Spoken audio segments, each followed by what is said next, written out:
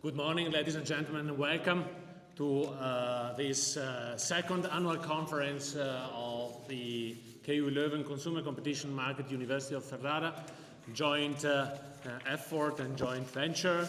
We are very glad to welcome you all from 11 countries, and despite many commitments in a time in which increasing duties because of the mix of virtual and physical meetings make even more difficult to meet. I'm really proud and humbled to have the opportunity to open this second annual conference. And for this reason, I would particularly thank the members of the scientific committee of this conference in alphabetic order: Alessio, Bert, Keirsbilck, Massimiliano, Mazzanti, Hans Micklitz, and Evelyne, Terryn. So, 20 years of Fair Commercial Practices Directive, digital fairness and green fairness in the EU consumer law acquis. These two challenges, the digitalization and sustainability, are increasingly intertwined, and for that reason we are particularly proud to have been able to put together some of the most eminent experts in Europe and European Union and beyond, and in particular to put together and to merge these two challenges of digitalization and sustainability.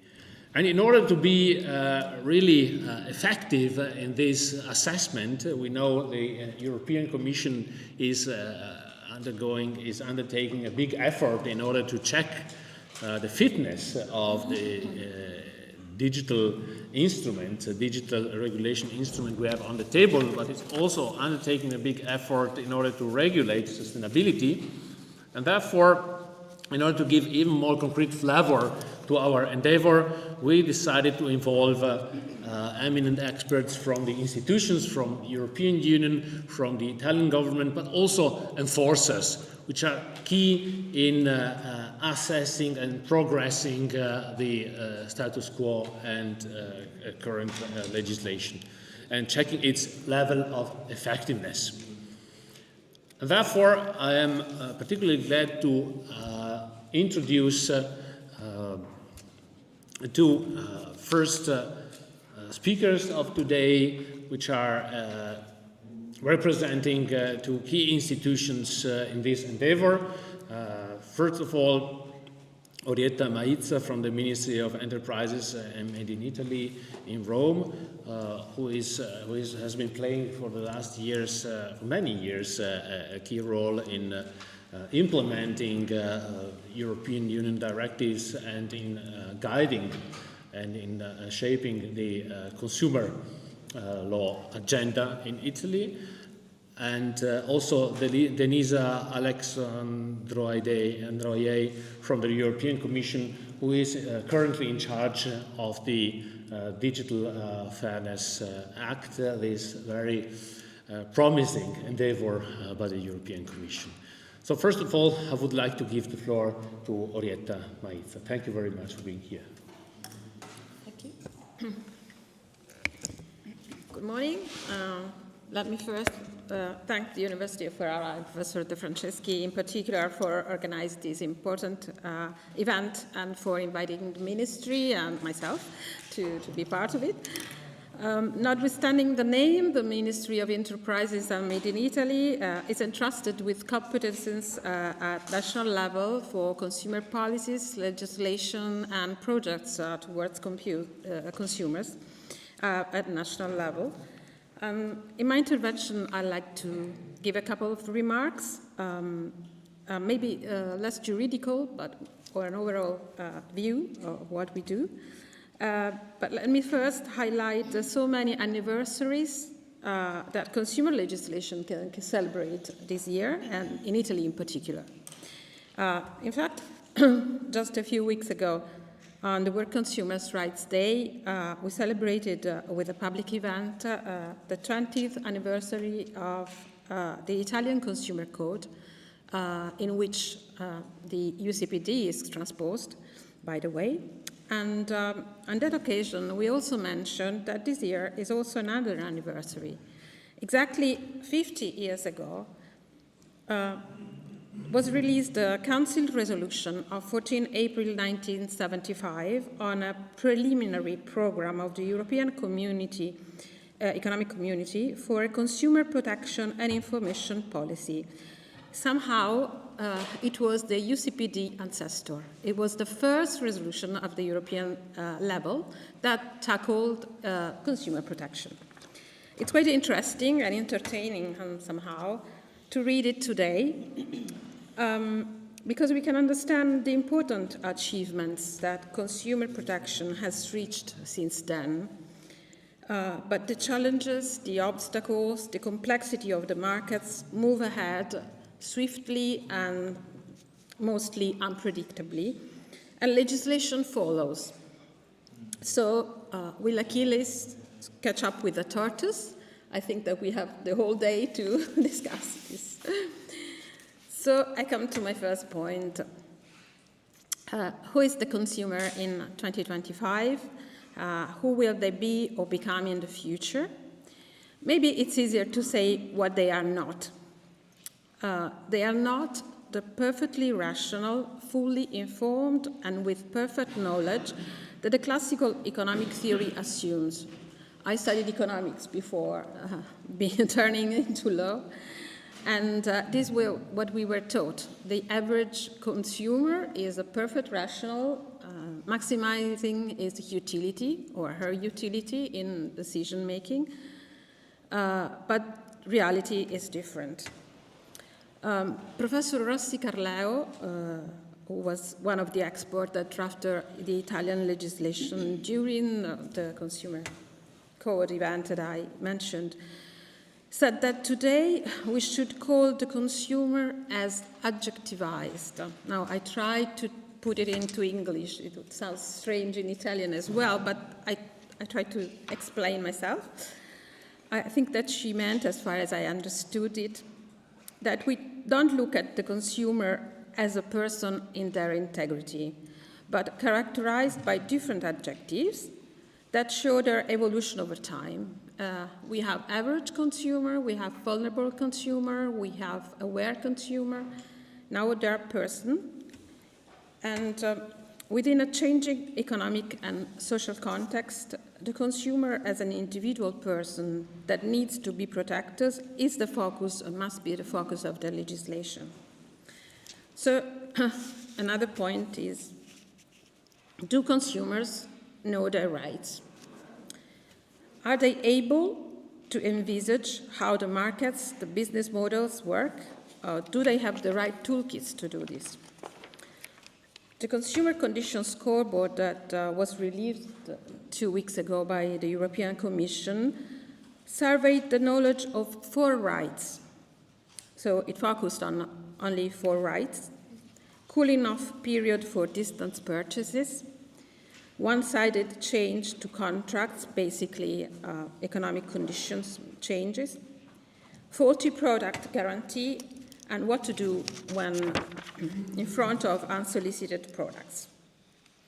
The survey concludes that many consumers don't have a good understanding of their rights. Italian results are slightly above the European average, and this is quite good. But reality, but most importantly, is probably more difficult and very different from answering a survey. As behavioral sciences show us, circumstances do affect behavior, and even well-informed people can be cheated or brought to make decisions that didn't want to make. So consumer education is a fundamental part to reach balanced relations in the market. And why not starting calling it consumer training? We talk about consumer information, consumer education, but I think that we should start thinking of consumer training as well. As ministry, we try to work in this field, also with the Ministry of Education, with a project for middle and, in particular, with a project for middle and secondary schools that is called Sapere Consumare, knowing how to consume. There is a slight pun in the name in Italian. Many institutions collaborate in this project. The Antitrust, the Competition and Consumer Protection Authority, Italian authority, the Bank of Italy, the Data Protection Authority, the Research Center for Environmental Protection, and it's promoted and financed by our ministry, but indirectly by the UCPD as well. Why? Because as some of you may know, in Italy we have a law that inspired also a recital in the Omnibus Directive, by which the revenues coming from the sanctions imposed to firms by the antitrust for infringements of competition and consumer protection legislation can be appropriated to finance initiatives in favor of consumers. So the project Sapere Consumare and others is one of those initiatives, and it tackles 4 areas, and here I come to the intertwined digital fairness and green fairness problems. The 4 areas are digital education, sustainable consumption, consumer protection and rights, and financial education, because financial inclusion is one of the problems of the pictures and sometimes is forgotten. 4 areas in which, firstly, we support teachers.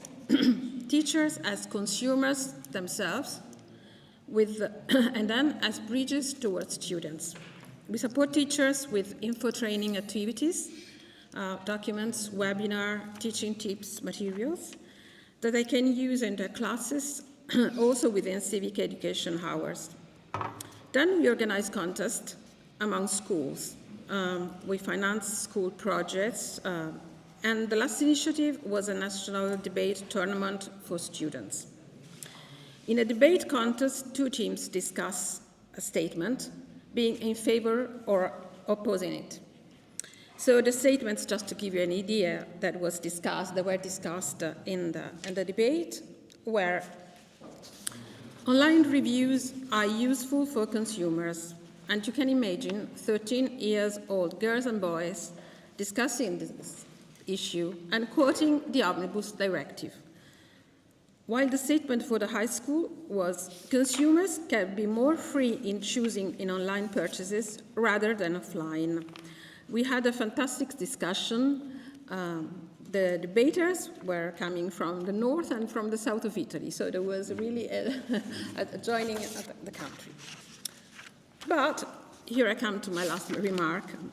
Consumer awareness helps effective enforcement too.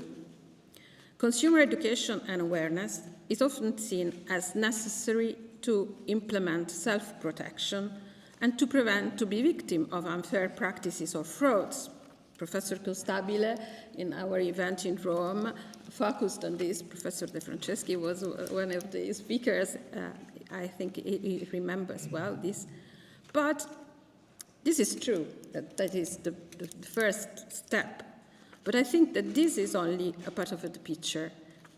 Learned consumers know also better when, how, and whom to refer to in order to ask for help or report an unfair practice or a fraud. Qualified reporting makes enforcement more efficient and more effective because interventions can be timely, more appropriate, supported by strong proofs, and so on. In Italy, sometimes procedures from our administrative authority can be reverted by judges because they were not sound or the time length of the procedure was too long, and so on. So what consumers can send to the authority is very important. So under this aspect, one of the ministry's intervention, together with antitrust, is the promotion of a wide campaign aimed at diffusion of the antitrust intervention. In 2022, we started the first campaign, Conviene saperlo, that is good to know or worth to know. And we're going to have another campaign this year following this, and that will be focused on consumer rights, unfair practices, the role of the authority, and specific focus training for consumers associations that manage the local desk of assistance to consumers. So the aim is to enhance reporting of unfair practices. And I think this helps to close the virtuous circuit between consumers, awareness, and enforcement. And I think I've spoken too much. So before concluding, I thank all of you for your attention, and again, Professor De Franceschi for the invitation. Thank you.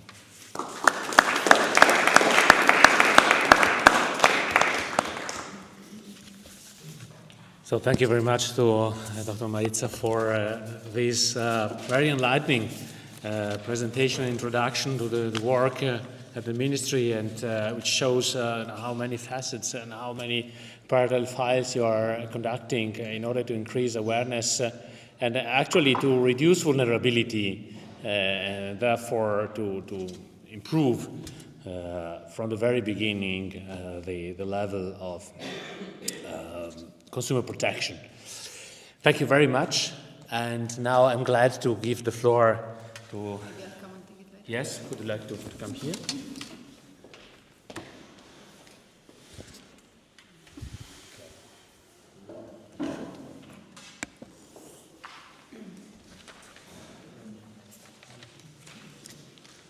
Good morning, everyone. I'm glad to give the floor to Denise Alexandre from the Direction General Justice, who already came comes from the DG competition, so extensive experience in several respects, and played a key role in the elaboration of the directive on the right to repair, and now another key role in the Digital Fairness Act endeavor. So please, you have the floor. Thank you very much. I hope you will be able to hear me. Yeah. So good morning, everyone. It's really a pleasure for me to be here today in this absolutely magnificent city of Ferrara.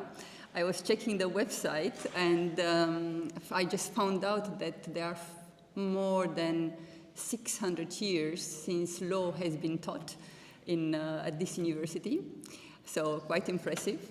By the way of celebrations, so we are celebrating also indeed 20 years of Unfair Commercial Practices Directive. We are celebrating indeed 50 years since the ancestor of UCPD, this council special program from 75. We can also find more reason to celebrate other ancestors of Unfair Commercial Practices Directive, like in the 80s and 90s, the first directives on misleading advertising and comparative advertising. But indeed, 2005, the adoption of the Unfair Commercial Practices Directive is one of the main reasons for us to meet here today. So 20 years later, and the two modifications of the Unfair Commercial Practices Directive later, three guidances of Unfair Commercial Practices Directive later, and a couple of other important consumer protection laws, such as Consumer Rights Directive and more recently a Right to Repair Directive, Digital Content Directive, of course, Digital Services Act, and Artificial Intelligence Regulations. All that to say that at the moment, EU consumers can be proud to be amongst the most protected consumers in the world. Back to the UCPD and its amendment, already and also linking to what Rita has been saying, we think that indeed UCPD has been reflecting the developments at the society level over the years. So, for example, in the year 2000, consumers started to consume more and more, to buy more and more online. We have the Consumer Condition Scoreboard from 2016 online. Now, just as a term of reference, the recently published scoreboard showed more than 70% of consumers purchasing online. So back in 2016, quite a significant proportion of consumers purchasing online, of course, brought about some issues related to consumer protection. So there were more and more consumers that had issues with trusting the reviews, and therefore the Modernization Directive from 2018 regulated the fake reviews. Also, consumers started to use more and more search engines to decide what products to buy and from where, from which companies. And again, the Modernization Directive introduced changes so that consumers are not manipulated, and any advertisement and payment for higher ranking had to be clearly disclosed. In 2021, the Commission has issued the UCPD guidelines, which addressed a variety of elements and issues that consumers encounter in the online sphere, like dark patterns and influencer marketing, of course, user reviews, social media, gaming, and also the sustainability standpoint. And indeed, consumers back then started to be more concerned about sustainability issues, and the Consumer Condition Scoreboards in 2021 showed that 56% of consumers consider the environmental impact of their purchases when buying online. And therefore, the UCPD has been again amended, and in 2024, we have the empowering of consumer for the Green Transition Directive. It is not yet in application. It's now in the transposition process, and it will be in application in September next year. These are a couple of examples to show how the UCPD reflected the needs of consumers over time. But of course, the rules are as good as the enforcement. And enforcement of consumer law, as probably most of you know, is primarily the task of the member states. The Commission is, however, supporting the enforcement work in the context of Consumer Protection Cooperation Network. And the cooperation has been quite successful over the years. And large companies such as Amazon and TikTok and Google and Zalando have undertaken specific measures in order to alleviate the concerns raised within the network. So over the years, I will just give you a couple of examples of issues that have been addressed within the CPC network. For example, reviews matters. Already in 2021, there was a case against Google, and Google committed to clarify to the consumers that they were actually not reviewing the reviews on Google Hotels. So this case introduced more transparency. Then the CPC network dealt with matters such as pay or consent and dark patterns in the Meta case. Indeed, in 2023, Meta was advertising its apps, Facebook and Instagram, as being for free.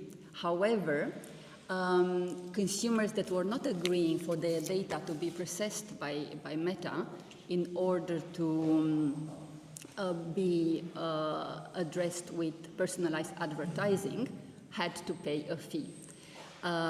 Also, consumers, when wanting to find out more information about how their personal data will be used, were directed through various hyperlinks and links to terms and conditions, so that consumers were, it was very difficult for consumers to find their way around.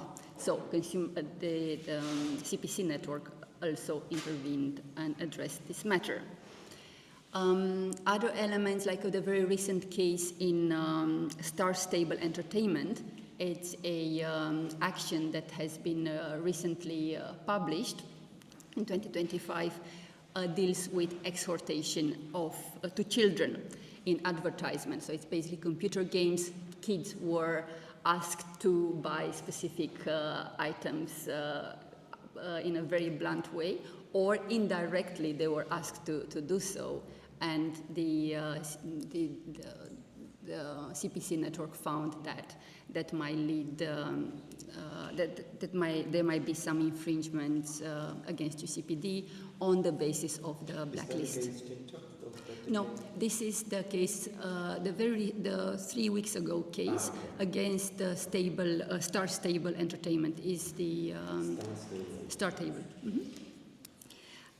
And just to mention one more case on dealing with sustainability issues, it is the Zalando case, where the Commission and the CPC network intervened and asked Zalando to only engage in green claims when they are properly supported by evidence, and also not to make environmental claims when they are not significant in terms on the impact on environment.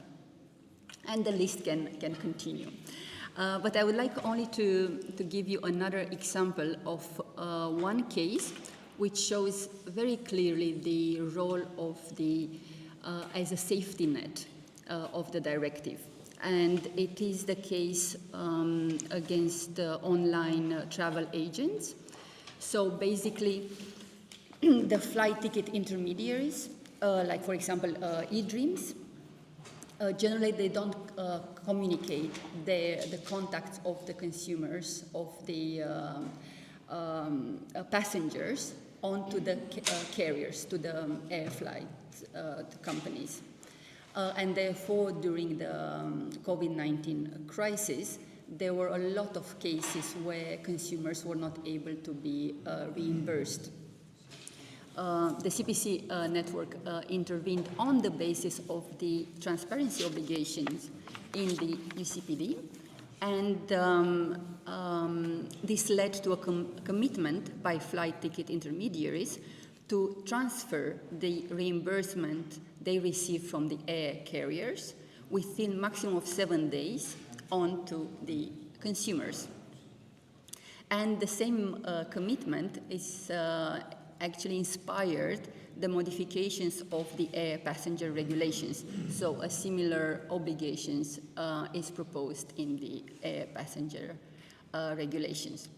Several examples, but of course, it begs the question whether it is all a success story around the UCPD, as one might think after I have just presented this series of cases.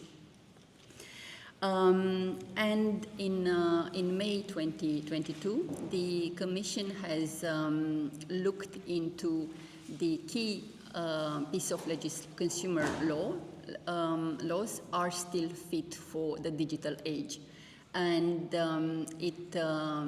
it looked into Consumer Rights Directive, into Unfair Commercial Terms Directive, and Unfair Commercial Practices Directive. We have published the results of the fitness check last year in October, and of course we concluded that this piece of legislation are very relevant and necessary. However, more can be done. The report concluded that there is a detriment on consumers for about 8 billion euros per year from the various practices that consumers are encountering online. Following this, the results of this report, President von der Leyen has entrusted the Commissioner for Justice and Consumer Protection to develop a Digital Fairness Act. So now we are in the process of preparing the Digital Fairness Act. Actually, as a side note, and since Professor Micklitz is just in front of me, I feel very honored to see him. And I remember that there was a digital consumer event 2 years ago where we were discussing various issues around consumers and the problems that they are they are encountering online. And Professor Micklitz was saying, we have a Digital Services Act. Why wouldn't we have also a Digital Fairness Act? So the rest is kind of history. We'll see how this will be developing. And I will not enter more into the details of our preparation on the DFA right now. However, like a little publicity break, I invite you to join the panel discussion at 5 o'clock today, so stay with us, and we will. I'll go more into the details of the DFA at 5 o'clock. Two more points that I would like to address, very short ones. The one concerns the Consumer Agenda 2025-2030. So the Commission is also working on this consumer agenda that includes also an action plan. There will be a public consultation on the matters under the consumer agenda still in the next couple of weeks. So I'm strongly encouraging you to participate in this open consultation. To give you, it is on the way. It's not yet published. Not yet published. Couple of elements that will be covered by the agenda are, of course, digital fairness, the sharpening of the enforcement, the sustainability consumption angle, protection of vulnerable consumers, and protection of minors, of course. That it's a very important topic for us. Promoting international cooperation in the consumer protection field. So. And one more, and with that I would like to just mention, because also today's event is a quest for finding a new balance between businesses and consumers. I would like to say that the Commission's work at the moment is very much focused on enhancing Europe's digital competitiveness. And projects like the Digital Fairness Act will aim not only at protecting consumers, but also will be a pro-business initiative. And with that, I would like to wish you a very insightful event today. And thank you for the opportunity to be here and engage with you in discussions. And yeah, have a lovely day and lovely event. Thank you.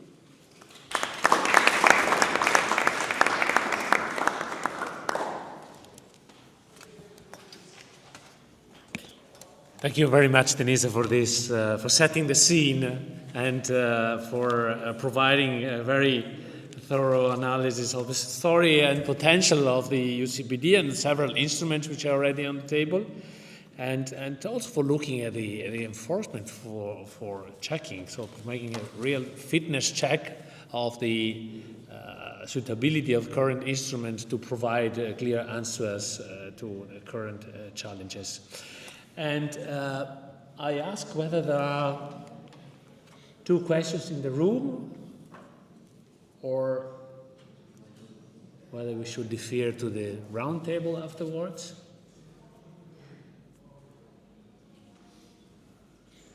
So currently, no questions. There are too many questions on there, I guess.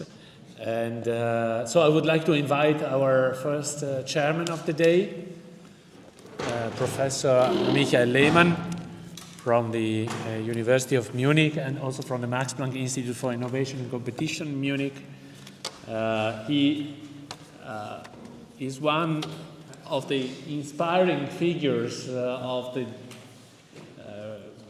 UCPD, I would say his first monograph, Habilitation on Vertragsanbahn und Werbung, contract initiation through advertising, provided some fundamental thoughts for developing what we are discussing today, and therefore I'm particularly glad and honored to give him the floor. Please. Thank you very much. Let me start with a very personal remark. 30 years ago, I was, as a young professor, for the first time in Ferrara. Maybe today I will be the last time at the University of Ferrara. So it's like in a Greek theater. It ends there where it started.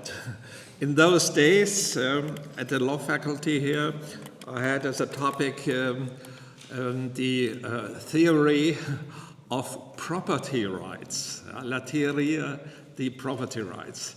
And of course, on the European level, meanwhile, we got many property rights and also functioning property rights, such as you all know, European trademark, European design law, European patent now, recently, and we are not talking of property rights today anymore, but we talking about, tort law. So the European tort law is not as far harmonized as those already mentioned systems of property rights.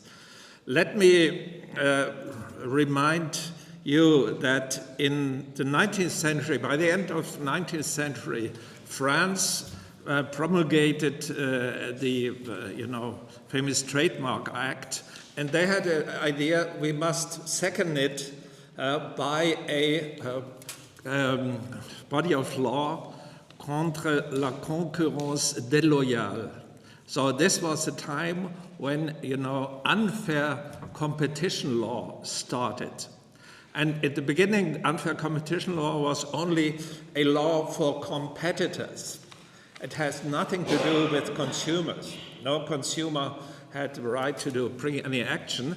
But later on, of course, the idea of consumer protection became an argument in this sector, and a competitor could use the argument to go against another competitor. After the war, of course, the idea was we must guarantee a certain, equal amount of competition, and the idea of par conditio concurrentium. We must ascertain equal, competition, which brought about, new developments in the area of unfair competition. And then, of course, the idea was we must not only integrate the idea of consumer protection into this fight between competitors. No, also the consumer itself should have, a standing in the court, should bring an action, and also an action for redress. Because, of course, if you have misleading advertising and the misleading advertiser damages the consumer, then he should have the possibility to ask for damages and ask for an adequate redress. And indirectly, of course, he would, in a way, be positive for, the par conditio concurrentium. It was Switzerland which was first, opening up this idea of the possibility that the individual consumer could go to the court and ask for damages. Meanwhile, of course, we have in the UCPD and also in other regions, areas of law, we have this idea that the damaged person should be able to bring an action, because this is, some sort of an appeal to the personal interest. So the personal interested a person can, of course, contribute by bringing an action. In modern times, let me remind you, John F. Kennedy, in the late 60s, he said, "I'm a consumer." If we speak now in the United States about consumerism, when I was teaching in Santa Clara and also Berkeley, they laugh at us. Donald Trump would regard what we are discussing here as woke, absolutely void. He cut even back the means for the FTC, and in the United States, the FTC has at least some areas of consumer protection. On the contrary, the European Union made recently some very interesting and important steps for the consumer protection. First of all, in September last year, we received the famous Artificial Intelligence Act. Artificial Intelligence Act is in part 100% consumer protection. Earlier also we got, the Digital Service Act. Digital Service Act is more than 100% consumer protection. Because if you go on the internet and do electronic business, now you have the protection of Digital Service Act. And moreover, the Digital Market Act, which you could perceive at first glance as antitrust. Also, the idea of antitrust has become an important instrument for the consumer protection. Because the argument that also the antitrust authorities must regard their consumer interest has, in a way, become a very important aspect for the consumer protection.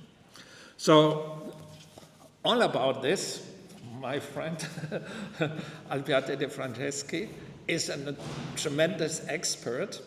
And I must really say, I deeply regret that we had such scandals concerning Volkswagen, about the digital in the Dieselgate, and Dieselgate was punished, in parentheses, in the United States by $2 billion, and it's still undergoing. So Alberto wrote an important opinion for the German judge in Hanover, which handles this case against Volkswagen. He was asked to write an opinion about Italian law concerning the damages. The Dieselgate, in a way, occurred also in Italy, and therefore he also published something about the DSA, and I think he is the most prepared person to show us the new balances between consumer protection and, of course, also liberty of businesses, invention, and so on. Mr. Vance, just to show off a bit, he was criticizing recently in Munich at the famous conference, and we would go against the First Amendment. There are no free speech in Europe, and the thing behind this, he wanted to impress his president, and the other idea was, he wanted to stop our good developments concerning the control of artificial intelligence. Artificial intelligence, as being a copyright lawyer, it's one of the most promising but also dangerous new aspects in the development, and I'm really glad that Europe can offer something on the, I would say, table of global competition concerning artificial intelligence. And it's the first body of law worldwide where you can go to and see how can we control it, how can we in a way also estimate and use it without frightening competition. Okay, Alberto, sorry I've been too long. Thank you very much. But I took, sorry. Thank you very much.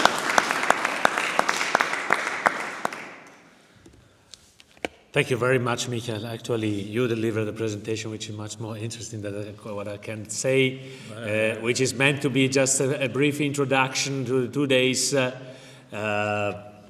conference framing the two clusters we tried to outline with the other members of the scientific committee. Indeed, digitalization and sustainability both significantly impacted the Unfair Commercial Practices Directive, which tries to remain the backbone of fairness in the European Union.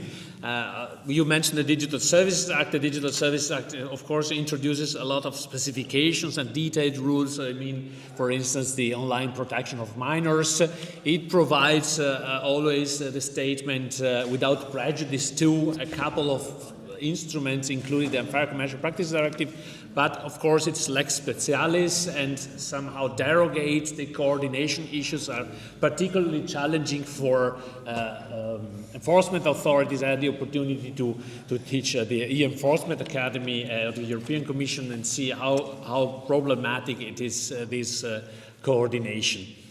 And this brings us back to a general thought which we will quite elaborate during this brief presentation, the role of general clauses. We are going towards an increasing amount of detail, an increasing amount of specialization, and an increasing risk that we come to the situation in which businesses say quod lex voluit dixit, quod non dixit noluit. So as we are here speaking in the very rooms where Copernicus graduated 1503, you allow me some Latin, but this will be the last words in that direction. So we will have a quick look at the relationship between the Unfair Commercial Practices Directive and other legal instruments. So the main directions are to ensure digital fairness, so autonomy in decision-making and negotiation, for instance, protection against dark patterns, other form of digital manipulation, and also... Can you close this one for the graphic? Thank you very much. This one? Yes.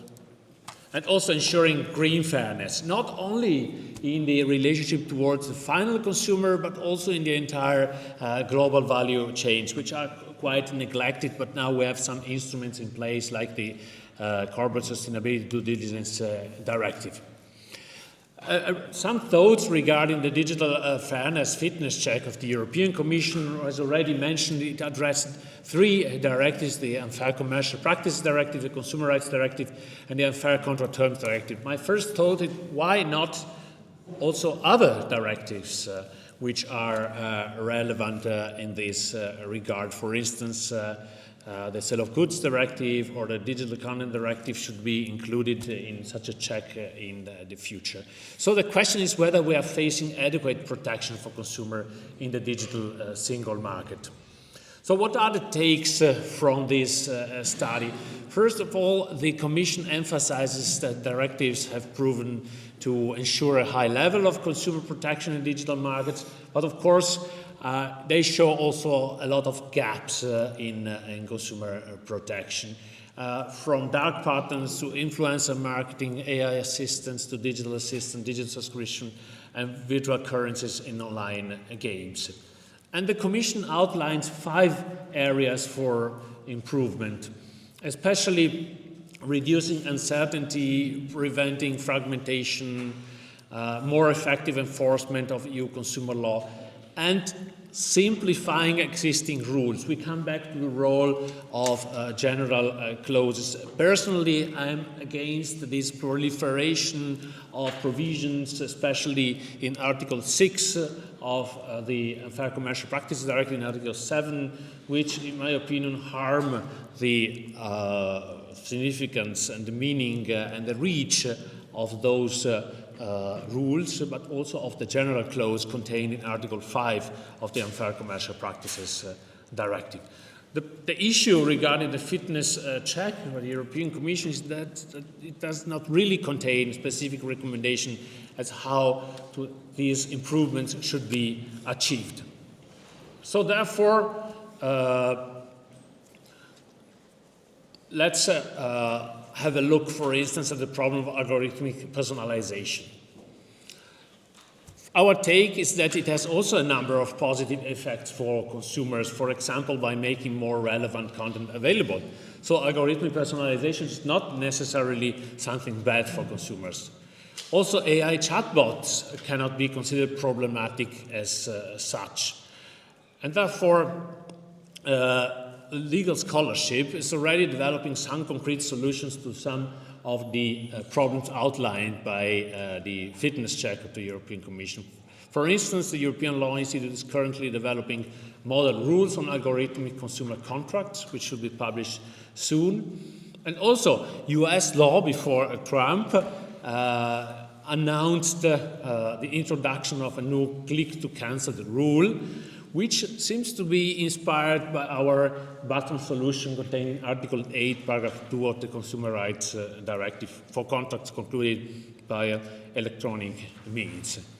As regards the model rules on algorithmic consumer contract by the European Law Institute, the key principles regard non-discrimination, disclosure of use of digital assistance, protection of digital assistance from manipulation, and some transparency rules regarding the parameters used by those assistants.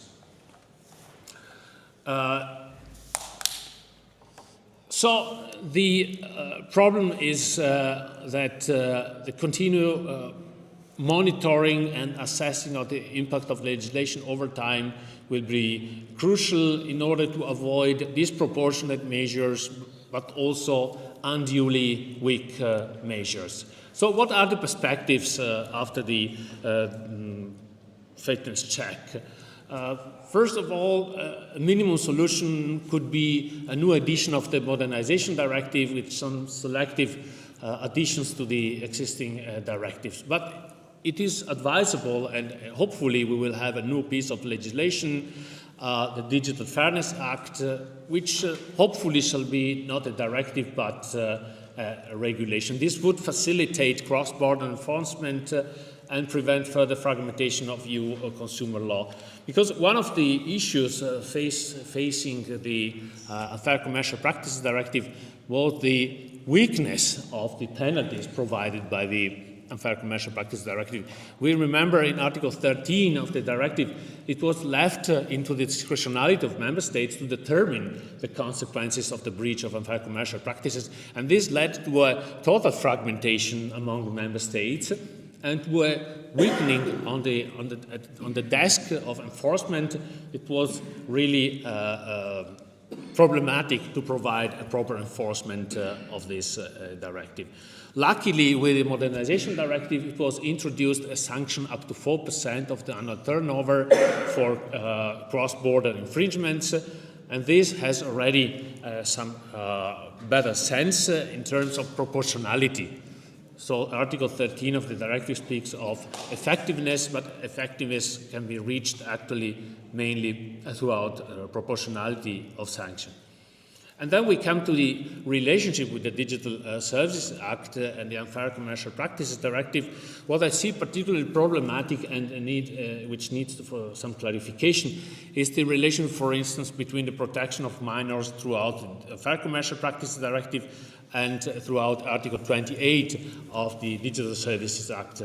For instance, the Digital Services Act refers to minors, but we know the legislation of member states takes into account and provides different, so there is no harmonized threshold for determining who is the minor, what's the age, and also it's difficult to assess in practice if a minor is actually behind the screen or if behind the screen is a person who has already reached the majority of age.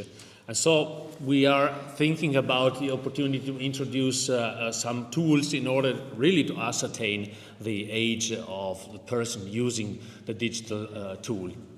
But talking about information duties, the basis for achieving awareness is clarity. And the fundamental approach of the Unfair Commercial Practices Directive was to ensure it is, of course, as you rightly said, an instrument with consumer law scope and consumer law objectives, but with a competition law soul. And so the idea was ensuring freedom, awareness and freedom. And the basis for achieving that is clarity. And this requires an efficient economy of information, which avoids information overload, because too much information is no information. But did this information paradigm we have in Europe, did it really succeed? Is it really functional, funktionsfähig? I would say largely not. We are overloaded by information. We read, we scroll continuously looking for the button, for the digital button, accept, but we actually don't read thoroughly what we are displayed in front of us. So this information economy is probably based on a big lie. The question is, how much do we lie, how often do we lie in a week? Probably every day, every 2 hours, every hour. So I borrow this thought by Hans Micklitz, and we discussed about this would deserve an entire conference, whether it should be time to discuss openly and think about remedies we should envisage ex post facto, perhaps with the development of digital technology, of an algorithm produced by the collaboration between jurists, computer scientists, and neuroscientists, in order to understand, to provide an effective protection which is not provided ex ante throughout the information economy. And if we are talking about transparency, too much information does not provide real transparency. And so perhaps one tool which could be extended to all consumer contracts is contained in Article 8, Paragraph 2 of the Consumer Rights Directive, which imposes for contracts concluded by electronic means between businesses and consumers that immediately before the consumer places his order, his attention is drawn to the essenziali negozi, so the price, the subject, and some other key elements, 5 elements are mentioned there, in order to clear the table from all the information and make some clarity on the table. This may be a prerequisite for a clear information economy and for better functioning of the Unfair Commercial Practices Directive. Again, as we know, Article 3 of the Digital Content Directive introduces for the first time the concept of data as a counter-performance, as alternative consideration to money. The Competition and Market Authority, the Italian one, already achieved this result at the level of interpreting the Unfair Commercial Practices Directive. We have here in the very room the pioneer of this solution, Paolo Cassini, from the Autorità Garante della Concorrenza del Mercato, in the Facebook case. And now that it is clear that it should be disclosed, it has to be disclosed whether the consumer is paying with money, with data instead of money. The question is, should we disclose only the if he or she is paying with money, or also how much? Is it enough to say, okay, we are giving away some data, or is it also necessary to say, okay, we are giving away data to 1,000 third parties which will then use them? Because it's also a matter of the dimension of what we are giving away, like when we were paying a price. So it's also a matter of clarity. And bridging the gap between digitalization and sustainability, we know the European legislator wants to empower consumers because consumers need to be empowered for the green transition. But actually, the consumers are the elephant in the room.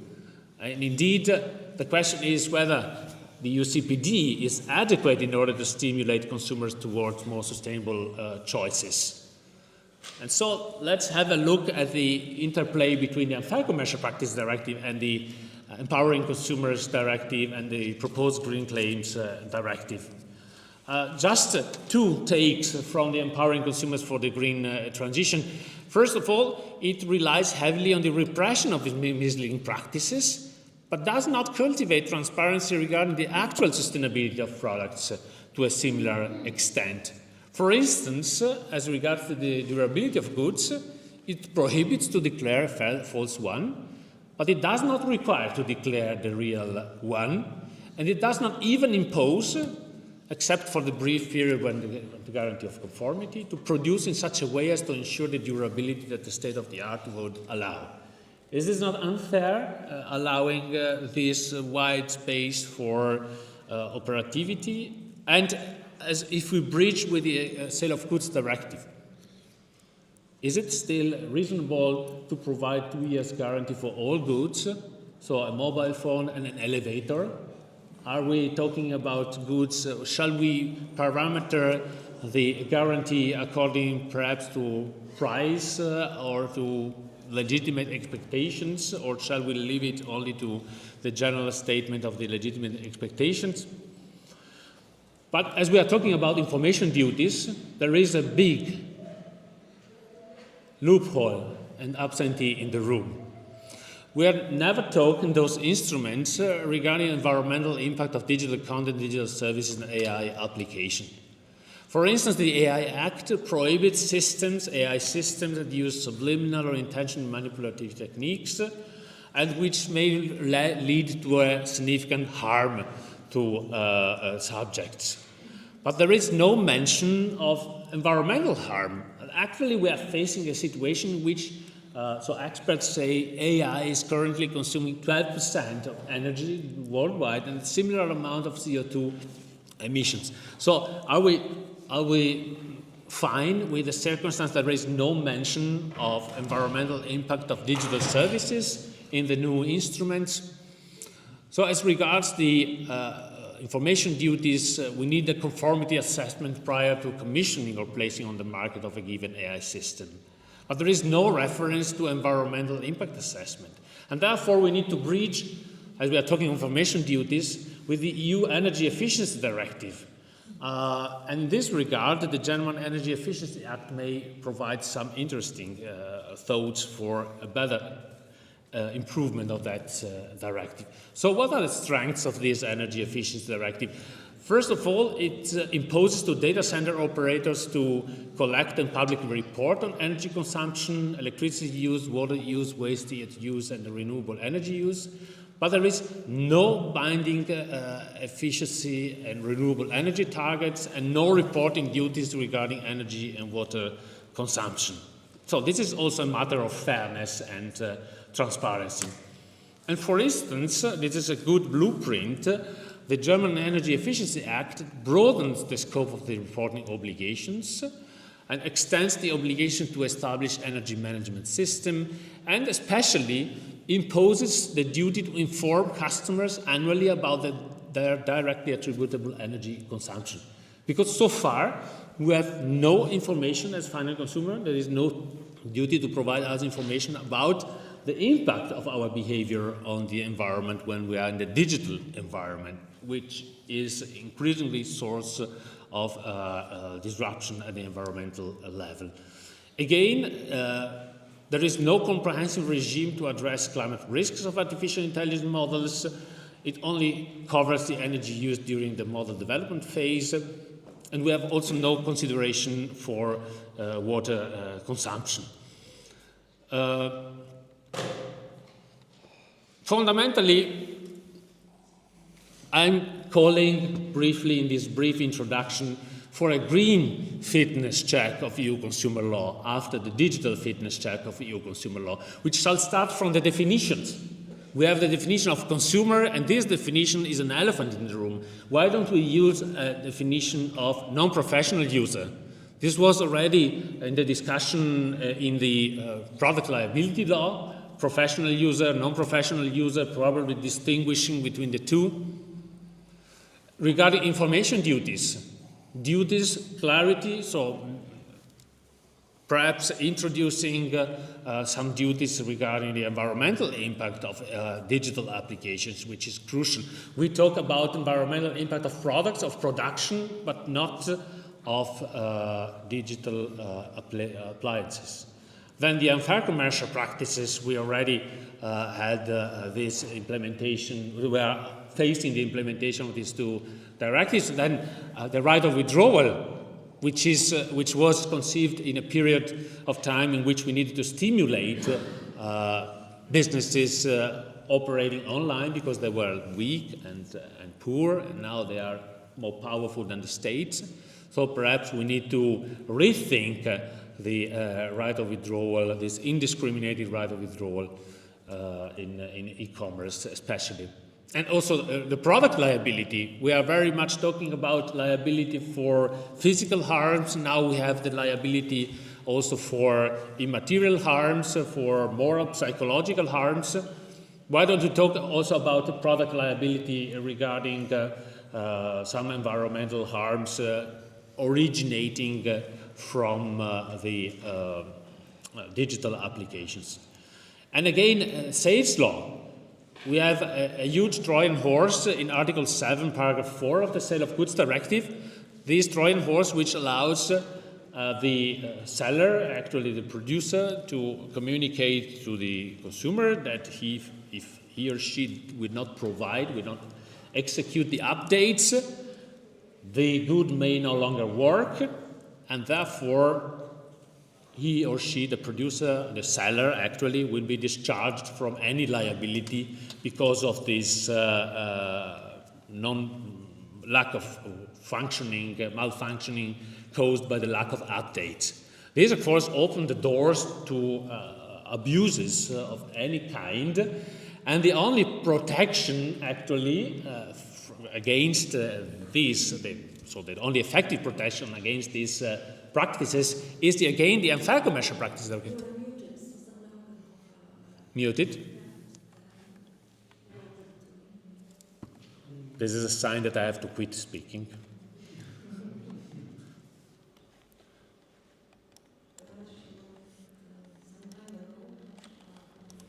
No, now it is working. Yeah. So, but it is a good sign that I have to quit speaking. And therefore, again,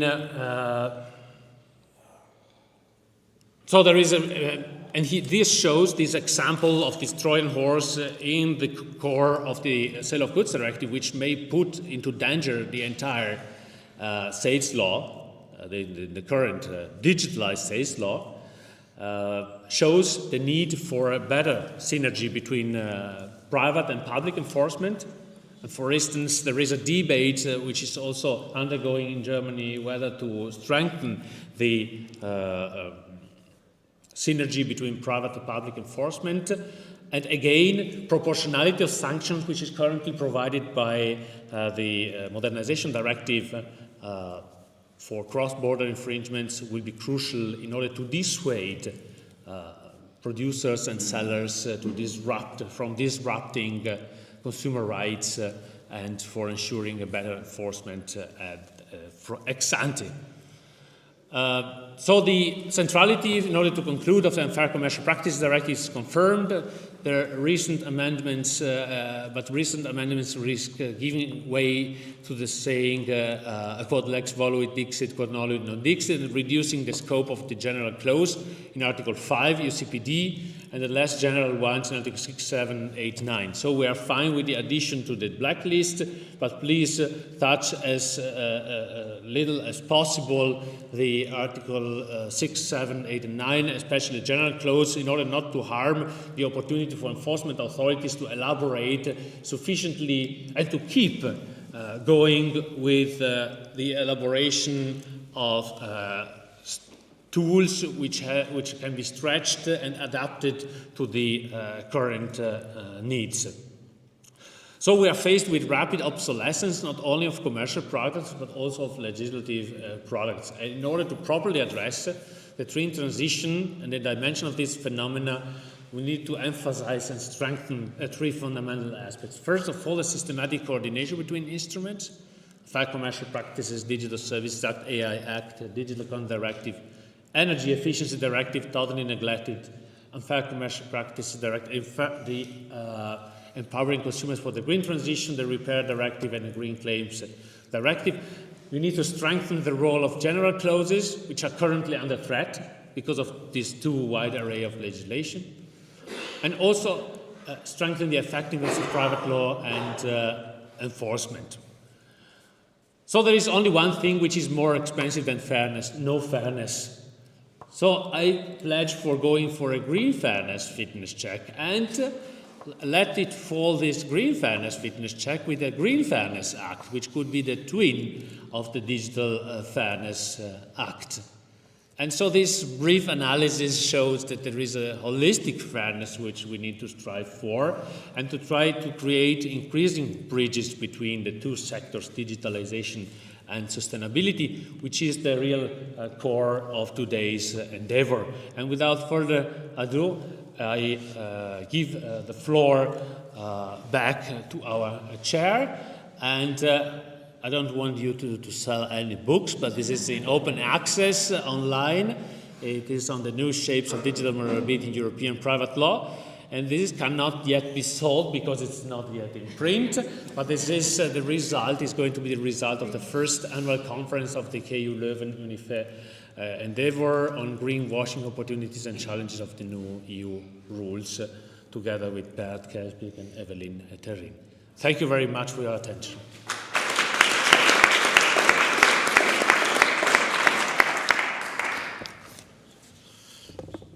Should we start with direct questions right now, or listen to Bert first? What, any direct question to Alberto de Franceschi? I think he showed us very clearly that European law has a tremendous tendency to mold private and public law, which is in a way good, because this classical historical division between, private law, there's one faculty, and public law, that's another world. It's molding away, and the more topical approach of the European Commission in general, we must solve this very particular problem entirely, and not only on a certain sector. I think this is a good development, and also for us as in the academia, we must change our, in a way, teaching. This is very important for our students, because like in the United States, after the bar exam, you go to a very specialized, law firm, and the whole lifetime you only make antitrust law. You don't know nothing about, penal sanctions and so on.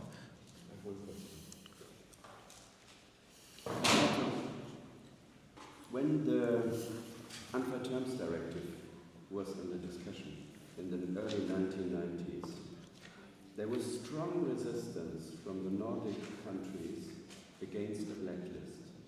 Yeah?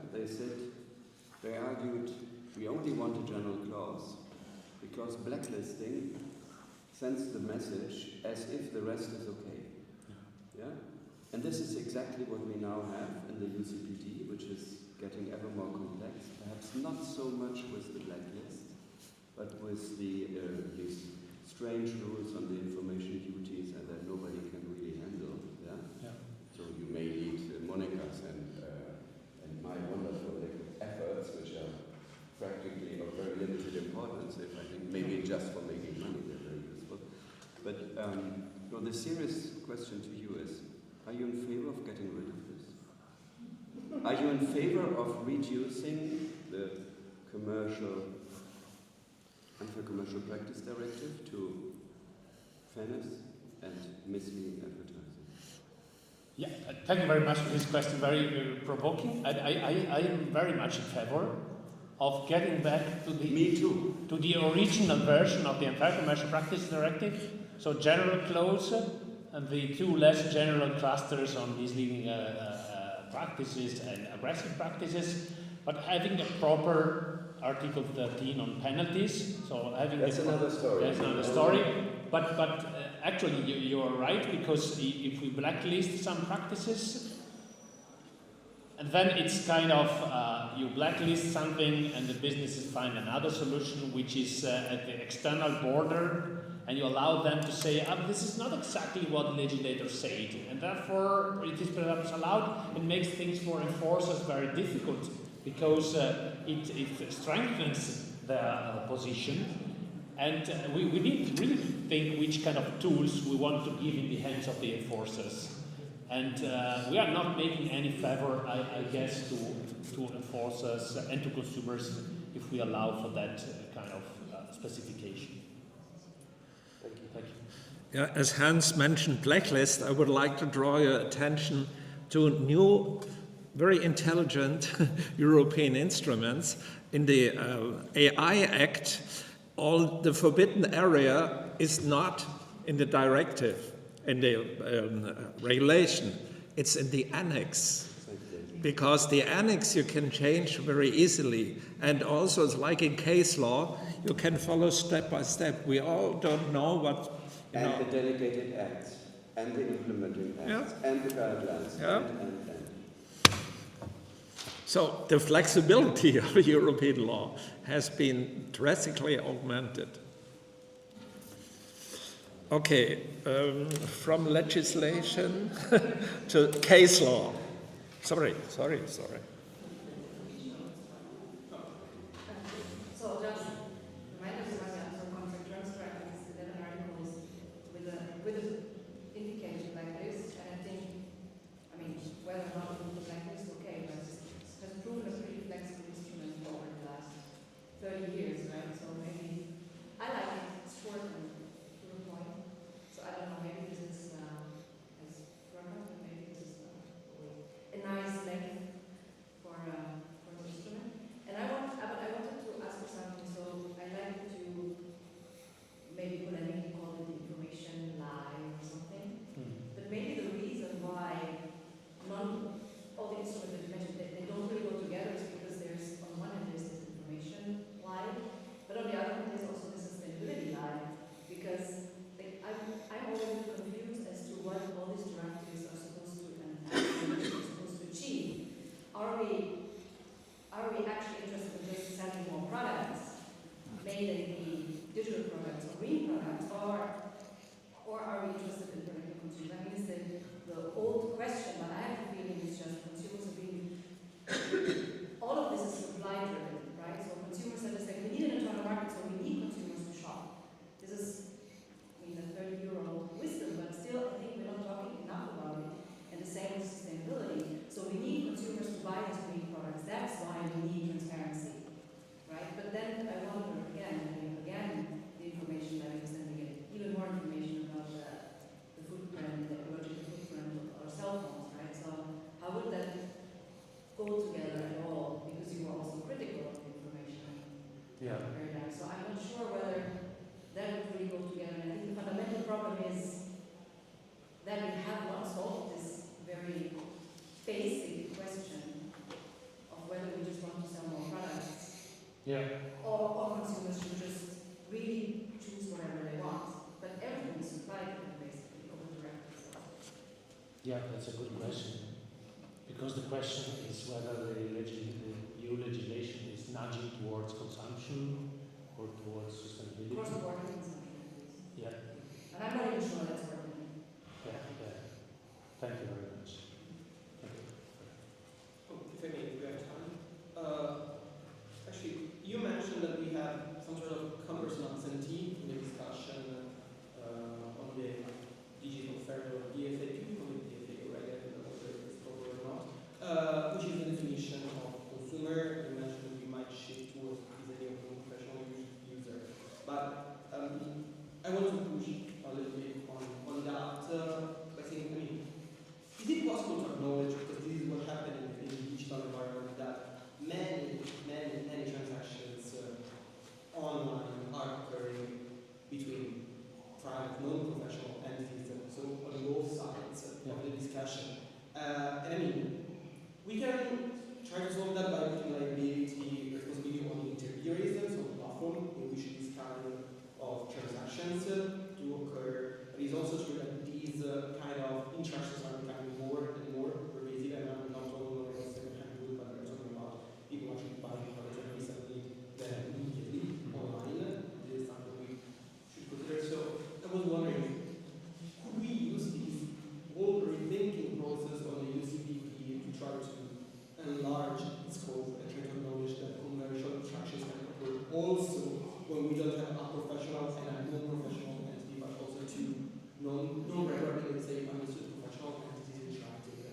Yeah, that would be very useful. Thank you for our code.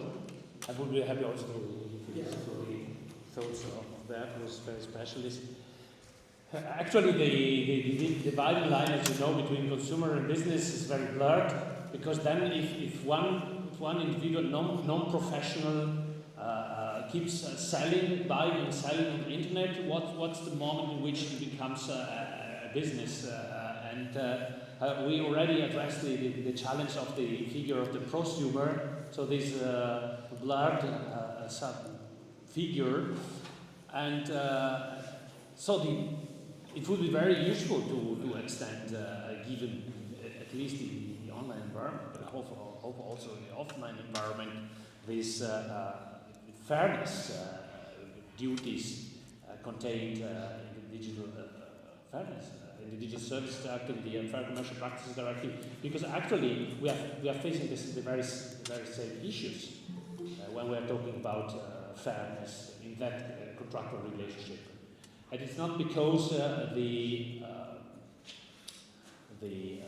consumer, so the non-professional user selling products outside of its craft of profession, just because it is outside of its craft of profession, that it is, there's no duty to transparency, to fairness, to not mislead the counterparty, to not deal with in an aggressive way.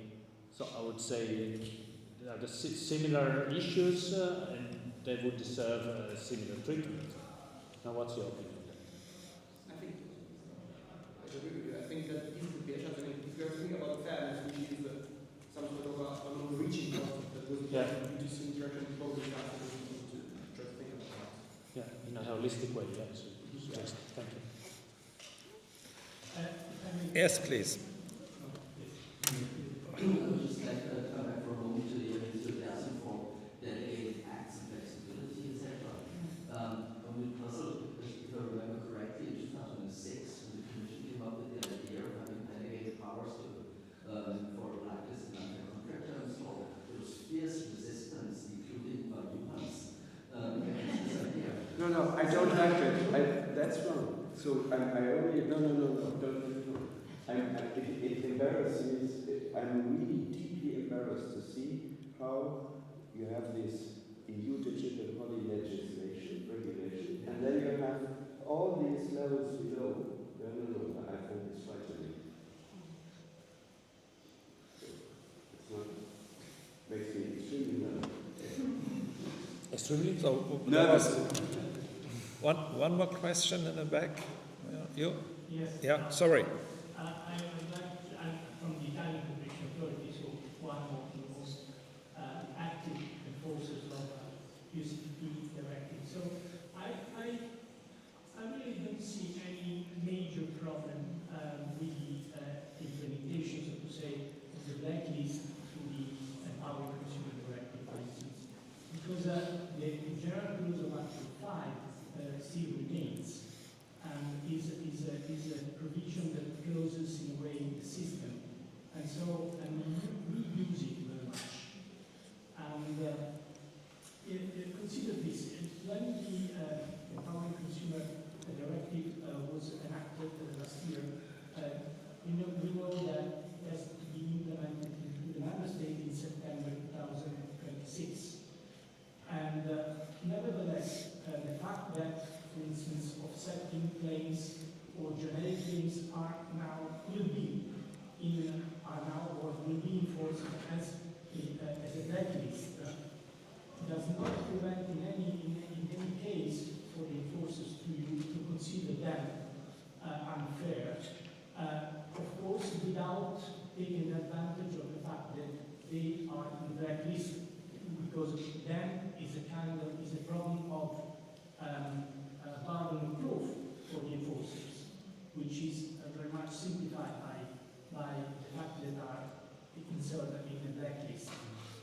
So I'm talking about the practice, the current practice of the authority, for instance, where we consider setting claims and generic claims as problematic in a number of either procedures for investigations or investigations. So I don't see really, and I would not prevent the authority, as far as it is in my domain, of course, to consider the limitation, the addition of new instances of black list cases.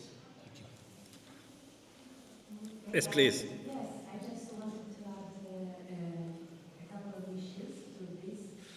I very much agree with you, and I think that you mentioned the consolidation problem.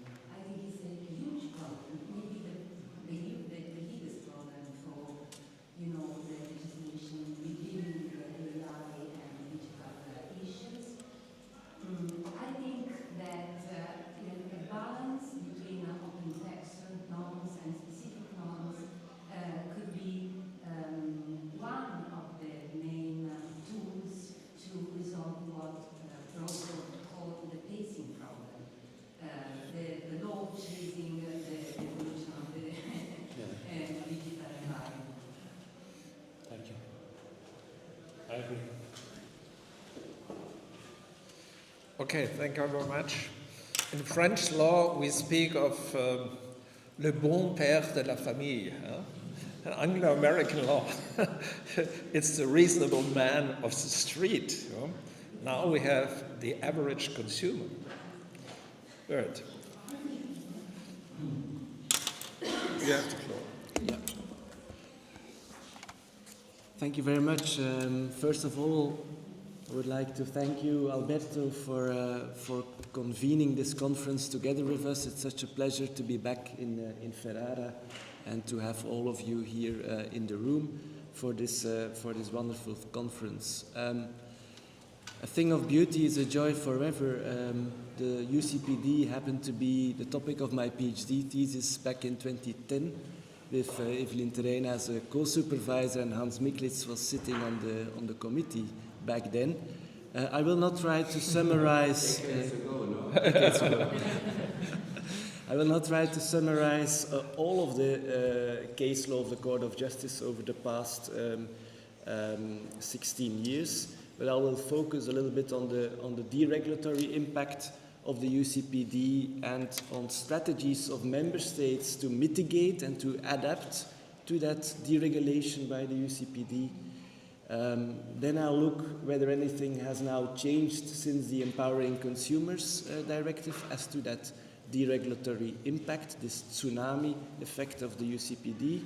And finally, I'll look into recent developments in relation to this crucial notion of the average consumer, also in the light of the digital and the green transition.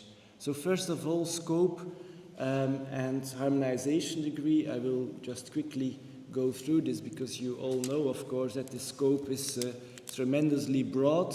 You have it here in Article 3, Paragraph 1 of the directive. It's basically is much broader than just advertising or marketing. It also covers sales promotion, sales methods, use of standard terms, and so on. And also in all sectors. So that is also a major element of the directive. And it provides for a cradle-to-grave regime, not only pre-contractual practices, but also practices during the performance or in the performance stage and after termination. Now, this is combined with this famous full harmonization approach, and this was quite revolutionary back at the time to take this full harmonization approach in consumer law. With a few exceptions, exceptions for the sectors of financial services and immovable property.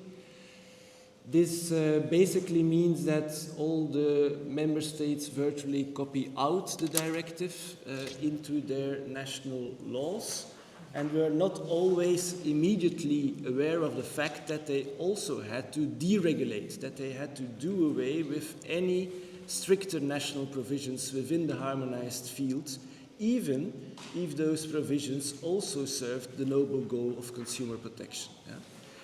Though that is totally different with minimum harmonization. Some will know this slide, I've used it before. but I think it shows in one image the difference between minimum and full harmonization.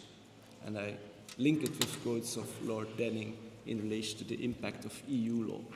So there's been a lot of cases of the Court of Justice in relation to this deregulation. First of all, a VTB-VAB case, a Belgian case about combined offers which were prohibited per se. Under Belgian law, not on the blacklist of the UCPD, therefore contrary to the UCPD. And then also important and also spelled out in the UCPD guidance document, the issue you already referred to, these traditional goals in unfair competition law, protection of competitors. What with those national rules that have a mixed purpose? For example, consumer protection and protection of competitors. There the court has said in, for example, Plus and also in media print, it's a Grand Chamber judgment, that also these mixed purpose legislation falls within the scope. So only national legislation relating to practices falling within the scope, unfair B2C commercial practices, which exclusively have a goal other than consumer protection, fall outside the scope of the UCPD. And that's, for example, the Peltmans case was about Belgian rules on opening hours of shops where clearly these rules had nothing to do with consumer protection, but merely seeked to ensure a proper work-life balance of self-employed persons. Now, member states have developed all kinds of strategies, and the case law actually illustrates this. In the beginning, although not very successful, member states sometimes try to say, this is not a commercial practice, this is sales promotion. This is not a practice at all, it's an isolated incident, UPC. This is not about a business-to-consumer practice, BKK, Mobil Oil, Caminova, and so on. Or, more easily, it's simply B2B. It regulates only business-to-business relationships. Then this falls clearly outside of the scope of this directive. Maybe it comes within the scope of misleading advertising directive, the UTP directive, or national unfair competition laws. Then an important other illustration of this claim national legislation falls outside of the scope has to do with Article 3, Paragraph 3 and Paragraph 8 on health and safety issues, and on the regulated professions. Here you also already have the case law, for example, on the Belgian advertising ban for dentists, 1958 Act in Van der Bort, where the court said, yes, this falls outside of the scope of the UCPD. Second strategy, in light of Mediaprint and Plus, remove or at least avoid consumer protection as a ratio legis of your national legislation relating to a topic that is very much at the core of the directive, unfair B2C commercial practice. So even if you regulate within the field of the directive, but you do so pretending that it has nothing to do with, even pretending that it has nothing to do in bad faith with consumer protection, you fall outside of the scope of the UCPD. So even we could actually reintroduce maybe a Belgian ban on joint offers or combined offers if we simply say that it has nothing to do with consumer protection. I wonder, maybe a new case will come then to the court. I wonder whether the court will then innocently smile and say, yes, this falls outside the scope, although the rule is still identical, but the ratio legis was changed. Another example is, of course, saying that it has nothing to do at all, even with the protection of non-economic, with the protection of economic interests, that it only serves the protection of non-economic interests, such as environmental protection. There's cases, for example, French cases that came before the court, a CHEF case on advertising for biocidal products. But of course, they then still fall under primary law 34, but with a KEC carve-out if it is about free movement of goods. Taste and decency, cultural reasons was much discussed also by Hans and other colleagues at the time of the adoption of the directive, but until now there has been no case law in that regard before the Court of Justice. That's interesting to note or to observe. Third strategy, walk the line when using exceptions to full harmonization. The Citroën Belux case was about a car offered with 6 months free comprehensive insurance. So the main component of the combined offer was not a financial service but a car. I was very much in favor of a narrow interpretation of this exception, but the court was very willing to say, yes, you can use this exception to have a Belgian ban on combined offers, where at least one of the components is a financial service, not necessarily the main component.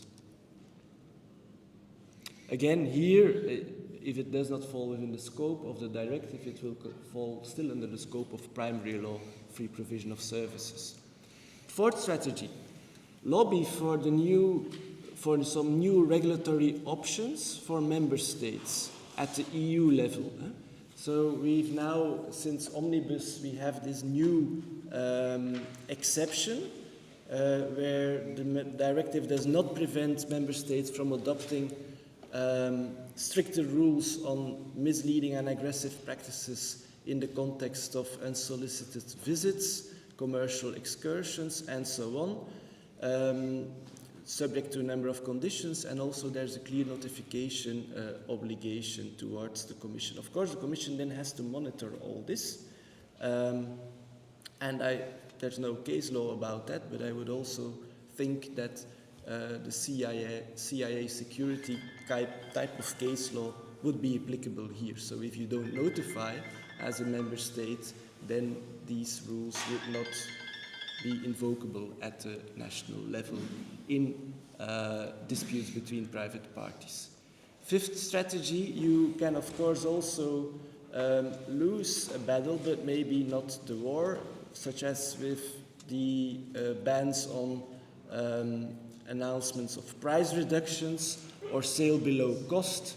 For example, even if you can either change the ratio legis, or you can try to have that rule that was abolished at the national level reintroduced at the EU level. And that also happened with the Omnibus directive, although the court in City Discount already said such stricter national rules are contrary to the UCPD.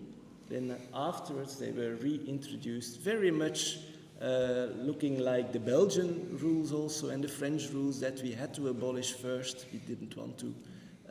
Well, now everybody has those rules in the EU. A last strategy is maybe be bold with granting national enforcement powers to authorities.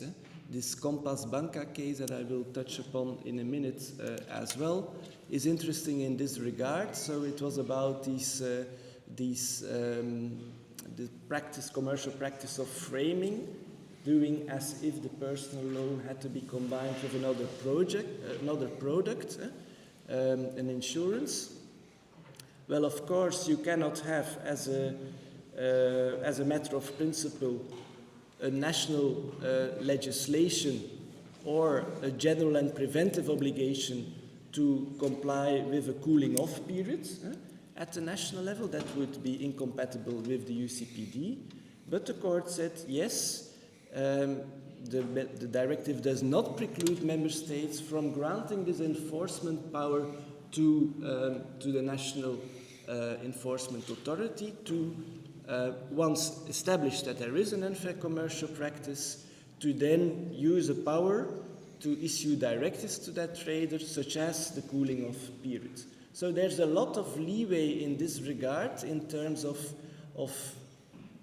these enforcement powers that can be used to impose certain requirements on traders once they have established that there is a breach of the UCPD. Yeah, and that's the last point. I know that here in Ferrara, 3 years ago, there was this conference on the sale of goods directive. Personally, I am still in favor of the full harmonization approach in the UCPD, but not in consumer contract law. I think these are different fields. Of course, I'm fully aware of the fact that in consumer contract law, this leads to even bigger problems, you could say, than in the field of marketing law and the UCPD.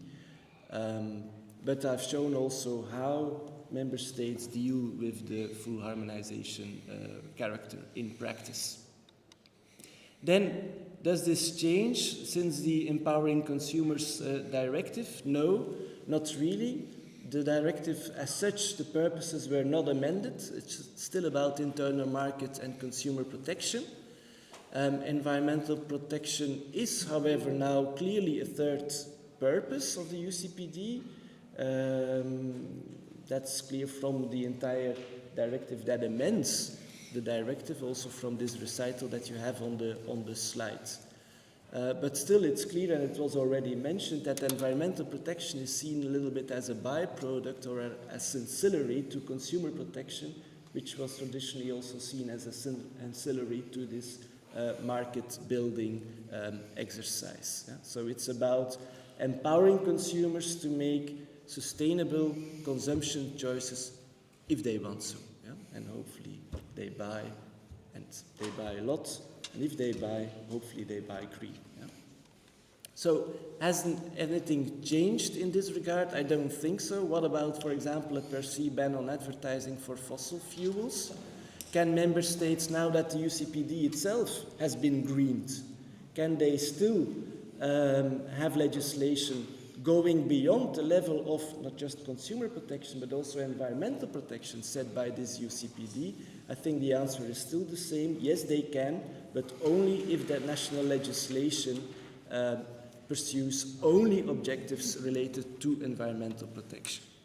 It's about the environment. Stupid. What about the average consumer? The average consumer, as you know, if you look at the UCPD, this is the main benchmark in all the general clauses. The directive takes as a benchmark the average consumer who is reasonably observant and circumspect, who is reasonably well informed. So this comes from Good Springenheide, from all the case law that we had under primary law, so the directive codified this. And it's a relatively high threshold. The average EU consumer is not easily misled, is also supposed to be rational, to process information, to be able to digest a lot of information, and to be critical. And then you have as an exception in the directive this vulnerable consumer benchmark, which is really conceived as the below average. Federico Ferretti in the Common Market Law Review writes about inferiority to the average, the inferior consumer, as an exception, based on three particular vulnerabilities: age, infirmity, credulity, as an exception. So this average consumer benchmark already, there has been a lot of course, criticism and debate. It's frequently equated also with this classic concept of the homo economicus, this rational, confident, cross-border shopper in supermarket Europe, you and me, in other words, proactive, searching information, and so on, as I just said, strongly at his feet, also not easily pressurized by practices that could be experienced as aggressive. Does this reflect realistic behavior? That is the criticism in light of all this behavioral economics research on bounded rationality, cognitive biases, framing effects, all these biases, and so on. We all know, and maybe this is also true for all of us, that people do not act always without obtaining all the necessary information, that we sometimes take irrational decisions, change our preferences, and so on, and so on.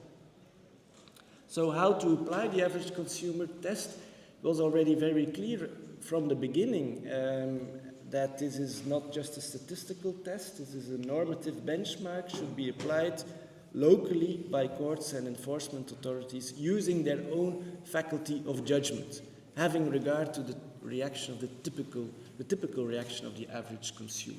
Now we see in the recent case law an evolution from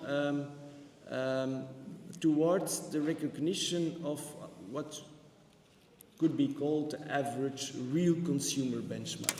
Average consumer benchmark is still alive and kicking, but there's an openness, a growing openness towards the idea, the insights that we have from these behavioral law and economics research. And of course, this gives a potential for more effective consumer protection in the digital and the green transition, but there's also some risks involved. I will not go into detail, but you probably all know these cases. Canal Digital Denmark case was held to be a first one, where you get a kind of tension between what, if you use the benchmark of the Homo economicus, if you get this subscription, several components, actually in the advertising you could find all the information, but certain information was more prominent than other information. Is this leading to consumer deception? And here the court said, yeah, the average consumer, the court created openness and said, yeah, maybe the average consumer, although all the information is there, maybe the overall impression will still create the impression with the consumer that he only had to pay the emphasized component of the price. And it's for the referring court to assess. So you should look into whether the average consumer was able to understand that the subscription involved costs other than those relating to the monthly charge. And of course that had to do with this 6 monthly card service charge that was on top of this very cheap monthly charge. And then you have the Win3 case, in which the court also already said, yeah, in some sectors the average consumer, like you and me, may not be sufficiently technically capable to make the necessary configurations with these SIM cards to deactivate, to avoid the costs, and so on. So in other words, to make fully rational choices. And then I come back to this Compass Banca case, a very recent case, an Italian, with an Italian background, reference from the Consiglio di Stato, and you here have the first preliminary question. Should the concept of average consumer in the directive, given that it is vague and flexible, be worded according to the best science and experience, and thus refer not only to the classic concept of Homo economicus, but also the findings of bounded rationality, and so on, and so on, and then showing that people sometimes behave irrationally. And the court did not answer, in the decision as such, did not talk about the Homo economicus, did not talk about bounded rationality as such, but focused on the specific cognitive bias in this situation and the framing. So simultaneously proposing to the consumer an offer for a personal loan. Was it 3 judges or grand panel? That I don't know by heart.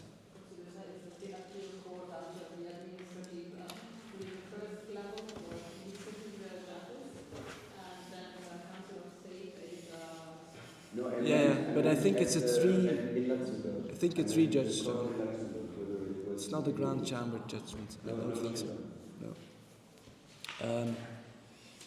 So it was about this framing issue, where the consumer actually could decide to take out just the personal loan, but because of the framing, could have the impression that he must also take out the insurance in order to get the personal loan. So that was the problem behind. And here the court, it was the 5th chamber. Thank you, Alberto. Here the court, here in the Italian case, the authority actually imposed this cooling off period as such, on the trader, and the trader disagreed, and then you got the case which led to this preliminary ruling. And here the court recognizes that in applying this average consumer benchmark, also considerations that are more realistic should be taken into account, yeah? Provided that they are compatible with the information provided in relation to that concept.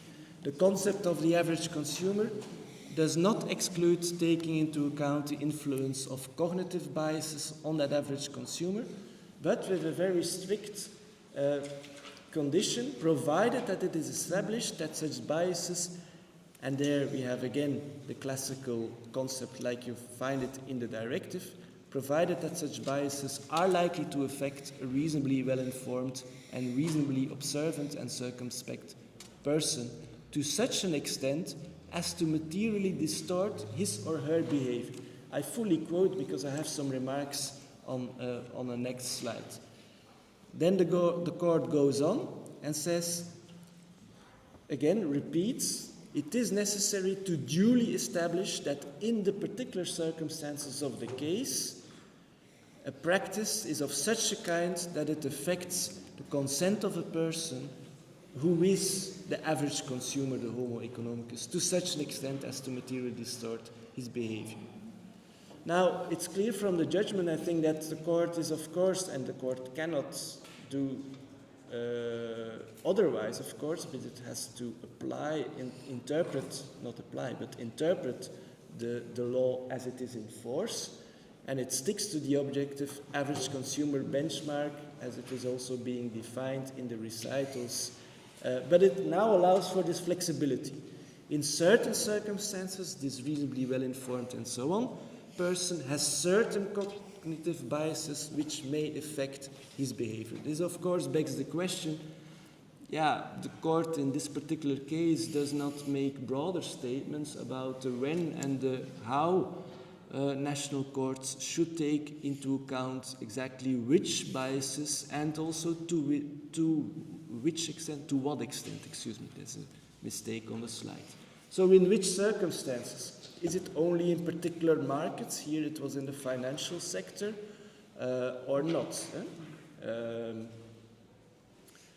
Is it, how should it be established?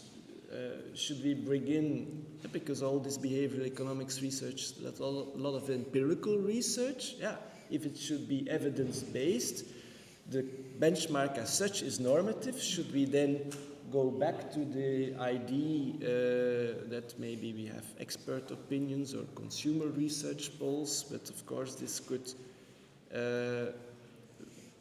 also lead to problems undermining the normative benchmark, which is explicitly set in the directive to be not statistical.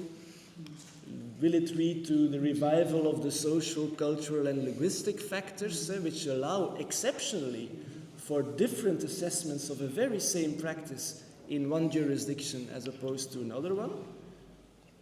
Or no, should these biases be, since they are human, be considered to be common to all of us, to all EU citizens, or not? What about this empirical dimension? And then also, since the court so much stresses that to such an extent as to materially distort his or her behavior, I guess economic behavior, is it only relevant, this correction, this new flexibility in relation to the transactional decision test, the impact on the decision, or also in the first limb of, for example, Article 6 or Article 8, which is about, is this deceptive as such, is this aggressive as such, which is the first thing to be determined. So this new flexibility, I think it also risks creating divergent application of the UCPD. Maybe in some enforcers will rather quickly say, yes, this is now misleading, and they will maybe quote certain biases and say up. So it might also lead to over-enforcement and certainly to new disparities. And I then stop with, again, quoting Federico Ferretti in this very good paper in the Common Market Law Review, where he already anticipates to this judgment and wonders whether the court should not take at least one step further, maybe for certain markets such as the digital environment. Digital vulnerability, should the court not recognize bounded rationality as the new default position, so leaving the average consumer benchmark as homo economicus for digital markets, but that creates, of course, new problems. You would then have two benchmarks depending on whether it is online or offline. That's another question. Thank you.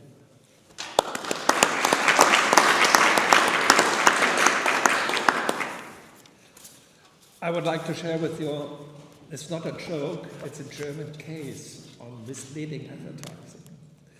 So a German noodle producer, pasta, used also some sounds in the background. It was sounds of hand. And then where was ka-ka-ka-ka, ka-ka-ka-ka. So the court says, this is a typical sound of the hen when they put down an egg. This is not a conversation. So in a noodle, there was not fresh eggs. It was eggs, no powder. Misleading advertising. The average consumer, of course, knows the music of the hands, what they are, producing. Okay, I think Hans has been directly mentioned. I'm wondering, first of all, I think I appreciate very much your analysis of the escape strategy, yeah? Or of undermining the full harmonization scope. I would be interested in a book similar to the one on consumer sales, yeah, that you made 2 years ago. Yeah? So if we would have an analysis of 27 member states, how they have implemented the directive, what kind of case law they have produced. So could you make, out of your broad knowledge, could you make a more general statement on whether this UCPD is just window dressing? Whether it has really reached the bottom line of the 27 legal orders? Yeah, I cannot speak for the 27 legal orders, but I think it has been really impactful, that's for sure. But also can you also then say where it had an impact and where it hadn't an impact? Well, I can only I know for at least 5-6 member states quite in detail, but not much more than that. So it would be a brilliant project. We've done that with another directive together with Evelyne on the UTP and Fair Trading Practices Directive in the agricultural and the food supply chain. And also there, but that is minimum harmonization. It was an awful lot of work, but really interesting to see how the implementation takes different forms. But here, I think I haven't looked into, for example, the list of all the national instruments that were adopted on the basis of Article 3.5, but that seems to go. I haven't looked into detail, but there's very many differences also in how this clause is being used, and the only thing that has to be done is to send it to the Commission. Of course, the Commission at that point of time can, if they don't agree that it comes under the scope, that the conditions are fulfilled, that it is proportionate, they can always start maybe an infringement action. But have you also looked into how, so you have a number of judgments, yeah? Yeah. Have you looked into the final national judgments, how they have implemented it? Yeah. That I'm now working on, and I think that's a major, a new source of inspiration. That you can also find it on the Curia website. For example, the CHEF case on the advertising ban. You immediately also have the French case, the follow-up case, and that's often, of course, really interesting, because we've also had that in Belgium with all those sagas on sales below cost, on price reduction, on seasonal sales, that then often still the interpretation of the court's decision differs.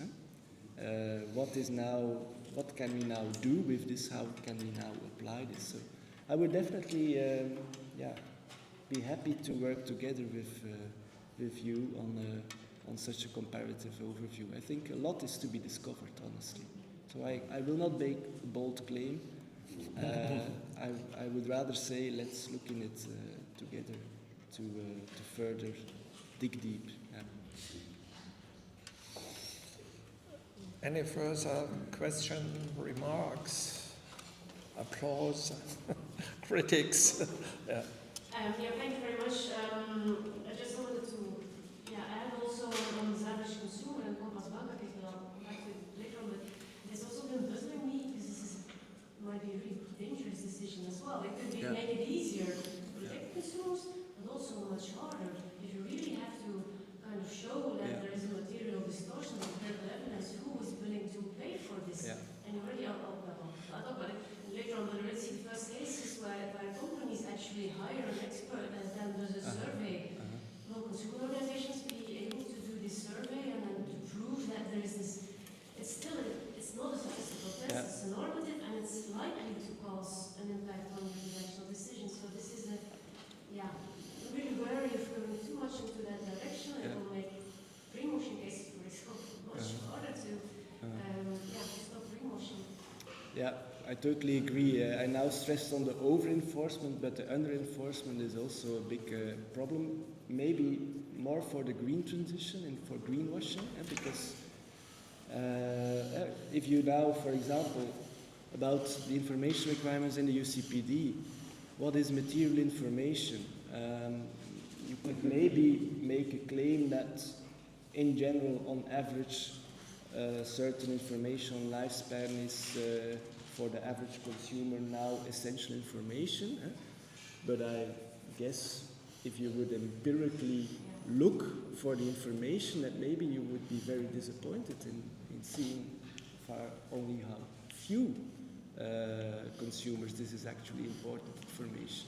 And so if you give this empirical evidence, there it could certainly lead to situations in which it's more difficult to say that the conditions of the general clauses are fulfilled.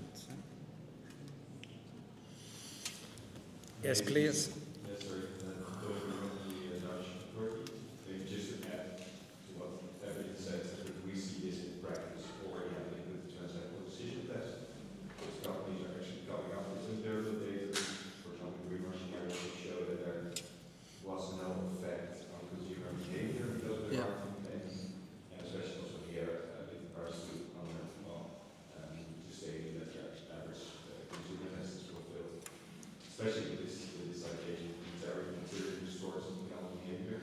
That will not only bring economists to the test, but also behavioral scientists, jury and ethics who work for enforcers much harder. It's also an interesting about the burden of proof they are undertaking the governments. It's interesting to hear also from academia to see how we can, let's say, push back on that development that is coming.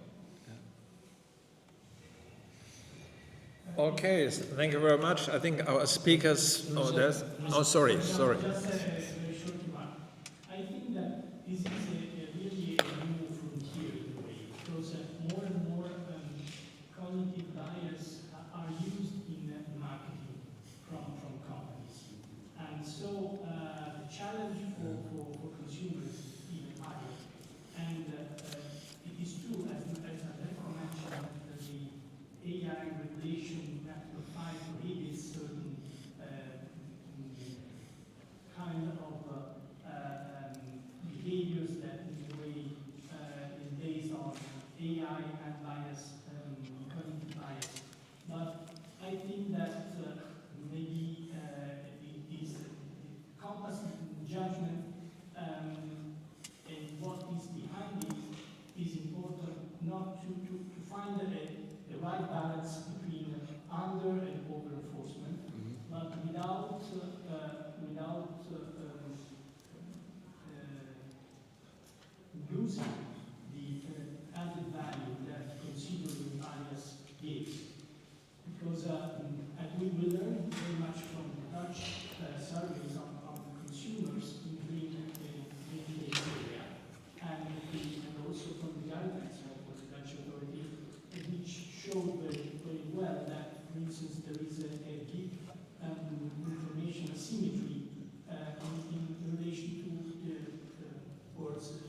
areas like carbon neutrality, offsetting, and so on and so forth. So, and we start using this kind of information in our evaluation. So it is not possible in this context and in the context that is going to be more complex with the AI, not to consider the consumer bias. Right. Thank you very much. Thank you. And I have a very quick remark. Picking up from all these wonderful thoughts, I was already thinking last night about the circumstance, who is not vulnerable in the digital environment? And so we should reverse the perspective and perhaps put into the hands of those who have really the control of the information, the big techs, but also those making these environmental claims. They have the information and they are able to prove whether we are not vulnerable, more than the authorities should be able to prove that the consumer was vulnerable. And so I pick up something from the new product liability directive, which was also in the not successful AI liability directive. This reversal of the burden of proof, presumptions, even the opacity which the consumer is facing, I would say both in the digital and in the green sector. Why don't put this rebuttable presumption, reversal of the burden of proof on the shoulders of those who really have clear what is happening behind the curtain? So this would make life much easier for enforcement authorities, and this will not create huge problems for big businesses who have very clear what is happening behind the curtain. And we have already the example of the new product liability directive. exactly, I wanted to mention that. A reverse of burden. Also in connection with the Artificial Intelligence Act, it's very important. So from we are all consumers of Kennedy to we are all vulnerable. So, So thank you very much. I think our speakers deserve an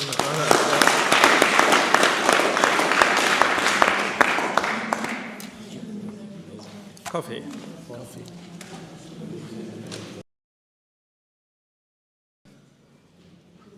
Uno, due, tre. Alberto, thank you for inviting us and for giving us the chance to another time to come to here to Ferrara, which is the new venue where the consumers in Europe are meeting. 50 years ago it was Louvain-la-Neuve, long over. Now it's Ferrara and maybe I don't know, maybe Segovia or whatever it is. So it has divided. Or Leuven, I don't know. Okay, so we have 3 speakers. You all know them very well. So our first is Antonio. And Antonio, you are going up and up with your research, as I have the chance to follow. So we are very curious to hear what you offer us. And please, we have, I was told, until 1 o'clock. 1:50, no? 1:15, yeah? 1:15, not 50, yeah? Not 50, 15, yeah? So that means we have 3 speakers. If you take 1.5 hours, then the rest has no time. That's fair. Thank you so much. That's very nice of you. No, I'm the last one. I have some time. No, I think I think it would be nice if you all keep it by 20 minutes. It makes a lot of sense. Is it okay? Thank you so much. Thank you. Okay, so thank you, Hans, for the nice introduction. And of course, I want to join Hans in thanking the University of Ferrara, Leuven, and all the organizing and scientific committee, and of course, Alberto for being such a wonderful host to this conference. So now, actually, Alberto has suggested this very ambitious title for this presentation that comes from the wording of the Commission in the digital fairness fitness check. I will try to be a little bit more humble, actually, regarding that, but we will see what we can do. So, in discussing the concept of digital fairness, I want to start from the digital fairness fitness check that was presented in October, that was already mentioned by Alberto and by some of the presenters earlier on, because it considers, of course, our benchmark for discussing digital fairness, waiting for the Digital Fairness Act.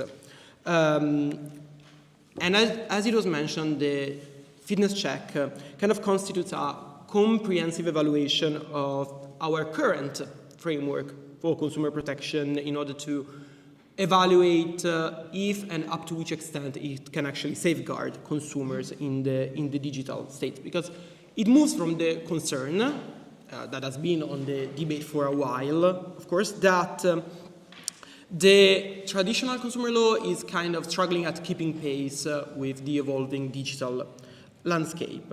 And the evaluation that the Commission has been operating, focusing on the three cornerstones, so the UCPD, the Unfair Contract Terms Directive, and the Consumer Rights Directive, it is worth mentioning that even if we have been focusing mostly on the UCPD by now because, of course, of the anniversary, but the three directives are part of the campaign discussion, and in addition, the Commission devotes attention to what are called the reinforcements of EU consumer law, which are the DSA, the DMA, Data Act, and the Artificial Intelligence Act.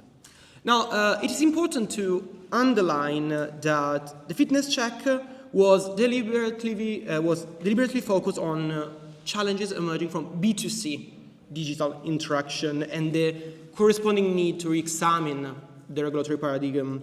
And what I'd like to focus, though, because I think those are kind of the main coordinates that are orienting the debate right now, is trying to figure out what the notion of digital fairness mean and could mean in the development of the Digital Fairness Act, and hopefully beyond that, seeing that as a starting point, but also how the concept of digital fairness can be operationalized in practice, because that's another major challenge, especially if we are envisaging the use of digital fairness as a benchmark or as a yardstick to evaluate not only existing but also forthcoming regulation. I'm okay.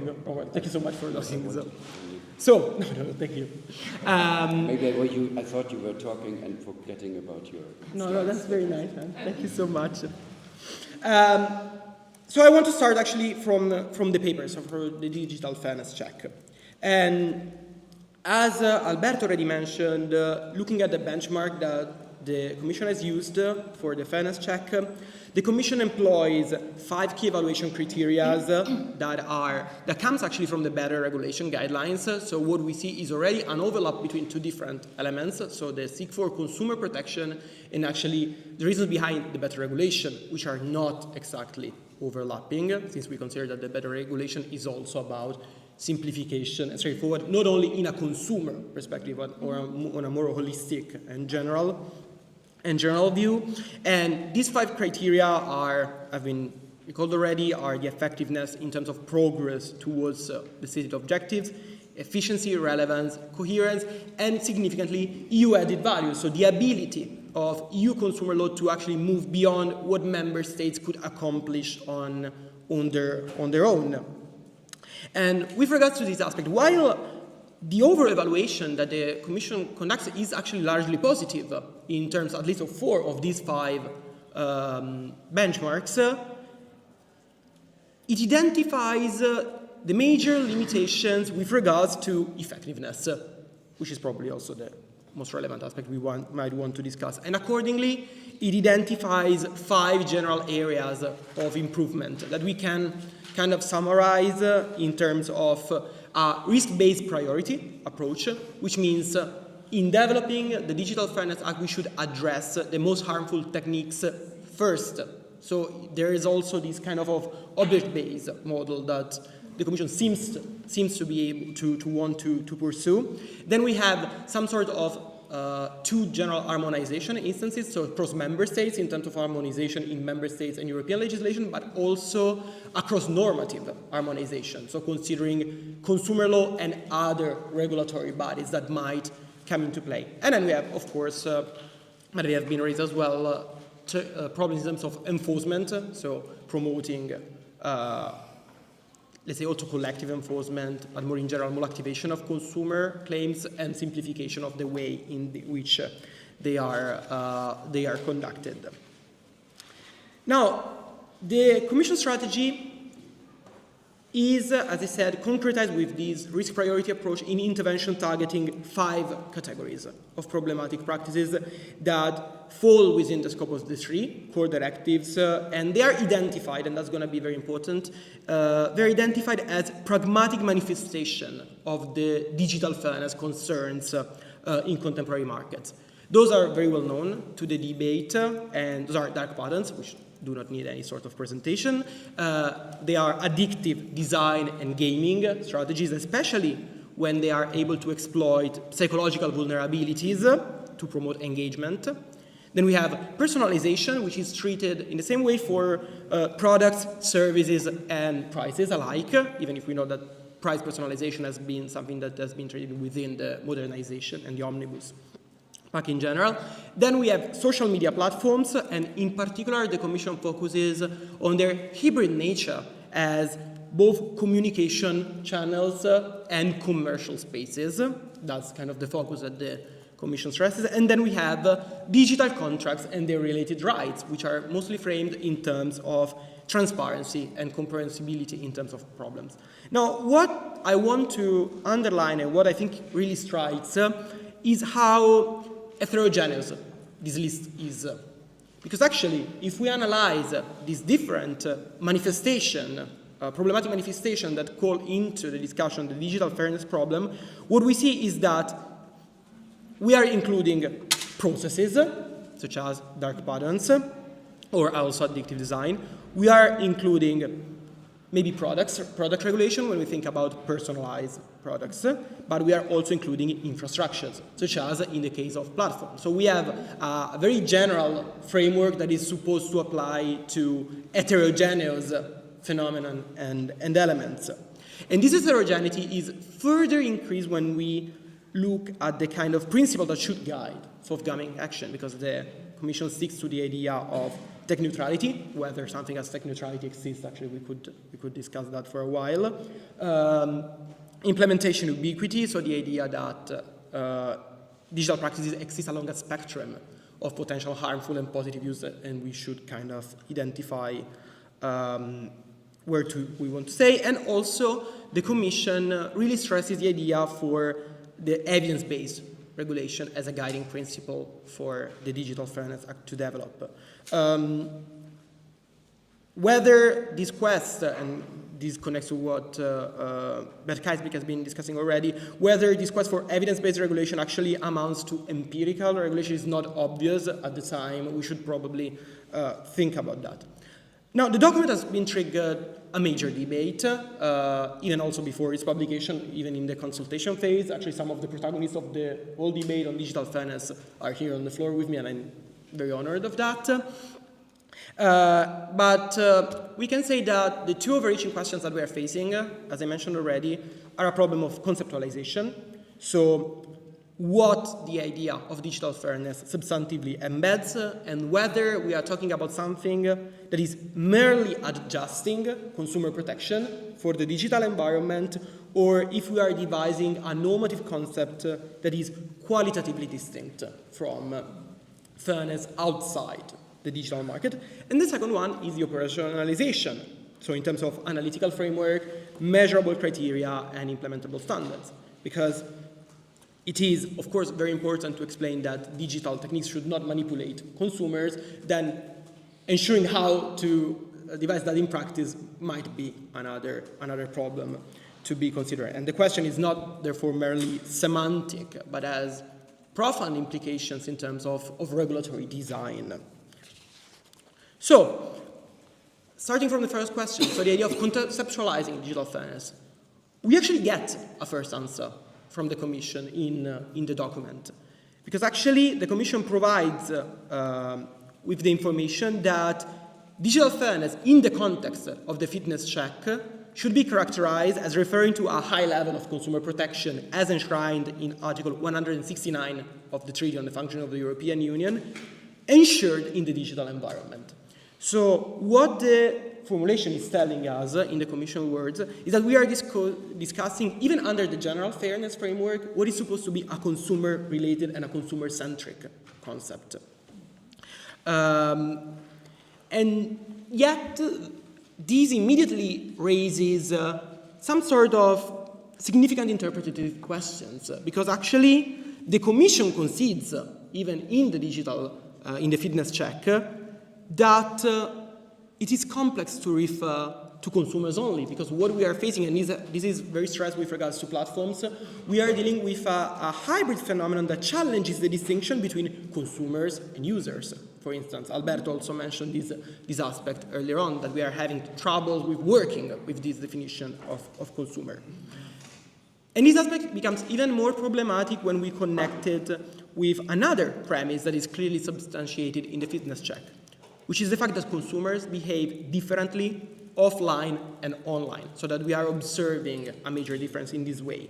This consideration is backed up, of course, on a substantive body of evidence coming from sociological, economic, and psychological disciplines, but even if it seems straightforward, it actually has a profound implication in terms of regulatory theory and practice. Thank you so much. So, if we accept that we have to devise this consumer-centric notion according to the specific characteristics of the online environment, which seems to come from these two elements, then we are talking about the traditional conception of fairness in consumer transaction that can be brought down to informed choice, the presence of reasonable alternatives, negotiation possibilities, and cognitive engagement, and kind of transferring them in the digital environment. And once again, this is consistent with what comes from the Commission in explaining that what it's looking after is actually enhancing the capacity of the regulatory framework to protect and preserve consumers' ability to make informed, aware, and empowered choices. So we have a consumer-centric dynamic, but we also have a choice-based framework that we are trying to envisage. And of course, this also creates a bridge with competitiveness, because we know that under the neoclassical assumption, the idea that consumers are able to choose freely and aware is also promoting competition on the merits. So we do see this kind of twofold dynamics. And that we are dealing with a choice-based framework also comes from the kind of relevant provision that the Commission considers. Because the Commission refers to Article 25 of the DSA, related to the manipulating interfaces and dark patterns. It refers to the Article 6 of the UCPD, which, as you all know, refers to transactional decision-making. It refers to the manipulative practices that are part of the artificial intelligence, and so far and so on. These has, up to my perception, a major consequence, that dealing with a choice-based framework means establishing a significant connection between the concept of fairness and digital fairness and the concept of autonomy. This has two consequences. One, I will just catch and then go back later on if we have time, which is the fact that this requires, maybe for the future, a broader integration of the digital fairness paradigm within the broader framework of fundamental rights and digital rights, and that probably something that it will have to be discussed even beyond this consumer-oriented perspective. But more significantly, it provides us with a conceptual framework that we can try to use to understand what digital fairness is and how to operationalize. Because if we move from a choice-based framework, then we can rely on choice theory to identify what the determinants of choice are.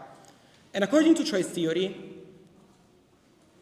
decision-making is based on three main determinants, which are the presence of the available option that the subject is offered with, the allocation of those options in the space of choice, so whether one is easier to reach, whether it's more difficult, and that's a problem, of course, of transactive cost and search cost. And then decision-making is determined by the attitude and characteristics that the subject has when making a choice. And this is true in particular for transactional and consumption choice. Now, what I think is interesting is that actually we can relate these three determinants of choice as arising from choice theory to the techniques that have been identified by the Commission as particularly problematic. Because, and we can kind of distill the techniques according to these elements. Because personalization techniques, of course, these require some degree of simplification because these techniques overlap and interact. But we can say in general that personalization techniques affect, for example, the kind of options that are available and shown to the subject, whereas dynamic choice architectures such as dark patterns do have an impact on how those options can be reached by the consumer over time or are organized in space. And I think that the relationship between addictive strategies and attitude towards choice is pretty straightforward. And this is important because it allows to build a notion of digital fairness as preserving awareness in decision-making, so according to what the Commission has been saying, regulating the impact of digital techniques under these three determinants. So the range of available preferences, the order of those options, and the characteristics and the attitude of individuals toward making. So that's what we could be looking at in order to establish what digital fairness means as three determinants. And this brings us to the second question, so how to operationalize this element, because I do believe that framing digital fairness this way also provides us with some margin of appreciation to operationalize that in practice and to evaluate digital techniques. Because these allow us to locate different digital techniques that we could consider within this spectrum and observe their impact on the consumer on the basis of these three different dimensions, and to observe whether there is some sort of excessive manipulation or excessive impact under these three elements. So this should answer to kind of both the question in general, even if this is, of course, a very early step. Before concluding, I have 2 minutes, so that's good, surprisingly good. I just want to make an additional remark. As I already mentioned, it is my understanding that the discussion of digital fairness is and will be growingly related to private autonomy and therefore the structure of fundamental rights. And this is emphasized by the Commission once again when it emphasizes that even if digital fairness is by now a consumer-related concept, market dynamics and B2C digital dynamics operate as structural enablers for broader violations of fundamental rights. They do techniques that we observe in B2C interactions tend to kind of overlap with techniques operating outside, and this operate the digital, let's say the B2C interaction, this creates problems in terms of fundamental rights. So what we might be witnessing is a discourse that can extend beyond the consumer discussion. And one could object though, and that's where I wanted to conclude with, is that the notion of fairness in kind of bridging this element between autonomy and fairness, is that the notion of fairness still suggests some sort of objective evaluation. So fairness implies an external standard under which we are considering conduct, whereas autonomy really, especially according to a very traditional doctrine, clings to a voluntaristic perspective that is really individualistic in nature. Yet, I do not think that this element cannot be overcome, because actually the notion of digital fairness as it is framed might actually represent kind of the establishment of the condition for the proper exercise of autonomy. So we might have a conceptual convergence of the two concepts of autonomy and fairness, whereas fairness in system design, under these three elements that I've mentioned already, becomes the precondition for the exercise of meaningful autonomy by individuals.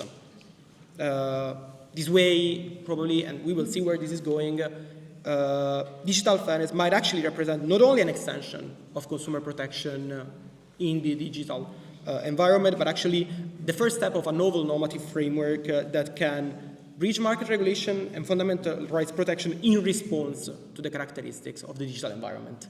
Thank you so much.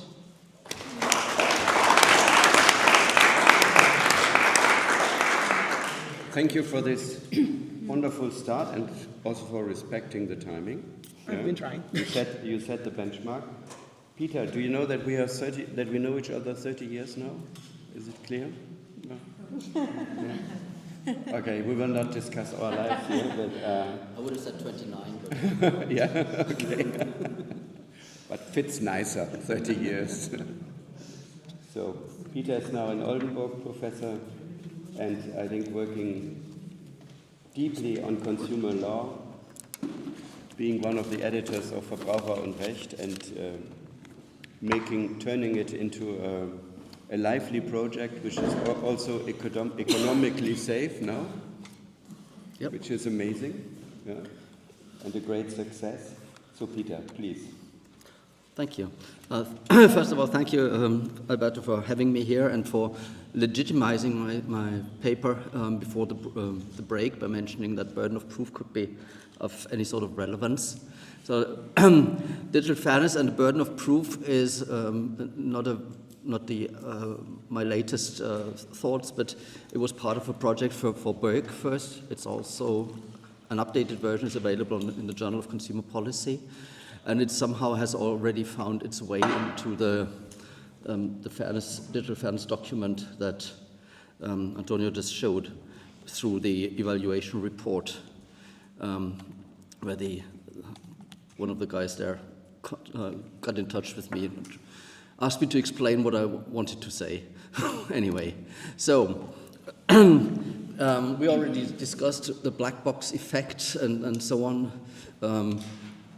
Of practices or say you find a phenomenon and you don't know what it is.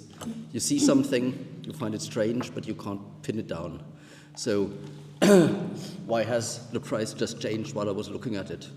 Or why does my wife see a different price when she looks at the same train that we want to take together? There could be a reason for that or not. Consumers and consumer organizations, and I skip the public authorities there a bit. They have better means of finding evidence or of investigating, I guess, than consumers and consumer evidence in classic civil law litigation as we have it in Germany. They have difficulties to explain those anomalies or those phenomena, and therefore they're in trouble when they want to bring litigation against such practices. Now, just to narrow the topic down a bit, what is the burden of proof about? In the context of the UCPD, it's not proving the unfairness of a practice. Whether or not a practice is unfair is a question of law. The burden of proof relates to the facts that make a commercial practice unfair, not the unfairness as such. And potentially, and this depends on the national legal system, any sort of intention or negligence of the trader when it comes not to the unfairness of the practice as such, but when it comes to like individual damage claims that are now in principle available, but for example in the German law, only where there was negligence at least. So, if we have something like that, clearly a dark pattern, I hope you agree with that assessment. You see a pre-ticked element, which is very slim acceptance to a cookie, and if you then click the green button, it says select all, rather than confirm the selection, which is very small print on the bottom left side. This is not an issue of burden of proof. You see what you get. The only question is it unfair in terms of the law? So we don't need to discuss burden of proof in such a situation. So we talk burden of proof comes into place when we look at the invisible part of unfair practices. So price personalization techniques that are based on previously collected data, or that are based on what you actually do, where your cursor is and how long it stays on one product and how long you look at one, etc., adjusting the prices during the process and so on. Or when you experience pressure with limited availability or limited time, only one flight left on our website, and so on, and you start panicking, etc., and you don't know whether they really have one flight left. It could be many more. So that's where burden of proof has its role to play. Now, the UCPD is not entirely silent on that, but in principle, as a starting point, it refers to national law to determine the burden of proof, and national laws, as we know, differ on that, on their standards. There is an Article 12 that gives some powers to the courts or administrative bodies, and I quote, to require the trader to furnish evidence as to the accuracy of factual claims in relation to a commercial practice, and then to consider factual claims as inaccurate if the evidence is not furnished. Two limitations of that rule. One is it is a power to the court that the court can make use of or not. So as the litigant consumer organization, you don't know whether the court will make use of that. And you have no right to ask the court to make use of that. Secondly, it only refers to statements of fact. But many potentially unfair practices are not statements of fact. They are based on the digital infrastructure of a website. So you would not state as a fact that you're not using personalized, that you would not personalize prices or personalize what you see. There is no statement there. You just do it. So Article 12 is, to say it bluntly, pretty useless. And of course, there's the additional issue, but that's not my topic here, what the truth is anyway. So if we talked about green claims already for a bit. If you say that something is environmentally friendly, that might well be. It just depends on what you understand under the notion of environmentally friendly. That's why you get these additional rules on Green Claims Directive, etc. Now, if nothing else helps, in German contract law, if nothing else helps, we look at good faith. If in EU law nothing else helps, we look at the principle of effectiveness, because that always applies. And of course, it also applies to the burden of proof. And I'm in Italy here, so great thanks to Italian law that has helped to establish the principle of effectiveness in the first place and to develop it further, in particular with Italian tax law, where Italian tax authorities used to collect taxes and then try to find ways not to return them. Exactly. So, thank you, Italy, for the principle of effectiveness. And in the context of the burden of proof, it means that any requirement of proof which has the effect of making it virtually impossible or excessively difficult to secure the repayment of charges, in that case, levied contrary to community law, is incompatible with community law. The principle of effectiveness has been used quite a bit in the context of the burden of proof in the meantime, and I have identified three typical situations where it is being used. One is where there is a complete lack of transparency, and the leading case here is the Danish Danfoss case on equal pay for men and women, where the women had the quite safe impression that they get less than the men, but they couldn't know. And therefore, the court said it is for the employer to show that he complies with the principle of equal pay. The second one is lack of access to relevant information because only the other party can have the information. One example was CA Consumer Finance on the assessment of the consumer's creditworthiness. Only the creditor can know whether they have done it. So it is for them to show that they have done it. And the third element, and the Product Liability Directive has already been mentioned, is where one party completely lacks the necessary technical expertise to explain a phenomenon, which is probably typical for AI, for example. Everybody then calls for the reversal of the burden of proof, but between having the full burden of proof on the one party and having the full burden of proof on the other party, there's a lot of in-betweens. And we find these in-betweens in the case law. So the first idea how to make it easier for the claimant is information or explanation requirements to make the system more transparent, as in the Danfoss case. And then, if only the trader has the relevant information, then we can talk about the reversal of the burden of proof, or say the burden to explain things. And this is something that we also find. And if he doesn't explain, then the burden of proof is changed, something that we find in the Product Liability Directive. Explaining or showing that one has complied with certain duties usually means that you need documentation, you need evidence that you have done it. So implicitly, documentation duties are one element of that, and they may be explicit in the law, or you may simply have to have evidence or documentation to be able to give evidence of your compliance with the law. For example, as in consumer finance, in the Consumer Credit Directive, the old one, there was no express obligation to document the assessment of the consumer's creditworthiness. Well, if you haven't done so, how can you prove that you have done it? So implicitly, you have to do it. In the Product Liability Directive, the new one, we also find the reversal of the burden of proof or a presumption of breach, where the indication of a breach is particularly strong, so where a product obviously doesn't work. This is a pretty clear indication that something went wrong. And what we also sometimes find is not related to the burden of proof, but to the standard of proof.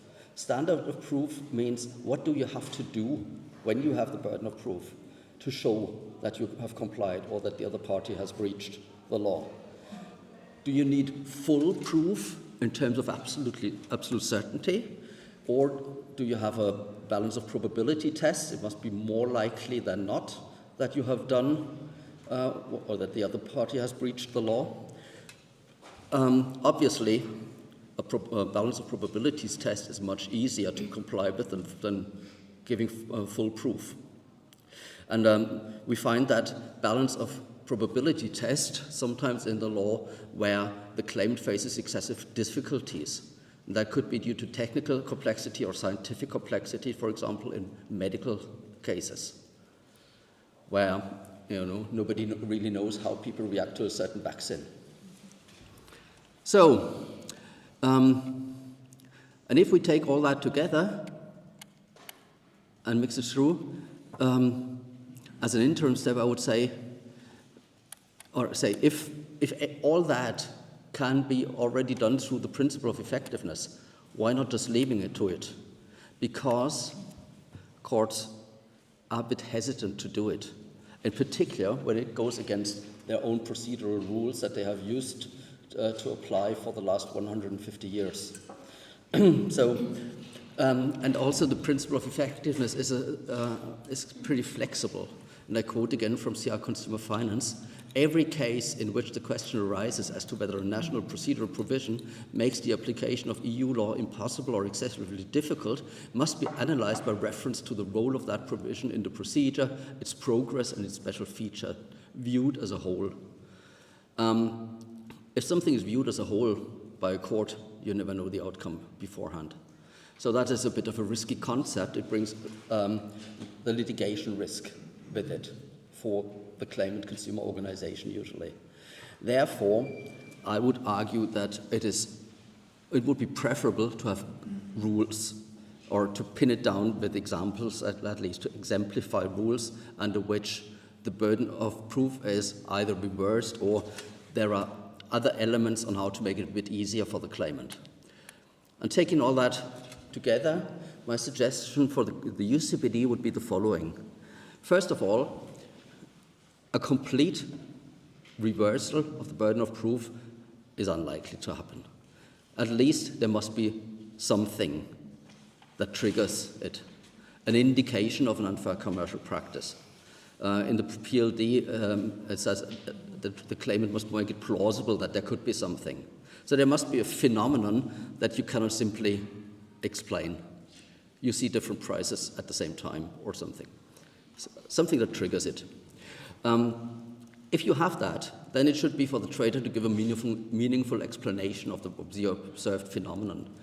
The notion of meaningful explanation is borrowed from data protection law, where you get that quite a lot, and it has just been interpreted by the Court of Justice in an Austrian case, Dun- und Bradstreet Austria GmbH, in a way that simply giving access to the algorithm doesn't help at all, because nobody understands what the algorithm does.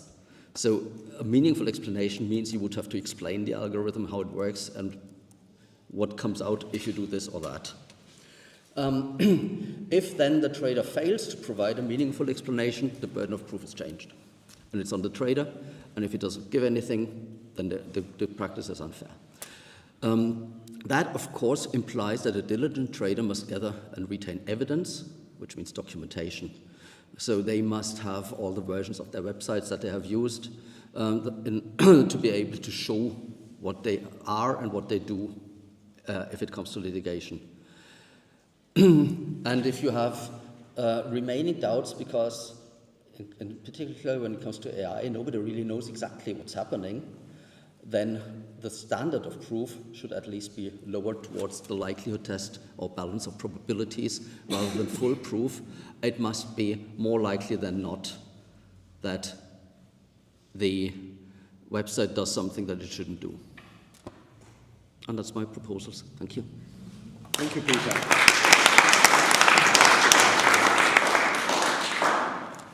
So we have lots of stuff to discuss, I'm pretty sure. But before we have Monica, who is from the University of Lodz. Monica has wonderful capacities not only in Polish law, but also in German law and in EU law. I don't know what is your first and your second identity, or how many identities. Like a consumer. And she's currently sitting in every committee that the Polish government has recently established, and which is dealing with law. That's my impression. Your turn, Monica. Thank you. I need my presentation. That's a good idea, yeah. Yeah. And how can I... here. Okay. Every committee, but not the technology one. Not true. Not yet. No, not true. not true. Okay, not true. Okay. Yeah. Okay. Here's the title of my presentation, and it is a question, not a conclusion. It is a provocation, not a thesis, and the idea for this topic wasn't mine. It was generously suggested by Professor Hans Micklitz. It was assigned to me, actually, and when I asked him what I should include in this presentation, he wrote to me. Evidence. Evidence. How does here. it? Here. Okay. Okay. Yeah. He wrote to me. I need immediately to double check. Okay. He wrote to me in his style. I have only questions. I long for reflection. The most difficult thing, as Marcuse rightly said, that is what we must do. So this was my intellectual compass and a challenge. And in a time when we are flooded with endless new laws, new strategies, action plans for the digital economy, Hans reminded me that the deepest task is not to dwell on the answers, but to dwell on the questions and to resist the pressure for neat solutions. So in that spirit, I will not attempt to resolve the dilemmas of digital consumer law. today. Instead I will explore them. I will ask many questions, though I will try to offer a few new starting points. So, what is digital instrumentalism? I understand it as the belief that law can be used to engineer solutions to problems produced by the digital economy. That legal code can fix algorithmic code.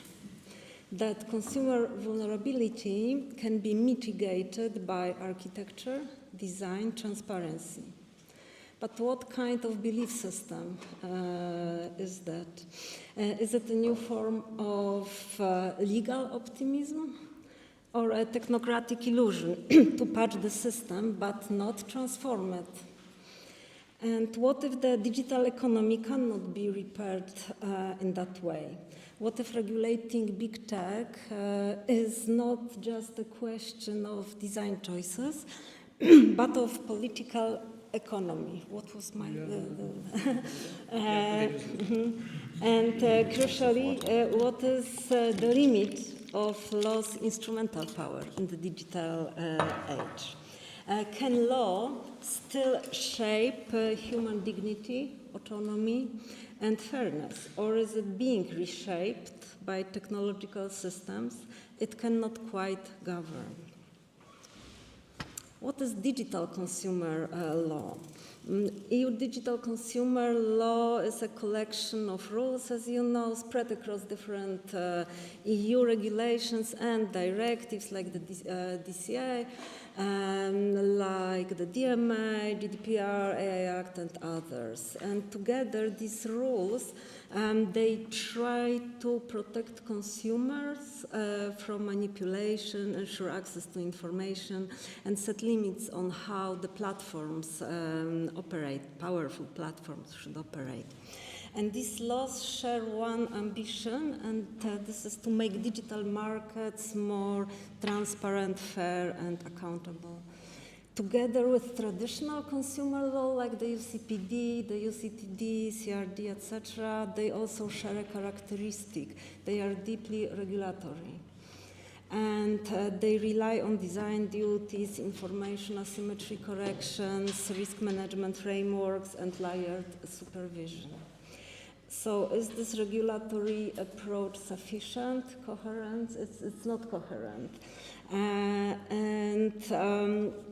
Do these laws see the same consumer, or are we multiplying legal personas without reconciling them?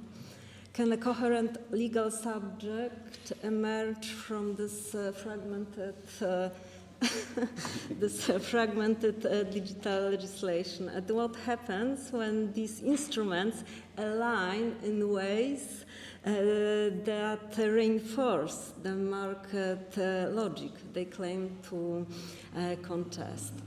And is there a danger that digital consumer law is becoming a managerial tool rather than a normative one? What promises do we have? Promises of digital consumer law. For example, empowerment. You will know better. You will choose better. You will control your data. Transparency. You will see how algorithms shape your experience. Fairness.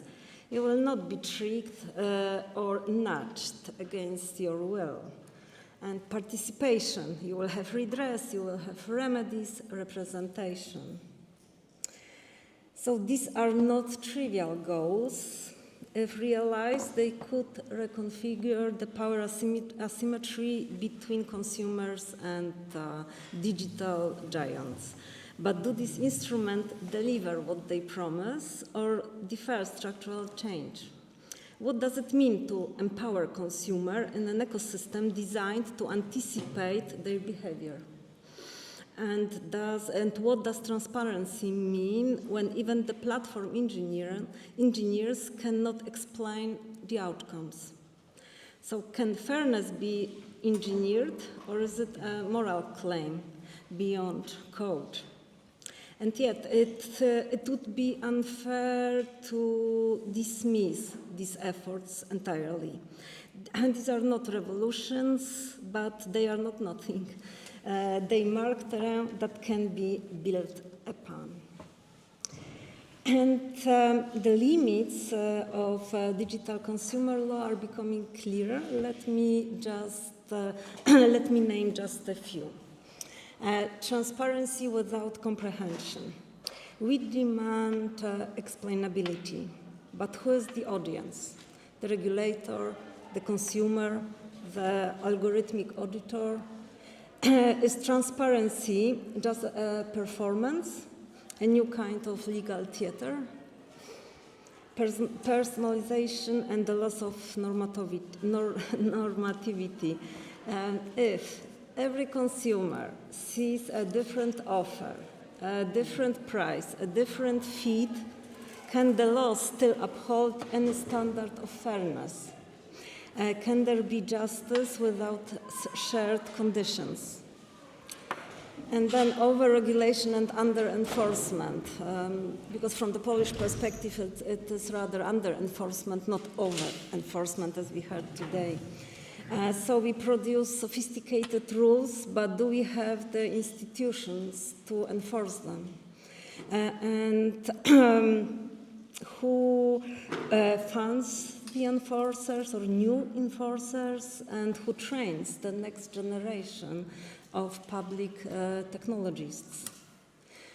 And then private ordering public consequences. When platforms write their own terms and set their own standards, is consumer law regulating them or reacting to them? And is digital consumer law governing the market, or is it optimizing within the market? And let me give you one example, the recommender systems. The recommender systems of video platforms like TikTok, and their algorithm, they optimize for engagement, which often means pushing emotionally charged, repetitive content that can foster addiction. And can transparency solve that? Or do we need substantive obligations? But substantive obligation on diversity, on exposure balance, on limits to addictive design. So, promises and limits and digital consumer. Who is digital consumer? We heard some questions today, first questions today, in one presentation by Orietta Meica, and you asked about consumer. And I would like to ask about digital consumer. Who is he? Is it a rational chooser, a behavioral subject, a datafied being, a citizen with democratic concerns? Should we shift from the idea of a consumer as a user, participant, to inhabitant in digital ecosystems? And can digital consumer law and traditional consumer law carry the weight of these roles? Or is it time to rethink the very foundations of the digital consumer definition or consumer definition? And what if the consumer doesn't want control, but convenience? No.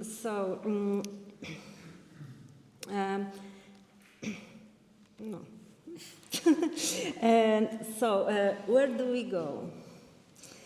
Should we create algorithmic commons governed by collective oversight?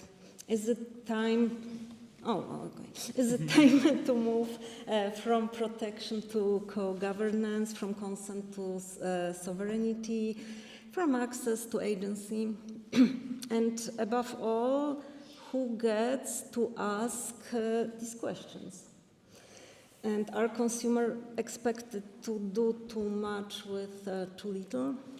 Should consumer law become less about transactions and more and more about relations between users and systems, platforms and society.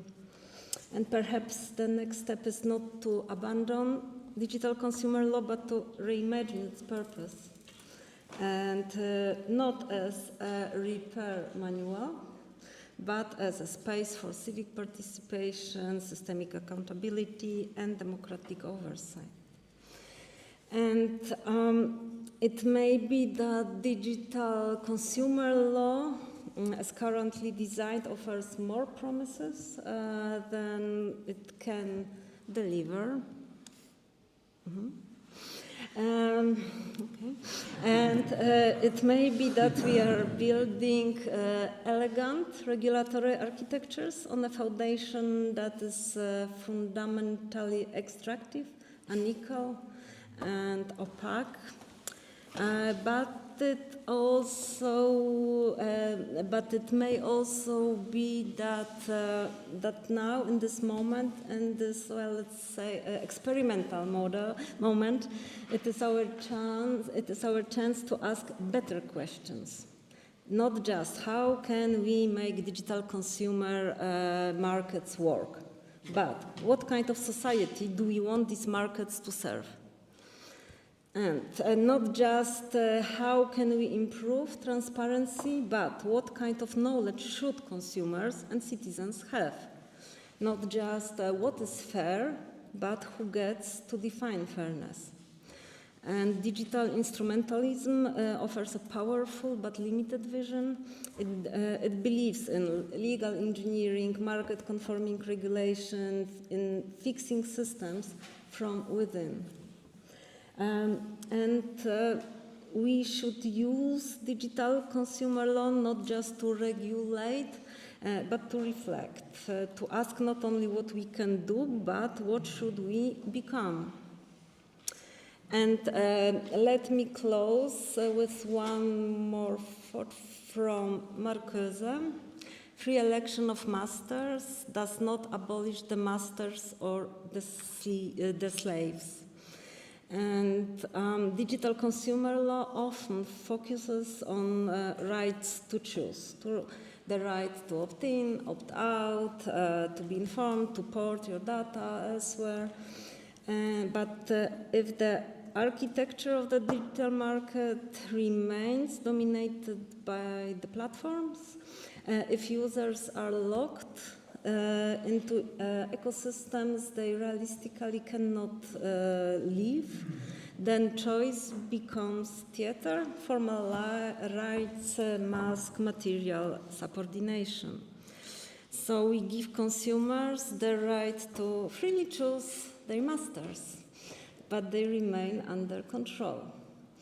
So the future of digital consumer law is not just technical, it is constitutional, it is ethical, it is political. We need more than instruments, and maybe we need imagination. And thank you, Alberto, for the invitation. Thank you very much.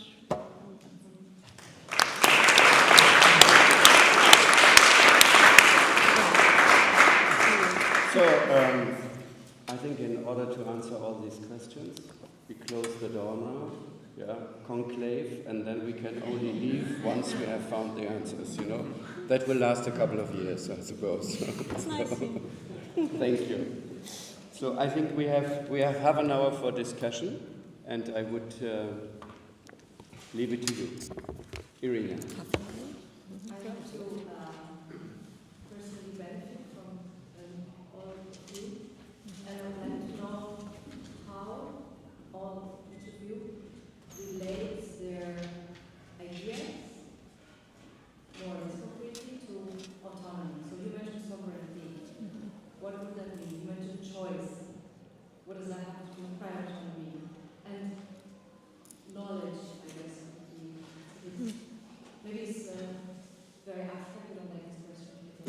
Next one. Okay, may I just ask one question that I would put in the same category? Facts. What are facts?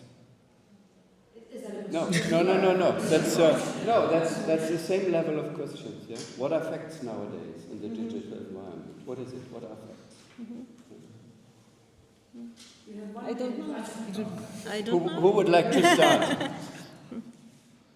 It was a tough question, though. I might try. I mean, if you ask me, because I was probably the one going closer to autonomy as so I can try. Okay, start. At least with regards to the framework, I do refer to.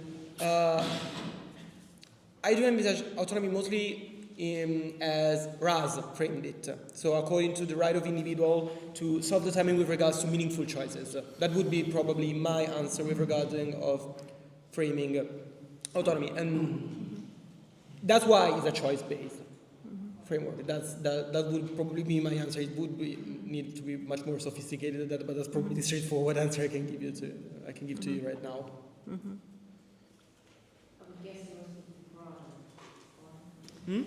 But what question should I answer? Hans's or yours? No, all of them. I just added all of them. For me, facts belongs to the same category, of big questions. I think my perspective is simply the other way around. I'm not thinking in autonomous choices, but in responsibilities of the traders. And the responsibility not to breach the law all the time. And if that happened, automatically the other side would benefit, the consumer side, without necessarily thinking of in autonomy. And therefore, I'm more thinking liability, enforcement, and that sort of things. And the consequence would then hopefully a better situation for the victims. But I don't actually know in the digital age, in digital environments, I don't believe in autonomy. Because you are. But if I may, you don't believe in autonomy as a policy goal? In which term you don't believe in it? As a fact. No, okay, fair enough. Fair enough. And why don't you believe in autonomy? I wanted to be autonomous, but you wrote no, because we are locked. And if you just observe people on the streets, and we have our icons obsessed, and we are just like a flood of information of choices being made actually for us. And do you believe?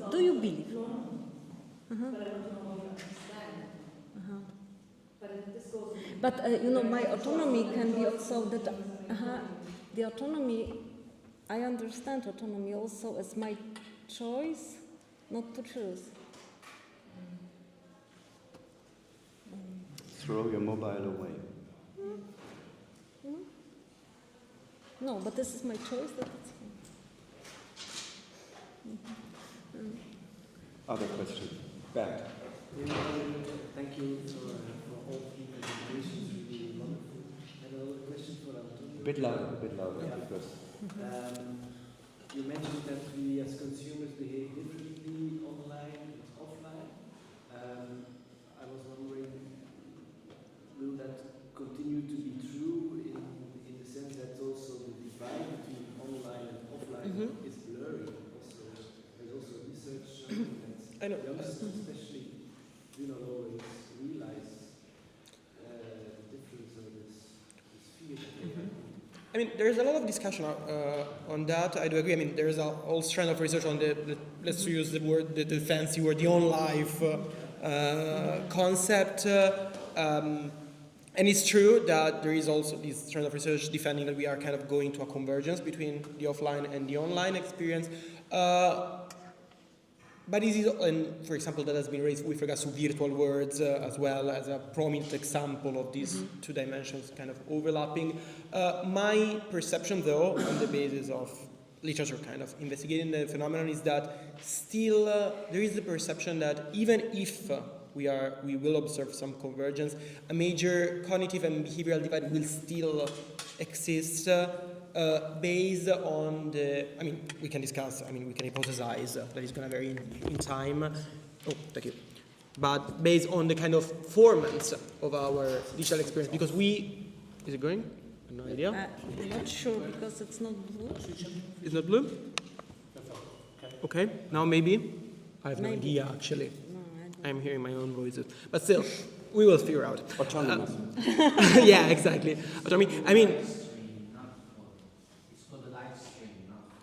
Oh, so it's not for us, so it's not really magnifying anything. Okay, now makes more sense. So it's for the people at home. It okay. looks nice. Yeah, it was misleading, technically speaking. We still are going to have kind of mediating entities in our online experience. That's something I think, but that's a personal opinion, is going to stick. It's not going to be the smartphone. They're going to become more subtle, maybe kind of more interactive with our dynamics, but we'll still have that sort of mediating entities. And my perception, based on literature investigating the phenomenon, is that we'll still maintain some sort of structural distinction. These might move, the boundaries will not be the same, but probably we will still have that sort of difference. May I ask a question? I think we had first Michael. Yeah. Antonio, you mentioned technical neutrality. Yeah. And I think this was a concept we used especially in telecommunication and also in copyright. But if it comes to, artificial intelligence, you cannot follow this concept, because in artificial intelligence you are within certain systems. If for instance, look into DeepSeek, which is entirely different, ChatGPT. So I think we must change this concept into, I would say, technological adequateness in a way, not neutrality. Peter Roth, I wonder if I might ask you, how do you regard the reverse of burden of proof? Is it a substantial piece of law, or is it a procedural piece? Because under private international law, this makes quite a difference, and as I see it, there is no consent in worldwide. In America also, it changes. Sometimes take it as a mere procedural law, and others say, no, this is part of substantial law in general.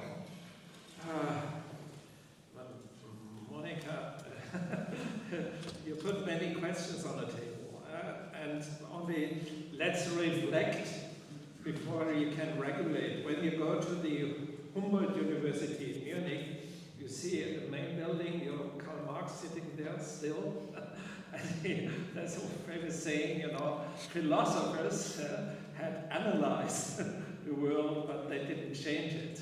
And I think exactly this is the point.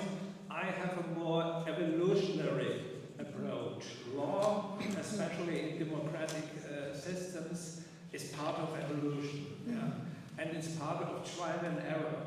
So also in the area of, for instance, electronic commerce in general, we must start with a certain regulation, even if we know it's not perfect. And especially in artificial intelligence, even the guys who produce artificial intelligence quite often don't know the outcome at the end. They are surprised. But nevertheless, we should be bold and simply start as we did there. And I think the European Commission took a long time, 3 years, to reflect on artificial intelligence. But now the time was mature. We had to put forward a regulation. Although I'm also convinced it's not yet the end. It's an evolutionary process, and especially in those areas of law which are entirely new fields, you cannot work with certainty. And we lawyers have the tendency to look always very carefully backwards into historical rules, even Latin and Roman rules to come to new solutions. I don't think it's the right way in those technical areas. Okay. Should we go in order? Yeah. Okay. Thank you so much. Actually, I do agree with your point with regards to tech neutrality. I kind of mentioned that in the presentation because it's one of the kind of elements that have been put on the table as guiding the action for the regulation. But I do agree with you. That's why also in the discussion I said tech neutrality, if we can consider something like tech neutrality to exist, because I want to push a little bit further with that. I think it does not apply to this field, or it's very difficult to apply that. But honestly speaking, I am in general doubtful about the existence actually of something such as tech neutrality in general. Because I do think, but we should have more time to discuss, that any design in technology is intrinsically political. It has some sort of dimension. Let's make an example. I was discussing with colleagues some days ago.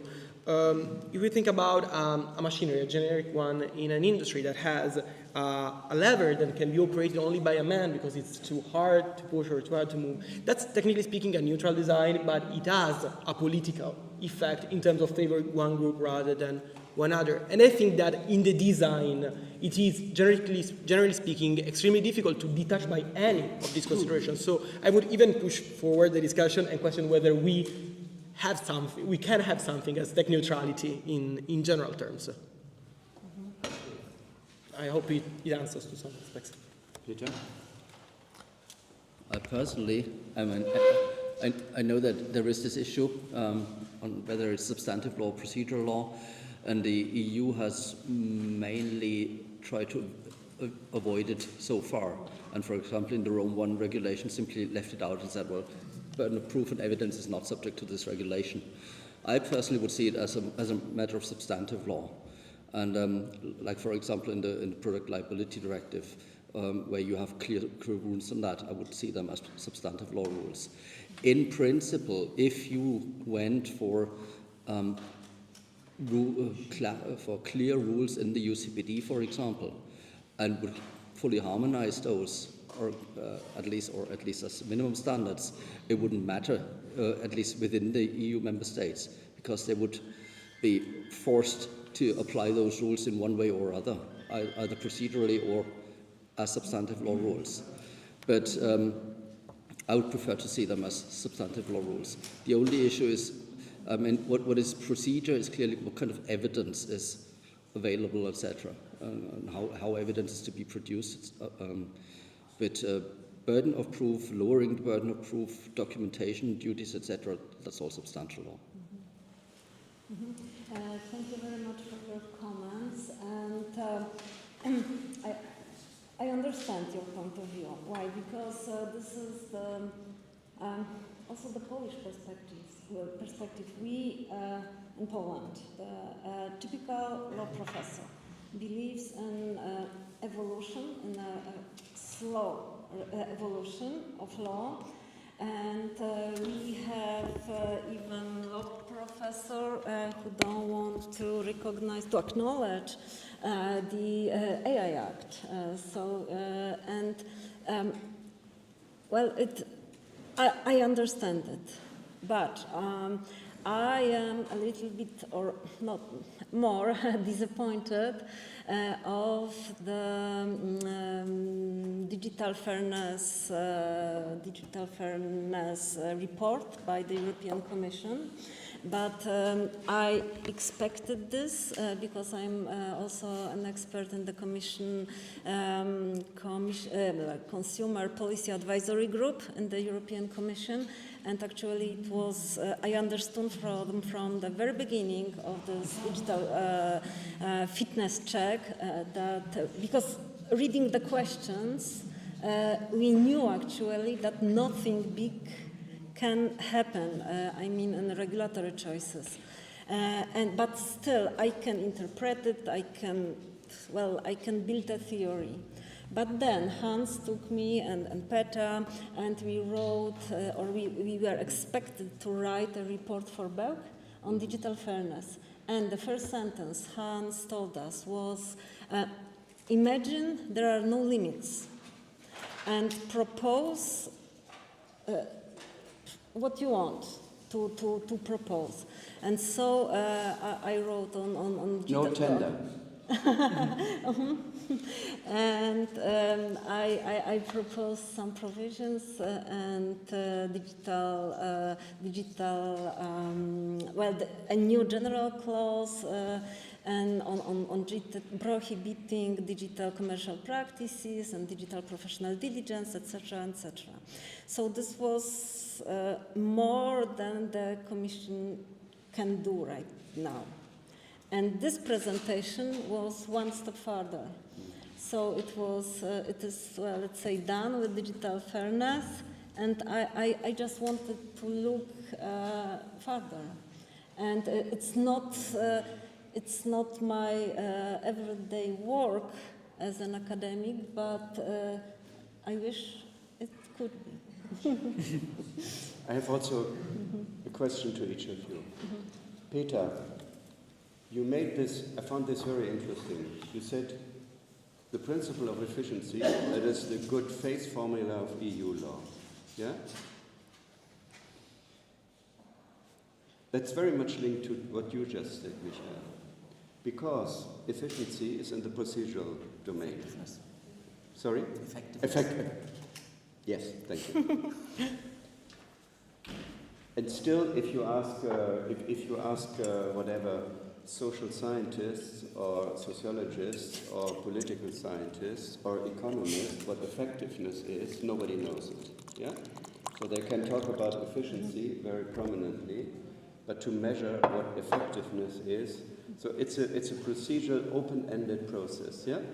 Good faith, I think as Germans we would, or even in the continental tradition, we would link it more to substance. So I would like to know, I think that's very interesting. It's more or less this combination of rights and remedies, yeah? So that you have them both. So maybe that's something where you can make much more about it. That is the question whether you had this in mind, so to say.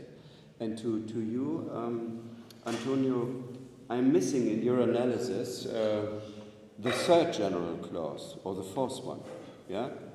That is data protection. Yeah? So that is for me, yeah, and we have this wonderful article from in the Common Market Law Review from Nathalie Herberger and others, consumer data protection. Yeah? And if we look into the case law that is developing, to my mind, if I dare to say something, that will even gain ground as a new consumer protection device in a much broader context. Yeah? So I'm missing it. That's one point. Mm-hmm. The other one is you were speaking about this abstract legal order and the concrete circumstances. Yeah, how to measure fairness. Mm-hmm. Yeah, I think that's a cross-cutting issue that concerns. I think each of you could say something about this. But it's also a very long one. Yeah, we discuss it at least for 100 years, if I remember. The French lawyers were very prominent in that debate. Yeah, so law as an objective order, and law as a tool to help the individual. Yeah, so I think if you look into the combination between institutions and rights, then you need them both. Yeah, so maybe you could develop this a little bit. And Monica, I have this wonderful privilege that I can read, yeah? So, yeah, because I don't need to mark anymore, these kind of things. So, yeah, it's serious. So I read in the last years all these documents from the European Commission, yeah? Hundreds of pages, yeah? And with Roger Bownsworth, from King's College, we have already been discussing, I think, Guido, maybe you remember even, I don't know whether you were there when you were talking. We had this discussion about is regulation law? Yeah? Or is there a difference between law and regulation, and what does it mean? And I'm guided by this discussions that we had.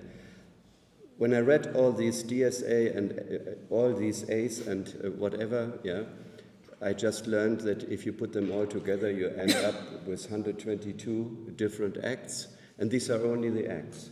These are not the implementing acts, not the delegated acts, not the guidelines, not the codes, not the modes of whatever that are developed. Yeah? Mm-hmm. So all in all, thousands of pages.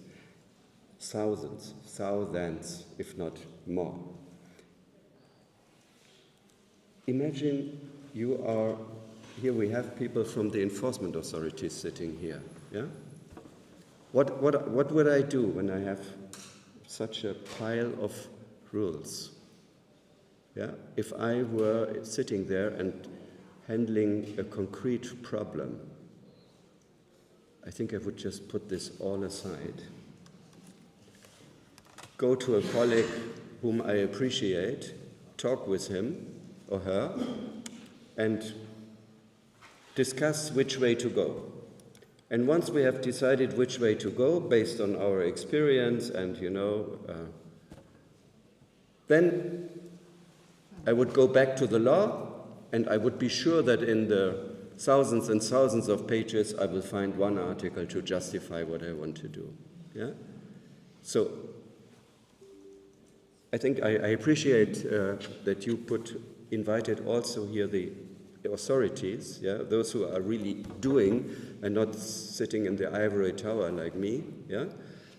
But I'm wondering, yeah, this is, it looks a little bit like this. If I read the AI Act, we promise to solve our problems in the world immediately. Yeah? And they cannot do it. Yeah? So, and then I learned, I don't know what you learned, but when I was an undergraduate, I learned there is this distinction between rules and standards. Yeah? Rules and standards, rules and standards. So are these still rules or standards, or what is it? Yeah. So, and I think that's for me part of the discussion, so to say. Mm-hmm. Maybe Peter, if you could. Well, I would say that pile of paper is the dream of every German civil servant working in bureaucracy, but. But I must say I'm not sure whether I am happy to have the privilege of marking students' papers rather than having to read thousands of pages. Anyway, so at the end of my life, I want to give an optimistic perspective. Yeah? Okay, but how did it work? I think it went off. No, it seems it's on. Maybe. It's on? I have no idea, actually. Okay. The principle of effectiveness. Does it is it necessario blu? What? Deve essere blu, questo pezzettino? Dipende se sento, I mean, that one is for people on Google Meet. I'm actually using the YouTube. Oh, so we will gonna know. So, YouTube stream, it works. I don't know Google Meet. Okay. Okay, fair enough. Okay, anyway. I think blue is okay, maybe.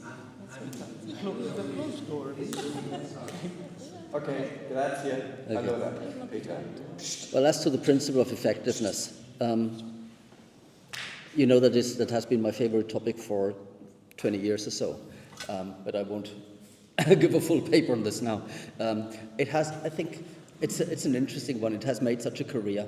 It started off as a negative principle, where member states, such as Italy, try to invent procedural rules to make sure that people can't enforce their rights. For example, get the money back from tax authorities.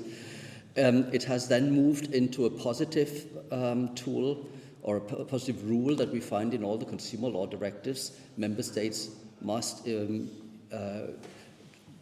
give remedies and impose sanctions to make the whole thing work. which is pretty open, which leaves a lot of leeway to the member states on how they do it, but at least the outcome is clear. It must work. Now, what works and what does not work is, of course, a measure of, say, a not quite clear measure, but what effectiveness, or what makes out effectiveness is that the goal is defined, the aim, which is defined in the relevant directive, in the relevant legislation. That the aim is that consumers can exercise their right of withdrawal. And if you then invent barriers to that, you can bring the principle of effectiveness in. But the objective must be concrete. If you have, like in the digital policy legislation, you have 5 equally important objectives. Yeah. Then it's getting tricky. And well, the thing is, if you don't know where you are going, you can't go straight to it. I mean, of course you need to have a goal first thing. You need your GPS. If you go to the wrong magna, aula magna, well, it can't be helped. Okay, Antonio. Okay. Thanks. So, two big questions, actually. I could try to get away with it by just saying that data protection can be observed as a pre-requirement that we have, so an enabler for. But I don't think you would be satisfied with that. Also, considering, I mean, what you. Not. I know that. Also, considering what you and Natalia have been writing on the topic. Now, my answer, though, even if that's definitely kind of a partial view, is that at least we need to distinguish a structural and a performative moment in the act of consumption.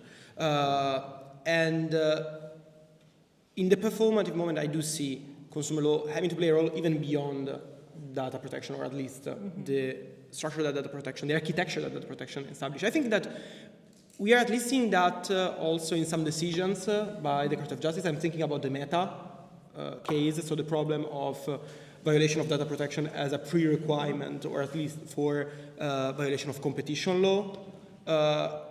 What we have been seeing there, for example, is that the Commission had said that we can have this sort of two different dimensions. What we require is just for authorities to collaborate, so we need the Bundeskanzleramt, or at least then the authority to discuss with the Data Protection Authority beforehand. So there is this understanding that we have a static and a performative moment.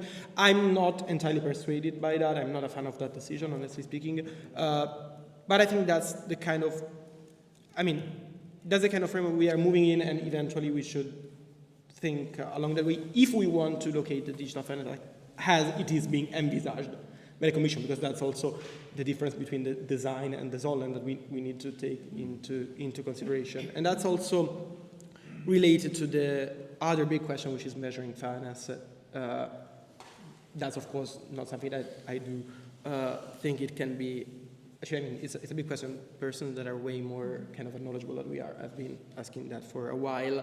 At the same time, though, I do still think that we need to look for archetypes to perform the evaluation, at least in very specific segments, such as when the user is confronted with a personalized product or a personalized practice, or where we observe a dark pattern. Because if we do not try to streamline that kind of process, at least as we envisage judges to do, then, and probably that's where Monica would end up to, then we are observing a theatrical act, and not actually a body of regulation that is supposed to shape something rather than mere compliance in the digital market. Okay, Hans allowed me to ask 2 questions first, and I have 1 question to Petra and one question to you. And but these are down-to-earth questions. And your recommendations, you told us that a burden. Well, the first recommendation was when there's an indication of an unfair commercial practice, then, but who decides it, that there is an indication, and when? And this is somehow problematic when you have individual cases. For example, in Poland, the consumer can go to the court and well, he won't when he does not know whether there is, well, to him there is an indication of a commercial practice, but he doesn't know what the court could say. And for you, you were mentioning simplification as one of the rules, and this is also connected with the GDPR, because simplification is probably a new or a future regulatory shift, because it's also mentioned in the Draghi report, not only in the Digital Fairness Act. And how do you see it? I mean, last week, or when was it, the European Commission, let's say, promised to simplify the GDPR, and I mean, how? You know, this has further consequences, and also for core consumer law.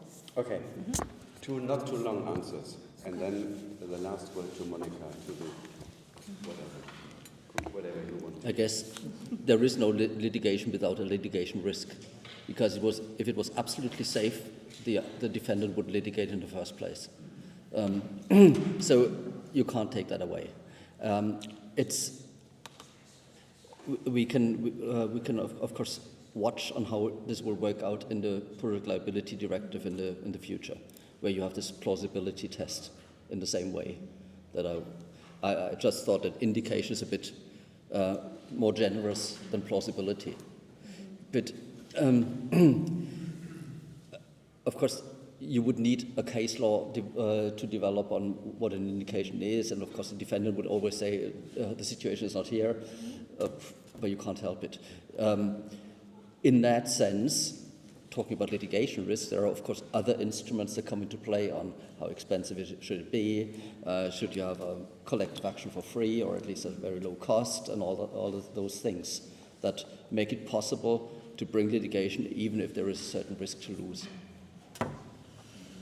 We're still in court. Very, very fast. So the very first answer is that I don't like it. That's the kind of the threat. But if I may elaborate a little bit on that. Thank you. Thank you. So we're on board. No, if I may elaborate just a moment, is that this quest for simplification, so to going back to general or more simplistic framework, just means, in my opinion, that then someone will jump in and fill the void be left by more simplistic provisions. So this means that we might have eventually private-oriented standards, stuff like that. So the simplification actually ends up in delegation in practice, and that might be intrinsically problematic in an environment such as the digital one, also for consumer law, where we have so much power asymmetries. So I'm not so much in favor of this process. That, if I may. Okay, okay, I hope I was... You wanted to, before you answered your question, no, after the answer, after your questions, you wanted also to respond to the last one. It was actually no question. It was your reflection on how it looks like, and it is true. And, yeah, but what do we do with it? Well, we had a lot of ideas in our report, and so please read it. I think the risk with big questions is that we conclude they are too big and we return just to our daily work, you know, and that's it, and that's risky. The questions are for lunch. Dinner. Okay, thank you very much. Thank you.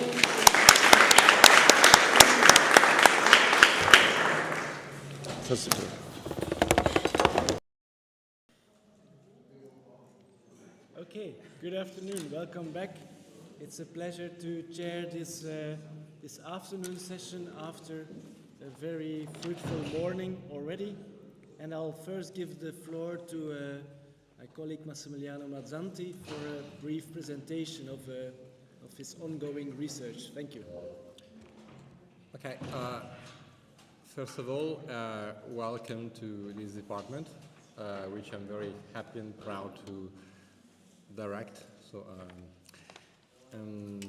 very, very happy to welcome here. I'm just using 5 minutes. Sorry if I anticipate a bit, but I have some issues today. So sharing that the title is just one of the projects we have. It's maybe not the key interest you may have, but I'm like to share with you. So innovation, besides survey on firms, is the key word of this project funded by Next Generation EU. It's the innovation project at regional level. The Next Generation EU funded 25 big projects in Italy. Okay, 11 regional ecosystems. Okay, so ecosystem is the Emilia Romagna project. So you can check in the website.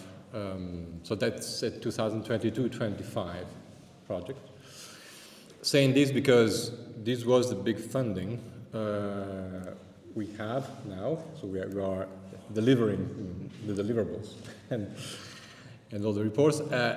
Sharing with you that besides the title innovation firms, one of the messages I'm sharing, which is a trivial one, is that those are platforms that should stay here with us for some years. Okay, so that's the idea. So exploiting the assets and resources and skills, and we have developed the task for late 2025, early 2026 is to submit new proposals. So that's the key message for.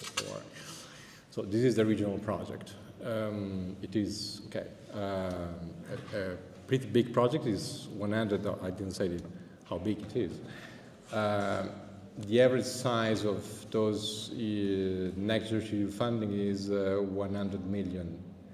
Okay, so for example, the Spoke 5 University of Ferrara is leading is like a big horizon is 10 million euro. Okay, so just the Spoke 5. Okay, or the maybe too big. That's my impression, but okay, that's what. Don't complain because there's our resources, so that. It is what it is. Okay, so that's so Spoke 5, circular economy. Alberto and I and other people, economists, engineers, people from law, from chemistry. So it is really a multidisciplinary kind of thing. From architecture, so we are all involved in this project. Okay? We are leading circular economy and blue economy, which is, I would say, from the point of view of Ferrara, one of the possible key leaderships even for the future, because it links the territorial type of feature, which is the blue economy, circular economy. Ferrara is not so industrialized, but there are small, medium enterprises. So I'd say that the two keywords may represent what the territory and the university, especially, may represent. Okay, so that's Spoke 5, just to highlight the diversified in various disciplines and competencies and skills you have here. Socioeconomic ones are more work package one. So we have University of Bologna, University of Modern Reggio Emilia, Ferrara, Bologna, Parma, all together. All tourism as a key issue. So that's what I could say to you. Survey, just to mention shortly, survey is that because it is one of our key competencies.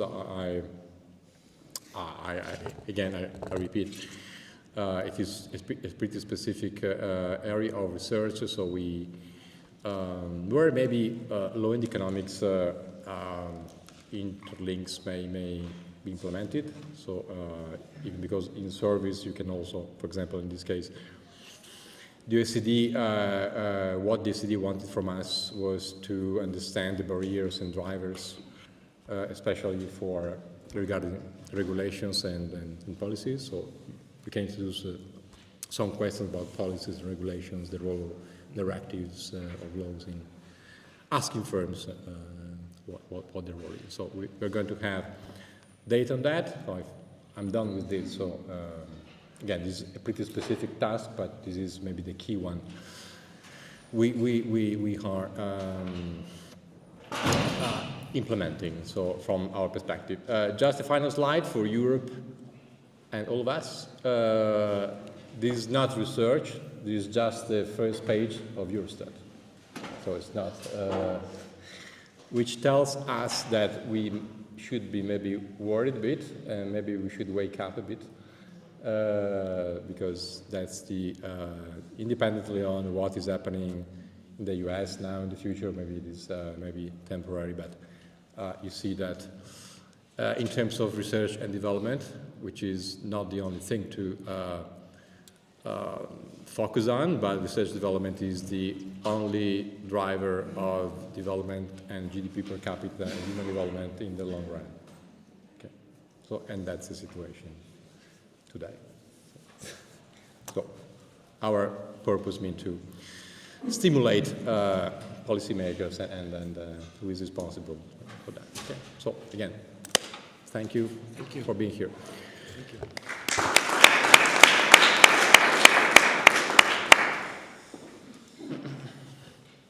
Thank you so much. See you.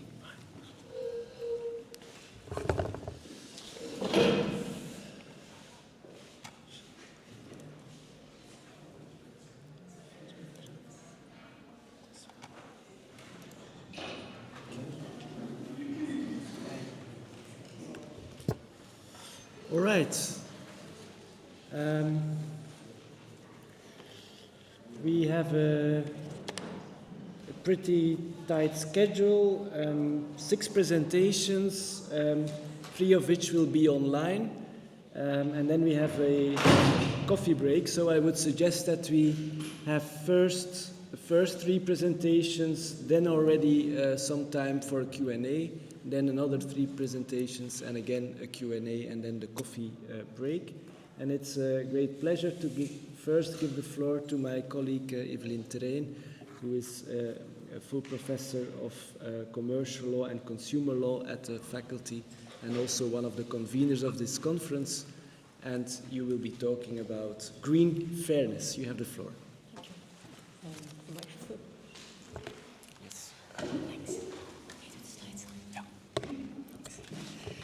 Thanks so much. Real pleasure to be here. Thanks so much, well, for this really nice cooperation, for organizing this today, for having us here, for the great discussions this morning, and I hope to have some more discussions this afternoon.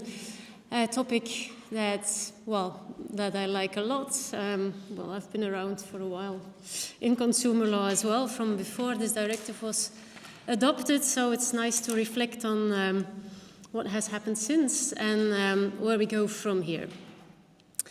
So, what to expect? Just to look at the UCPD, where we come from, briefly, what we can do with these open norms, and that is a lot.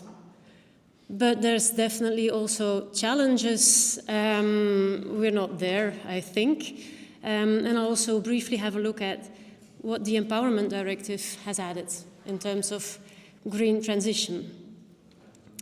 So when I started working in consumer law, and I'm actually kind of ashamed if I now read my PhD, because I there wrote explicitly, consumer law is about the economic interests of consumers, and like environmental interests, we keep that for other branches of the law. I did my PhD on the right of withdrawal, and I didn't look into well, the ecological aspects. I have, well, changed my mind a lot since, and that is also what has happened with the UCPD. If you look at the original text, the environment is just not mentioned at all. It is about economic interests. It's not about health, safety, environmental protection. You read literally in the guidance that environmental protection is out of scope, and also full harmonization doesn't apply if you are going to regulate practices, unfair practices, for environmental reasons. So we do get some attention, though, for environmental claims already fairly quickly in the history of the UCPD. And if you look back at what has happened over the past years, mainly, it shows the potential of open norms and how they can be applied to changing circumstances and also, well, to environmental problems. Greenwashing has been mentioned. We'll go to the next, sorry. So greenwashing has been mentioned today. Premature obsolescence is actually also one of those problematic practices where the UCPD has been used successfully, and I think of the Italian authorities here who were the first to apply those rules to Apple and Samsung for not providing information on updates on how it would slow down. And for pushing, also aggressive practices were applied for pushing consumers to install this update. But not only in France, also not only in Italy, also in France, these norms have been used. Less known, perhaps, but also quite interesting, I thought. Buck has launched an action, and we cooperated a bit with supporting research against Nintendo. They have this joystick for their Switch PlayStation that kind of drifts away. They know that it gets broken very easily, and they still keep selling it. A claim was launched, or an alert was launched, and they agreed to lifelong repair. But the analysis was also based mainly on the UCPD. Aggressive practices, misleading practices, locking consumers in. So another successful case.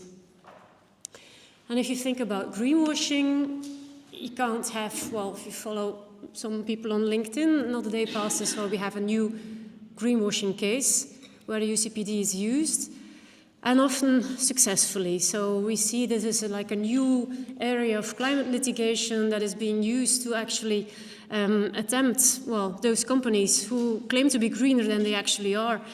And there are lots of successful cases, both in case law, but also informally. ACM has been very active, also informally. Think of the commitments of the textile sector, H&M, Decathlon. Belgian authorities are less open about what they do, but they've also really been active and have a lot of informal cases that have been dealt with. But also in court, think of the aviation cases, KLM that has been condemned, Austrian Airlines, CPC action launched, carbon neutral, I'll talk about that, quite important. Decisions of the Bundesgerichtshof.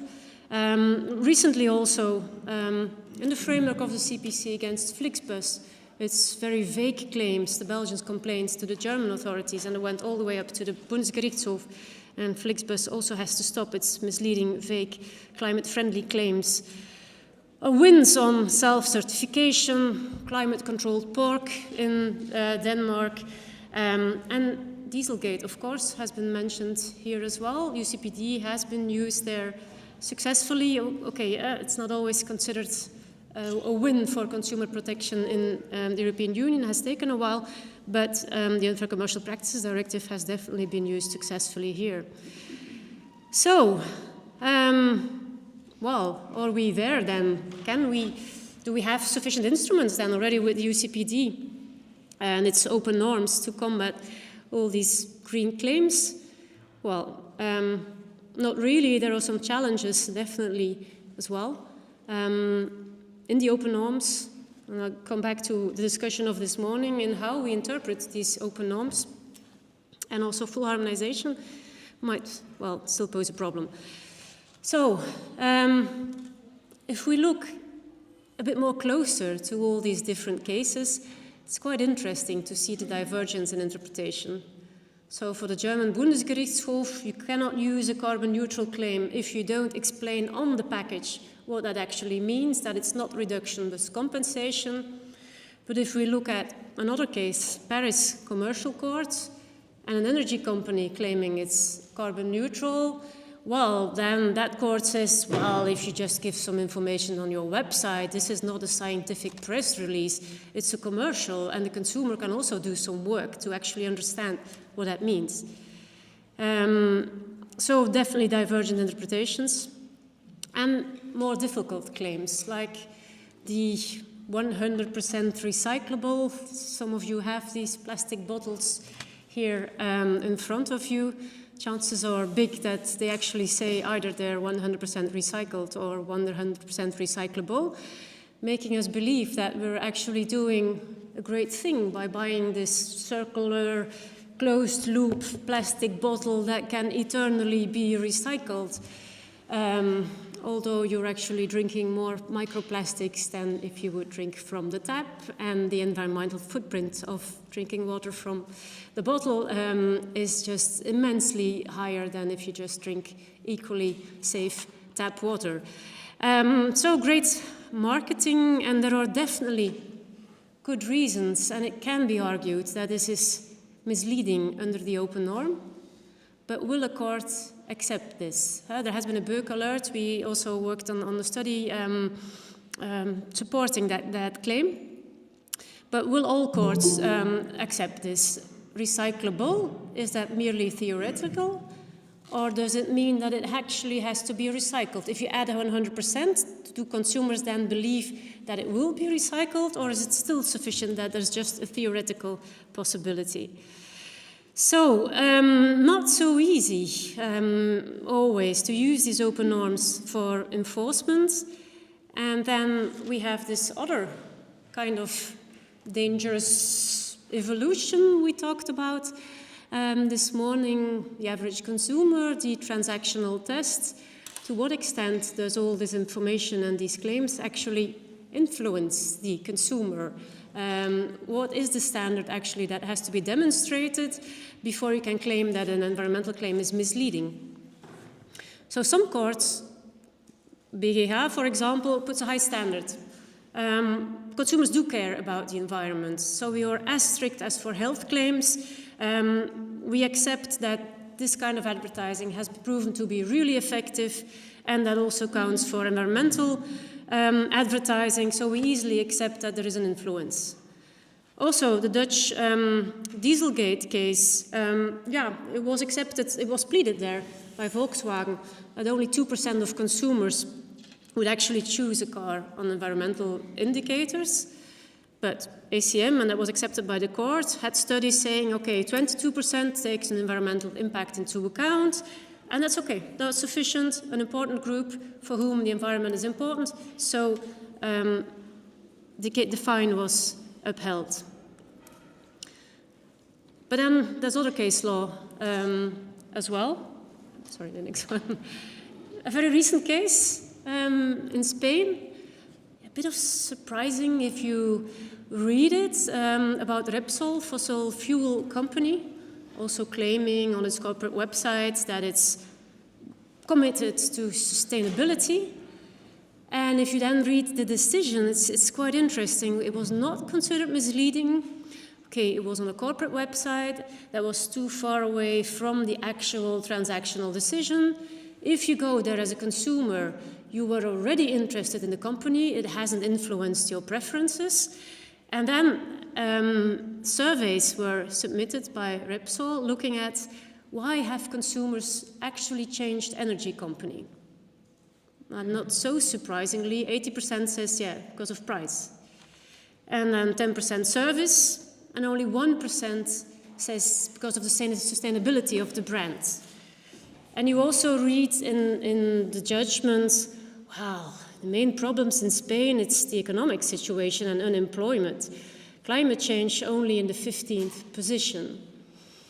So, if we start from such an approach, and if that would be how we would have to read Compass Banca, a more realistic approach, empirical data on showing the impact on the transactional decision, we have a problem. It's quite interesting, sorry, to just go back, I was just looking for the decision, and then first thing I found was actually this company saying we can help you with these surveys and show what the actual impact is on consumers, and we helped in this greenwashing litigation, making sure that you're actually not condemned. But who asks the questions? What are relevant questions in such a survey? Of course, if you switch between two fossil fuel companies, it's probably not of sustainability, not for sustainability reasons. Does that mean that such advertising has no impact on all aspects that make us choose for a certain product or an alternative or a substitute.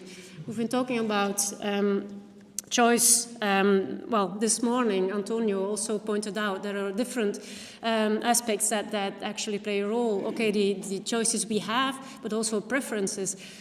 And fossil fuel advertising in sustainability terms, these highly polluting industries, what such advertising does is actually normalizing a harmful commodity. If you see advertising for flying everywhere, oh, what's the problem then? We shouldn't bother about flying. It's normal behavior, and it actually stops us from going to the sustainable behavior. It stops governments from taking more action against unsustainable behavior because they think the public is not ready for such action.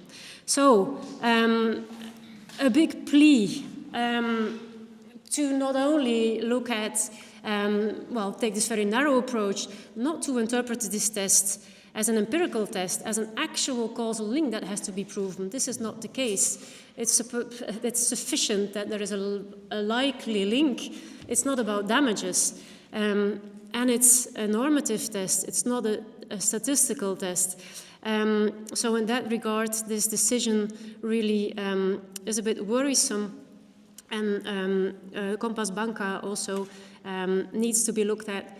We all thought we would get a more realistic approach towards the consumer and would be more easy to actually ban misleading advertising, making abuse of cognitive biases, but we have to be careful that we don't get the opposite result.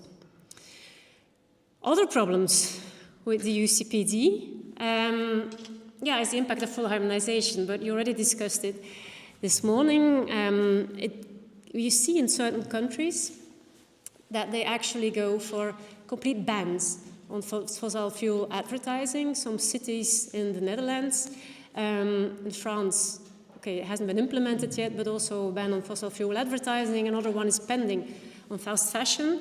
It's quite interesting if you read also why this can be far more effective than than also the Green Claims Directive, I think. I think these bans can be more proportionate than asking for every environmental claim to have a prior assessment and to make all these costs. But that's a different decision. But we'll see the first court case. It's not so much, at least from the information I have, pleaded by the touristic industry that this is against the UCPD. I do think and I agree with you that there are arguments to say this is still possible, but it's being pleaded that this is against freedom of expression, freedom to conduct a business, but we have tobacco advertising regulation as a precedent, and it was accepted there that this could be limited, possibility to advertise in the general interest. We'll see in which direction this goes. Other evolutions, of course. We have the Empowerment Directive, empowering the consumer for the green transition, with an explicit mentioning for the first time that this is not only about the internal market, but also about consumer and environmental protection. But it's still about buying products, about making informed decisions. It's in essence an information instrument, pushing us a little bit towards more green products, but this is definitely not a revolution. For greenwashing, there I don't agree with what has been said this morning. I'm quite happy with the additions to the blacklist. Think of the discussion on carbon neutral claims. You will not have those differences in interpretation anymore. It's very clear, it's finished. Carbon neutral claims for products. And we still have the open norm. Why should the blacklist be interpreted as, oh, everything that is not on there? We have had that for ages for unfair contract terms, and the open norm is being used still. You can as well apply it by analogy. So I don't think that these additions to the blacklist are per se a bad thing. They make it easier, I think, for enforcement, but let's discuss with the enforcers later on. So for the greenwashing additions, I'm happy, yes. For the planned obsolescence ones, I'm less convinced that this will actually make a difference. If you read what has been added to the blacklist, again, it's in essence an information tool. This will not ensure that products that come into the market will last for a longer time. Eco-design, yes. A longer guarantee period, yes. But just not saying to the consumer that your software updates will actually slow it down, well, and if you then say it, it's fine. So there are some really strange constructions there. So you can't market your goods that is planned to go, well, not to function anymore, but you can still sell it. So this is really strange. It won't make a huge difference, I am afraid. So I come to my conclusion. Do we have green fairness after 20 years of Unfair Commercial Practices Directive? I do think there is potential in the UCPD. Its open norms definitely allow it to be used not only to protect individual economic interests, but also to take into account environmental implications. But in essence, it's still very much an information instrument.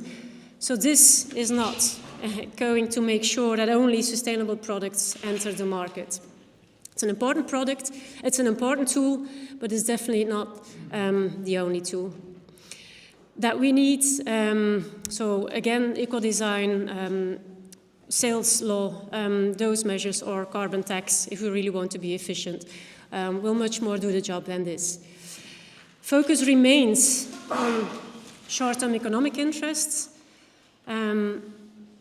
but even the way it's drafted now, it's definitely possible to also read economic interests as, well, to include sustainability. If you think a little bit in the longer term, it's also an economic interest to operate sustainably if you still want to be able to buy something in a couple of decades. So there is definitely this potential to also take into account collective interests, even if it was originally drafted as an individual interest instrument. And if there's not enough in the directive itself, there's still Article 11, Treaty of the Function of the European Union, that actually asks to integrate environmental obligations in all EU policies. So I end with a picture of a place where I like to go, the Belgian Ardennes. It looks very green, but if you look at it, it's the way that we actually grow timber. It's a monoculture. It's for short-term economic interests. There's not much biodiversity in such a forest. It's prone to soil degradation and actually all kinds of bugs, and those trees are very susceptible to drought. So I do think we have to start looking at things differently, not longer from short-term economic interests, but as we can grow woods in different ways, but a more diverse forest, which is much better for regeneration, biodiversity, and you can also log your wood, but you have to do it selectively and not all at once. That's probably also the way we have to start looking at consumer law. Thank you.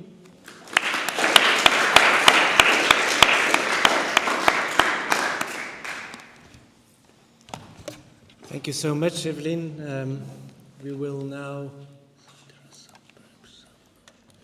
immediately switch from Leuven to Leuven, but online, to my colleague Veerle Koolaert, who is our financial law professor at the faculty, and actually also my neighbor in the Leuven office building. We're very pleased that you could make it also to give a presentation on a topic that you are an expert on, and that is greenwashing in the financial sector. Together, based on a paper I see, together with Florence de Houwer, Veerle, you have the floor, and I would suggest that we immediately after your presentation give the opportunity for some questions, because I know that you cannot stay the entire afternoon. You have the floor. That's great. Thank you very much, Bert, and thank to all of you to invite me to speak here at this conference. It's a topic very close to my heart, even though I engage in it mainly from the part of my main expertise, which is financial regulation. Let me maybe start by giving a bit of a background.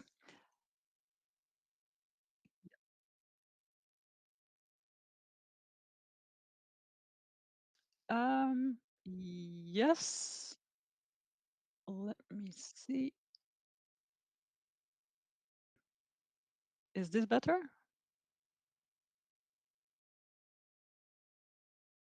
Is it better like this? Because now I cannot see you anymore, but that's probably less of a problem.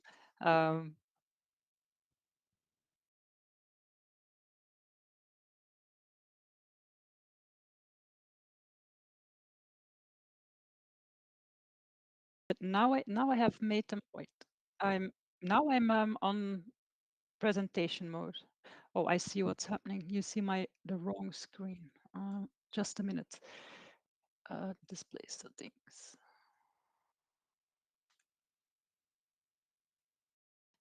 Is this better?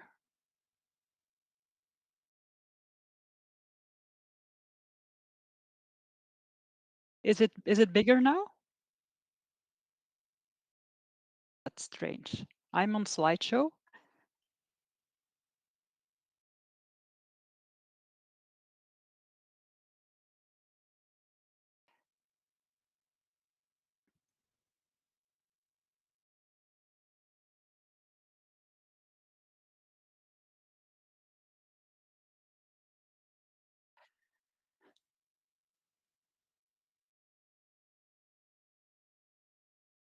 All right. Oops. Am I still sharing my screen? Because now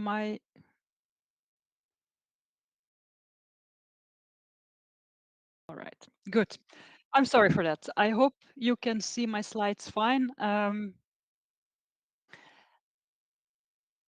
Yes, that's what I wanted you to see. Great. So my presentation is about greenwashing in the financial sector. And I would like to put this against the background of a very important evolution in financial regulation for the last 5-6 years, and that's sustainable finance. To put it simply, the role of the financial sector is to channel funds from investors and savers to where they are needed by companies and governments. And so therefore, by closing the money tap for brown enterprises and steering funds to greener enterprises, the financial sector has the potential to have a huge impact on the transition towards a sustainable economy. This is not a new idea, it already dates back from 1992, but since the Paris Climate Agreement in 2015, the Commission has really used this as a kind of momentum to do much more. The 8th Climate Action Plan was actually a sustainable finance action plan, setting out how the financial sector could contribute and how financial regulation should change to achieve this transition to a more sustainable economy. The majority of measures which have been taken, and there's loads of them, we have loads of new directives, regulations, and even existing regulations have all been reviewed.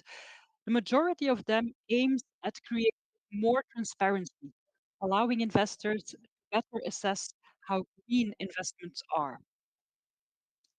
More transparency requirements also means a lot of extra opportunities to engage in greenwashing. And here we go again, also in the financial sector, that is a growing concern, greenwashing. In the financial sector, greenwashing can be done in several ways. For instance, investment funds can already greenwash just by choosing their name in a certain way. There's many investment funds that have ESG and transition-related terms in their name, whereas they hardly invest in sustainable investments. In 2022, for instance, there was the Great Green Investment Investigation, which was led by 26 journalists from 9 European countries, and they found that almost half of so-called dark green investment funds claiming to invest in green activities and green companies actually still invested in polluting industries, including fossil fuel and aviation industries. I could give a presentation separately on the causes. Some of it is bad will, fraud, gross negligence or light negligence. Part of it is also the problem that there's just a lack of high quality data available, and then if you use information based on bad data, well, your information might just be wrong. Part of it is also unclarities and inconsistencies in the regulatory framework, which is very new, which has some definitions on what is a sustainable activity, what is a sustainable investment, but that is not always entirely clear, and so misunderstandings are sometimes also part of the cause. But still, there is a lot of misrepresentations.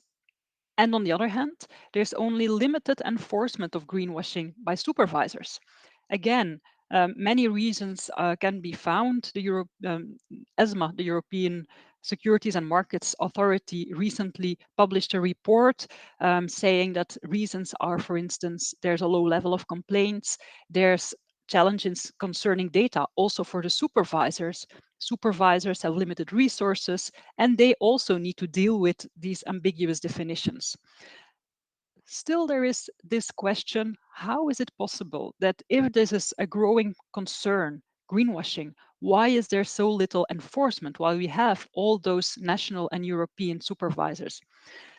So this was the reason why we devoted a contribution to this topic, where we first considered what should be considered greenwashing in the financial sector, what is it? And then second, do national and EU supervisors have sufficient enforcement mechanisms to address greenwashing in the financial sector? And so that's what we did in this contribution. The European supervisory authorities, that's ESMA, EBA and EIOPA, they have come up with a common definition of greenwashing. But there are many other definitions already out there in several financial law regulations. So what we did was critically assessing the definition of the European supervisory authorities against those other definitions. Then we have examined what enforcement mechanisms there already are to address greenwashing in the financial sector. And then we evaluated whether it would be, what the use is actually to have this common definition, and whether it is necessary, whether it's useful, and whether a dedicated enforcement mechanism for greenwashing in the financial sector would be needed.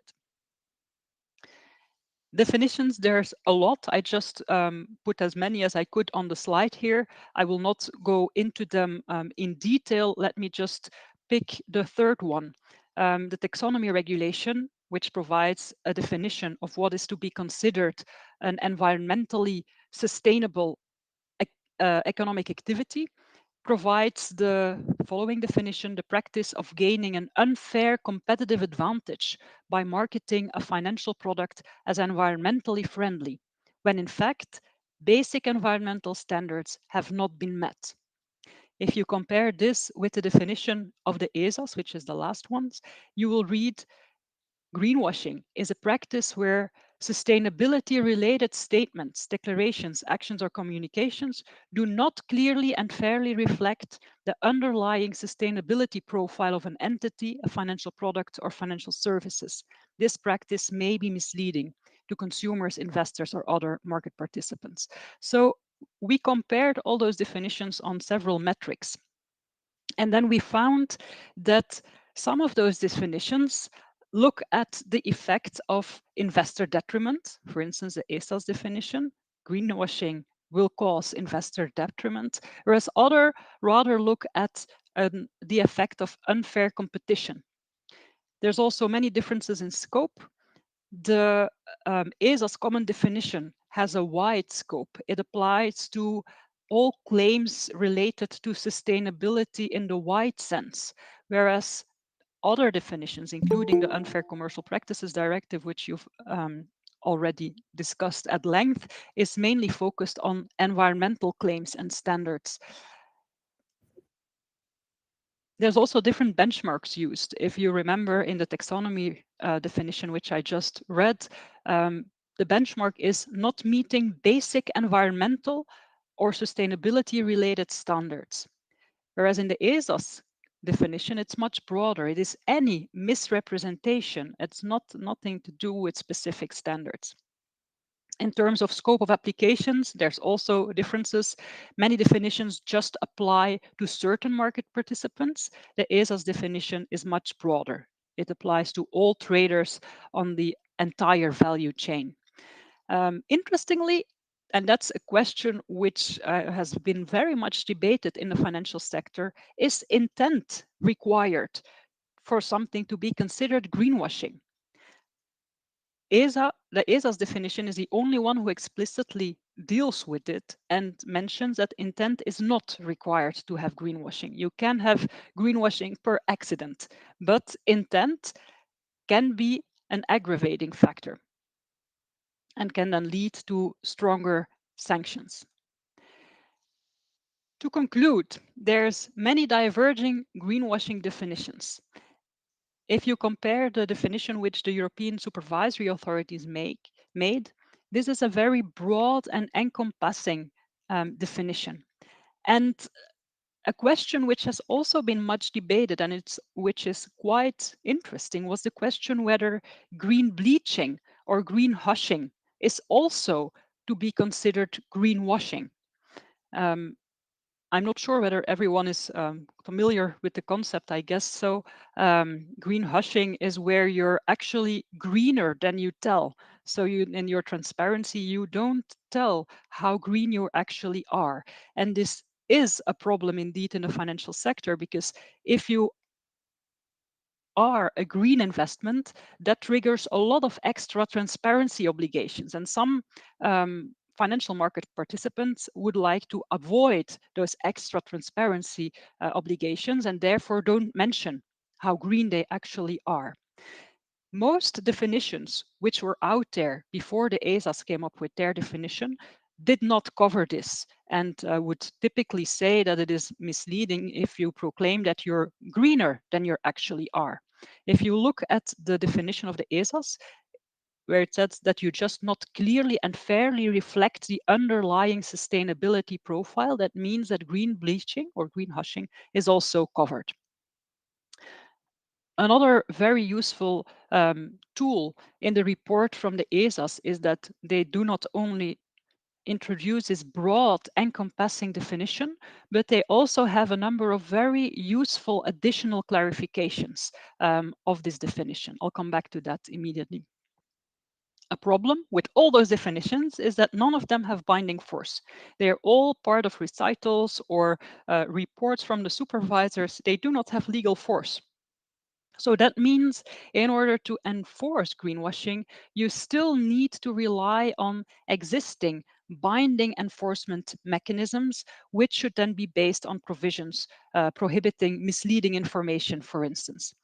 So what we did was per market participant, listing all the regulatory tools and all the enforcement mechanisms which are already available per market participants to enforce greenwashing against such market participants.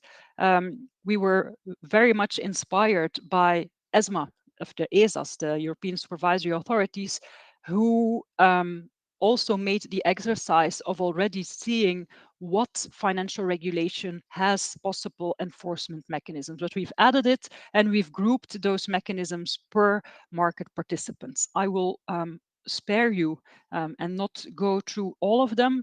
I'll maybe just since for investment firms, you have MiFID II, that is the Markets in Financial Instruments Directive, which has a number of conduct of business rules. And there's a rule that information which is addressed to clients should be fair, clear, and not misleading. And so if you give misleading information to clients, the sanctions of the MiFID can be applied by financial supervisors. And then there's the list of administrative sanctions which can be taken. Interestingly, I think that the ESA's definition can be helpful when interpreting these MiFID II rules, because they, for instance, state that intent is not required, and that's also the case for MiFID. Intent is not required if you to consider information as misleading. The question is just how it is perceived by investors. I think it's the same in consumer law. But intent can play a role, according to the ESA's report, in that intent can be an aggravating factor, which can lead to higher sanctions. And so in that way, the ESA's report and the ESA's definition is useful also in the MiFID context. Against investment firms, also the UCPD can play an important role, but I'm the least expert in this domain in this room, so I will not go into that. I will even skip most of the rest because it would take me way too long. So we did the same thing for issuers. What rules are applicable? Prospectus regulation also has a rule on fair, clear, not misleading information, which can be sanctioned by financial supervisors. There's a green bond regulation, which is for issuers of bonds specifically to get funds from the public for environmentally sustainable activities. Issuers are also subject to the Corporate Sustainability Reporting Directive, which requires all issuers to not only inform the market on their financial situation, which as you know, companies need to give at least every 6 months a financial report on how they're doing. They now also need to provide non-financial sustainability information. And again, this information can be sanctioned if it's not correct, if it doesn't give a fair view of the business development and performance of that company, a financial supervisor can sanction it. ESMA, European Securities and Markets Authority, has come up with specific guidelines concerning the supervision of specifically those sustainability reporting obligations and how to interpret them. And again, intent is not required according to the CSRD, but in view of the ESA's definition, it can be considered an aggravating factor. And then there's a market abuse regulation. Obviously, all market participants who would engage in market manipulation can be sanctioned, and market manipulation could also be false or misleading information on how green a company, for instance, is. Here, intent is required as a condition to be able to enforce intent, or at least gross negligence. Let me skip investment funds in view of time and conclude. Our conclusion is that there is already a variety of sanctioning mechanisms to enforce greenwashing in the financial sector. Very often, those sanctioning mechanisms are tailored to specific market participants. However, there are still several gaps. For instance, the taxonomy regulation, which defines what a sustainable, environmentally sustainable activity is, and a sustainable finance disclosure regulation, which obliges all portfolio managers, fund managers, investment advisors to provide information to investors on how green the investments are they offer to those investors. Those two new regulations do not have their own proper enforcement regime. It means that they cannot be enforced at all, the transparency obligations which apply under those regimes. You can use the MiFID enforcement regime to the extent those intermediaries are subject to MiFID. You can use the UCPD enforcement mechanisms to the extent they are considered traders, which they are, but to the extent the investors are also considered consumers under the UCPD. But still, not everything can be enforced. There's no proper harmonized enforcement regime. There's also the non-financial reporting obligations, the sustainability reporting obligations, which are new for all issuers. There's guidelines on how to enforce them, the GLACI, but strangely, those guidelines only apply to listed issuers and not to other market participants subject to the accounting directive. And so this also is a kind of a gap. And obviously, there's a lot of diverging national rules on, for instance, civil liability as well. So let me conclude. There's diverging greenwashing definitions.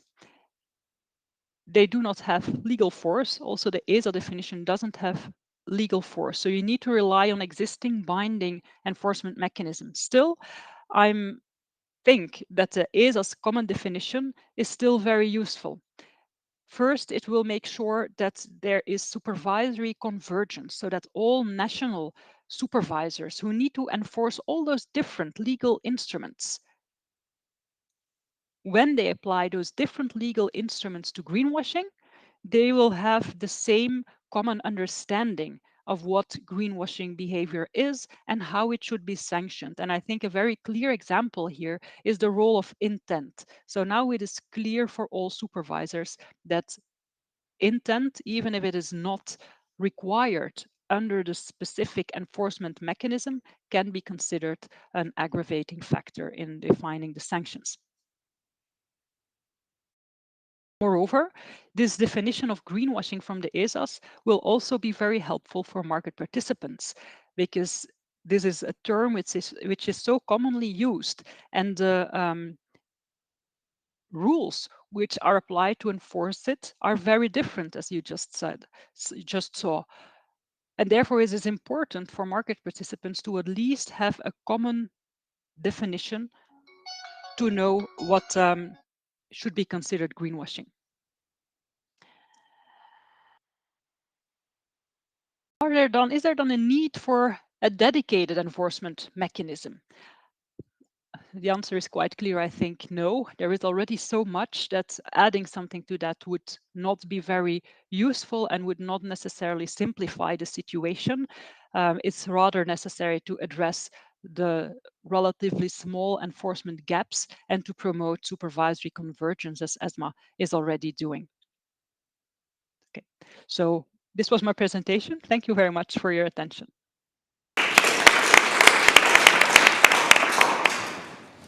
Thank you, Veerle. Thank you, Evelyne, as well.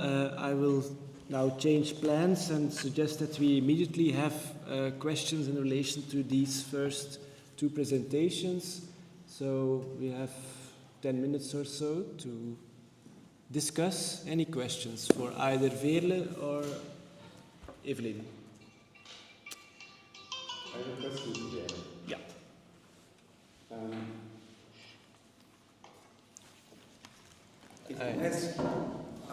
Sorry. You need this. Hi, Vele. Long time no see. What do I have to do? Ah, okay. Good. Thank you, Vele. Has there ever been an effort to test what compliance with the law would bring to improve environmental protection or sustainability or whatever?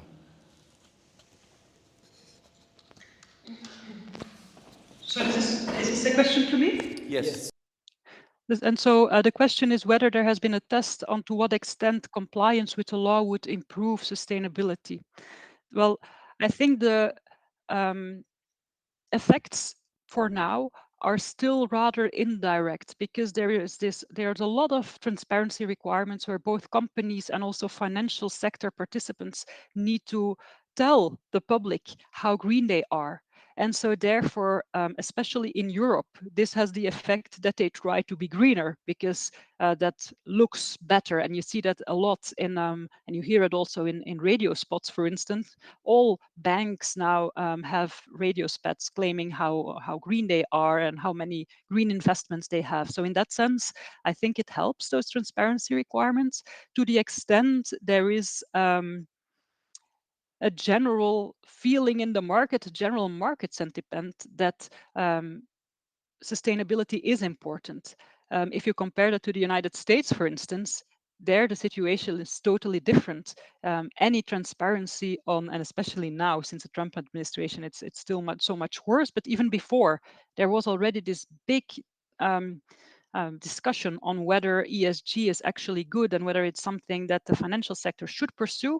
And so for many investors, banks and investment funds claiming that they were green was actually a bad thing, and investors might even flee them. And so therefore, these reputational concerns do only work if you have the sufficient investors that are interested in a sustainable environment. And so therefore, compliance with these indirect transparency requirements is useful to the extent market sentiment favors it, if that makes any sense to you. All right, thank you. Another question? Yep. Okay. Please. I don't know if they can hear me yet. Can you hear it like this? Or eventually can you... Yeah, I mean, no, not a problem. Okay, actually, it's more of a take from both the speakers on the last topic that was raised. I mean, the problem of greenwashing, so of companies withholding environmental credentials, let's say, due to the regulatory burden that's coming out of that. So my question would be, how pervasive can we get in these quests for disclosing environmental claims? And I see where this comes from, especially if we look at the financial sector as a heavily regulated areas, but my doubt is how far can these conformative efforts go? I mean, we have misleading omissions in the UCPD, but the misleading omission kind of subtems the fact that we are withholding an information that has some meaning and that should be disclosed to the consumer. So I think that kind of promoting the idea that we should prevent greenwashing with the same strength that means saying you have to disclose information about how sustainable you are. The more or less you are putting a mandatory disclosure on your environmental impact. If this is what we are asking for, because we are oscillating between greenwashing and greenwashing, then, and this goes to what Evelyne was saying at the beginning, then our only solution is labeling and design. That's the only end, because we are kind of incorporating that sort of information in the characteristics of the products. And so should we treat every product as something that is affected by the misleading omission? Because, I mean, it's not a medical product if we extend it to every kind of product with regard to sustainability. And I wanted your take on that, considering that you deal with two different markets with different needs as well. Thank you. Can I take that for financial services, maybe? Yeah. Sorry. In the financial sector, I would very much favor a system where a more extensive requirement for all products to disclose how green they actually are, and so indeed to avoid greenwashing. We already have now a requirement for financial products to disclose how risky they are, and that is done on a scale from 1 to 7. On every product you have to disclose how risky the product is. I think that it would be very useful to develop a similar scale for how green a product is. Not necessarily green or not green, but a scale where you give several shades of green, if you like, which would then require a very difficult exercise on how you would define it, but where consumers or investors can very easily, just on the basis of a simple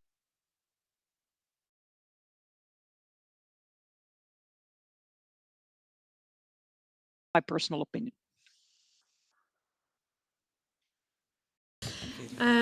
Well, as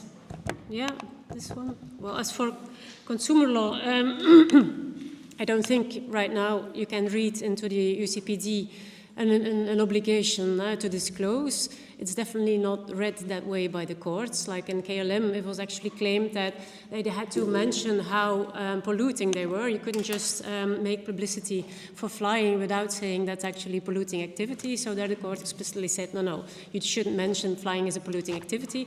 So if we want to go that way, you need a ban, I think, on advertising.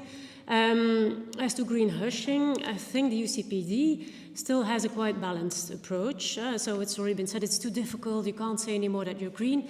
Actually, if you're concrete and you don't exaggerate, and you don't exaggerate the advantage, it's fine. You can communicate on how sustainable you are. Green Claims Directive is a different thing. There, I really think we go too far if this gets adopted the way it is. Like for every claim, every environmental claim, you will have to go through an assessment by a national body who has to interpret open norms in the end, because it's still about, it has to be significant, the advantage. But yeah, one authority is going to interpret it different than another one. So if you look at it concretely and try to see what it does, this Green Claims Directive, you will still have discussion on what you can do and what you can't do. It will cost you a lot of money. So there I really think that a lot of companies will just say, well, forget it. I won't communicate anymore. Yeah.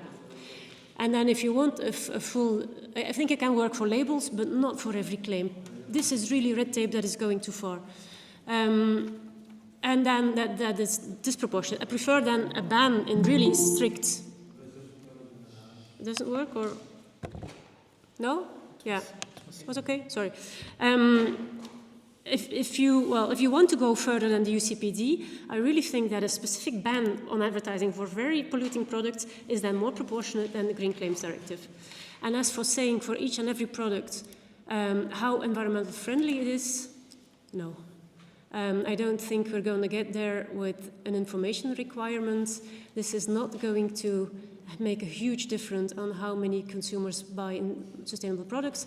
If you want a huge change, ban non-sustainable products from the market. Make sure that there is eco-design and that in order to get on the market, it has to be sustainable, and then we only have to choose between sustainable products, and then we are where we want to be. That's my opinion. Well. Thank you very much. Another question from the room, from what? Shall I? Let's see. Okay. That's as far as I can get. It's not really a question, but I want to add some evidence about some experiences that we are doing in Italy. And in the financial sector, our research institution, ISPRA, released some guidelines exactly for financial sustainable finance. And that was presented and discussed also with supervisor authorities. I don't know if you know, but I could provide you a link. And on the other side, before the eco-design regulation, but we, among those initiatives that we finance in ministry, we finance a small research and a pilot simulator that Enea, which is the other institution in Italy that is connected to with environment and a circular economy. That is a tool that firms can use to have a sort of self-assessment along the life cycle, of the products and the process, and so that help them to understand how sustainable they could be. So there are, let's say, experiments and pilot projects that are growing in these fields to help, of course, producers to understand how can they fairly promote their products from a sustainable point of view. Thank you very much. No further questions for the time being? Then I would... one more question. If you can come to the front, that would be Paolo Cassinis from the Italian authority. Just a remark. I think that one of the conclusions, if I'm not wrong, is that the potential impact of transactional decisions suffice under the UCPD, and I think this is very much the case. I mean, it should be, for instance, in the case law of the Italian Administrative Court, there is a very consolidated case law of danger offense or danger, which means that UCPD offense have not to be proven in their effects, but just in their potential impact on the freedom of choice, economic choice of consumers. And I think that, at least in the Italian experience of enforcement, it is very helpful to argue cases in which there is a potential impact on the economic decisions of consumers. Thank you.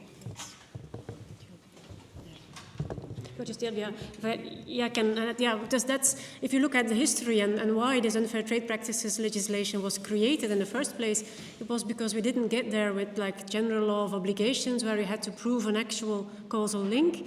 And then at least like the former Belgian rule was saying like the potential damage is sufficient, so we have to stick to that, or we actually make it very difficult to enforce, I think. Yeah, so that's an important one. Thanks. Okay, thank you. We move on to the next two speakers. Thank you, Veerle, for joining. Thank you. Goodbye. Thank you, Evelyne, as well. And first we have Guido Comparato from the University of London, Birkbeck. You will be giving a presentation on green instrumentalism. And you don't have slides? Well then, that's fine. So, yeah. So it's now, let's say, until...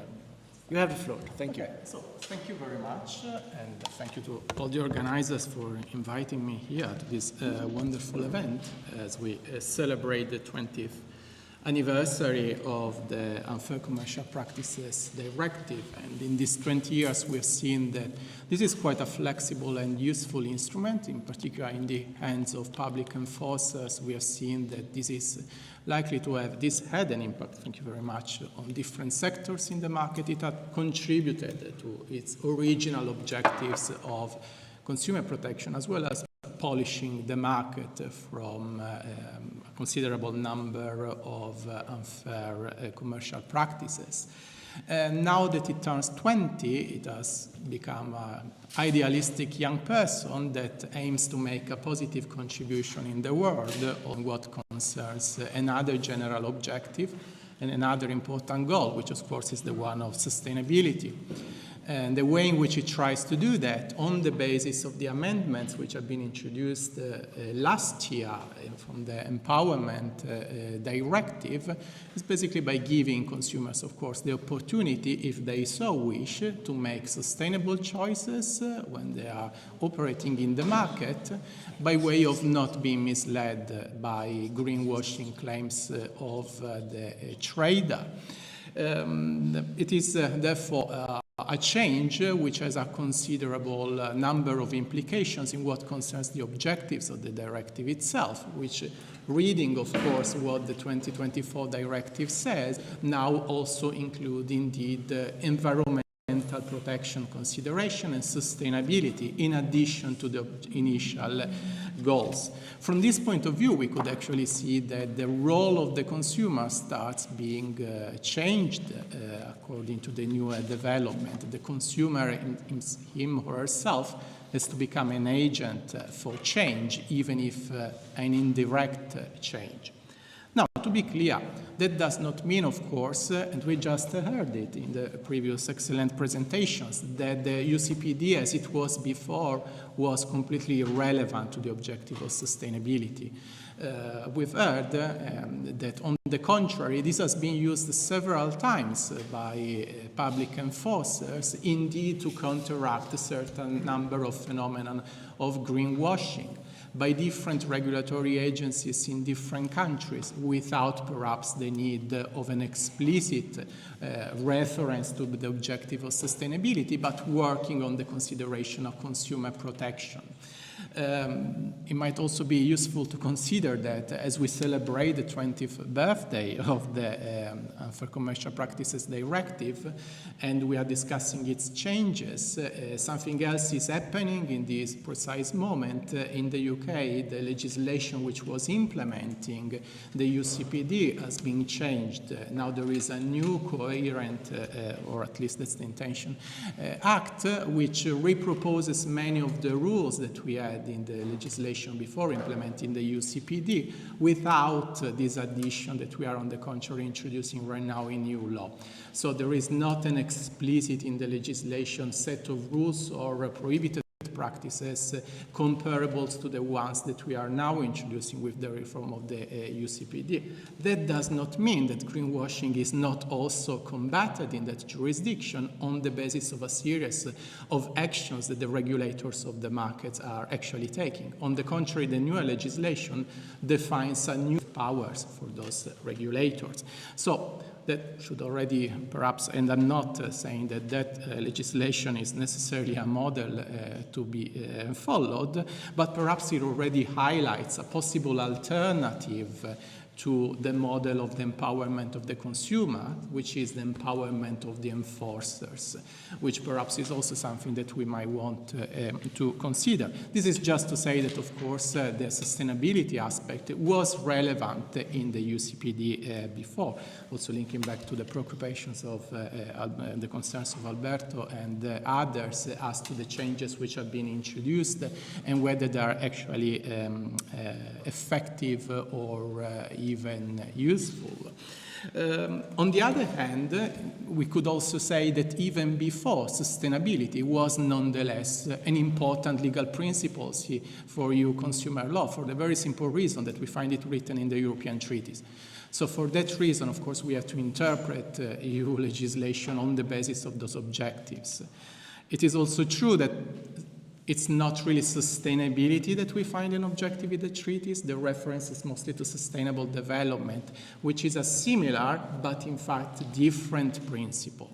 So this is really the benchmark for the changes for the interpretation of EU law, is the notion of sustainable development rather than sustainability itself. But that's already a principle that we had to take into account before. It is nonetheless true that right now, after the change from last year in 2024, we now have a set of rules which are specifically, or at least so we are told, designed in order to facilitate the green transition by the way of consumer choice mostly, which over time should indeed produce the result of a sustainable economy or society. And of course, the way in which the 2024 directive is framed, if we read it, it sounds quite convincing, of course. It really makes us feel empowered in the sense that we believe that we have a role to play as consumers in producing the transaction. There are nonetheless some problematic aspects in relation to the particular model which is defined right now after the Empowerment Directive, in the sense that it is still in reality kind of unclear what really the role of the consumer in this possible transaction is. We are told that we have a role to play, but what is precisely the model of consumer that the law has in mind as an agent for change is something which remains a little bit more ambiguous. And this ambiguity, interestingly, emerges from the 2024 directive itself, which speaks of empowerment. And this is not the first time, of course, that the Commission adopts the terminology of empowerment. It is perhaps the first time, however, that it features so prominently already in the name of a directive, even if in the directive itself the term reoccurs only another time, in Recital 3. Empowerment is an idea that immediately seems to convey a very positive message, indeed, of feeling powerful, of having a role to play. It is, on a closer look, a kind of ambiguous concept. It is almost a neologism, is a new word, something which has started being used a few decades ago with a certain connotation, and that over time shifted its original meaning. It was mostly used as a term very much also linked to a certain number of social claims and demands vis-à-vis the authority of the state, which was perceived as being somehow oppressive by certain groups, which were on the contrary reclaiming their autonomy and their self-consciousness and their ability to play a role in the political arena. Over time, this has started assuming a new connotation which stresses again the role of the individual, but mostly as an individual as opposed to a change which might be produced by the system. So when we are talking about empowering the consumer, what kind of empowerment are we really intending to refer to? Of course, that's something that we might need to interpret legally, and not on the basis of linguistic categories, but on the basis of legal concepts. But these remain a little bit ambiguous from the directive itself. This emerges, for instance, from a short and fun comparison that we can make between the different linguistic versions of the directive. In the sense that empowerment, of course, as I was mentioning, is a relatively new concept, which does not necessarily also find a direct equivalence in the language or in the political thought and the tradition of political thought of certain jurisdictions.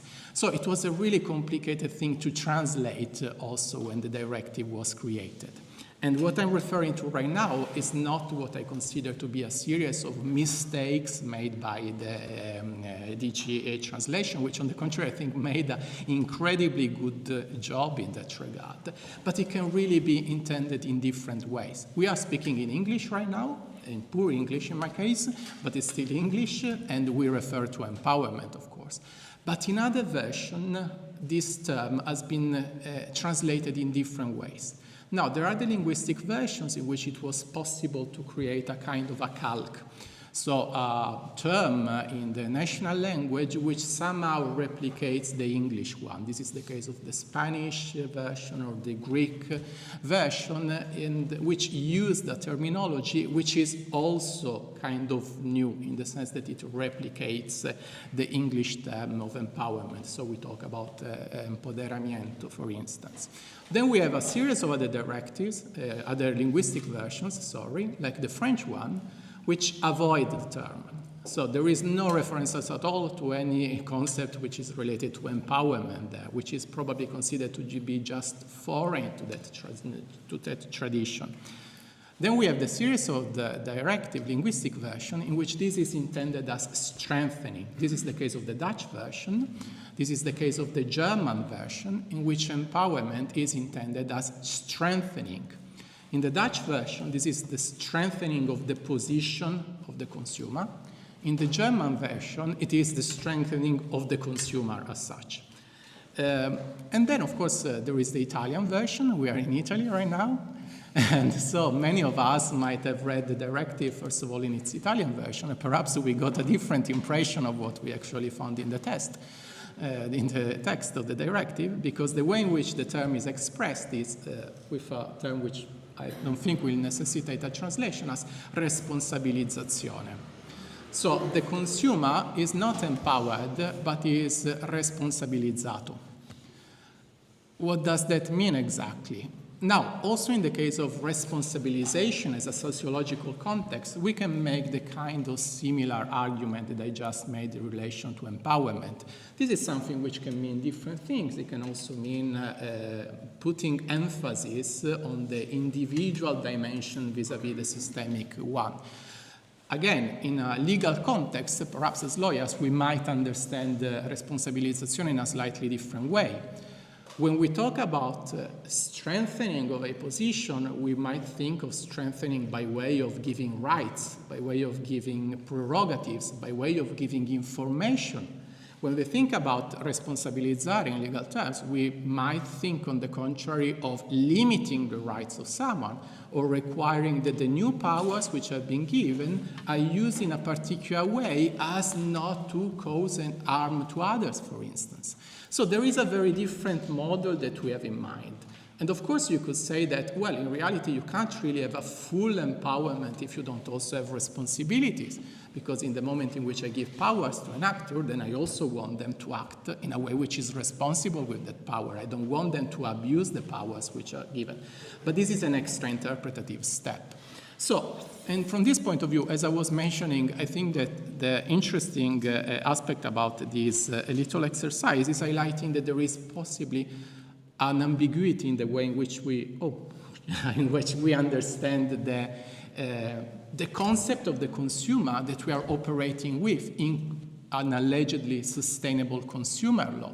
When we are thinking about the consumer, we're thinking of someone who can make a positive contribution under the condition that he or she is given a series of rights, because we assume on the basis in reality of some considerations where the evidence is inconclusive at best, that the consumer might actually make a sustainable choice just because they say that they are sustainably interested, even if perhaps then their actual choice is determined by a series of other considerations, not last the price, as we were hearing before? Or do we see the consumer as someone which, on the contrary, is detrimental to sustainability, and therefore that must be somehow also limited, and they must be responsibilized?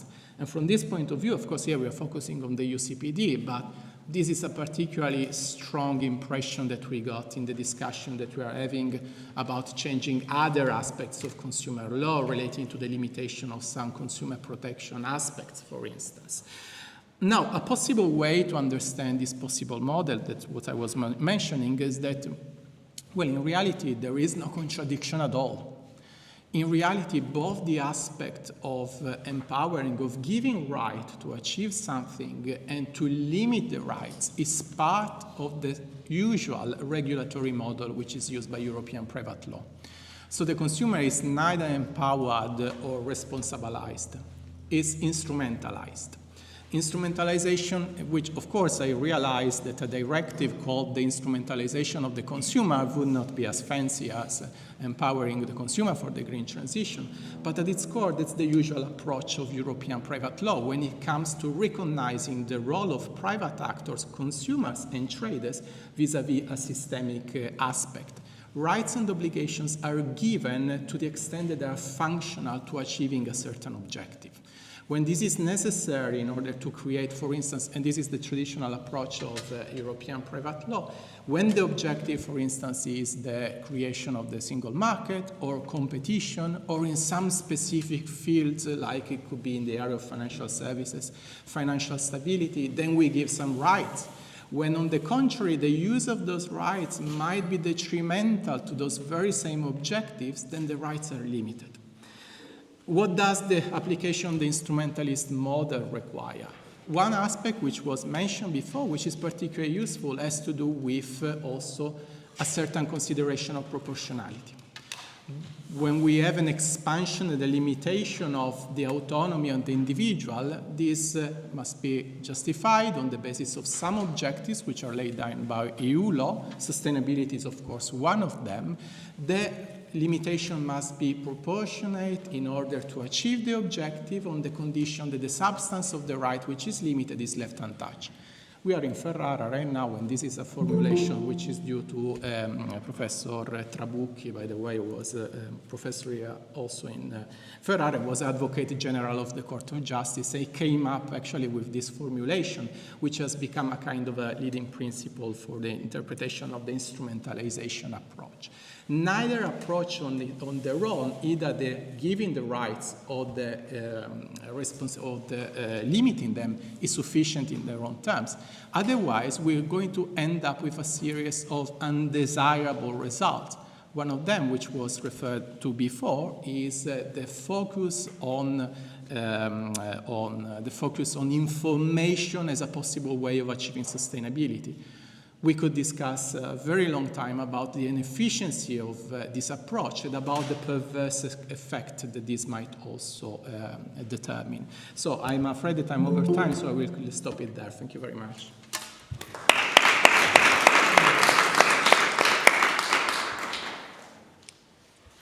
Thank you so much, Guido, for your presentation.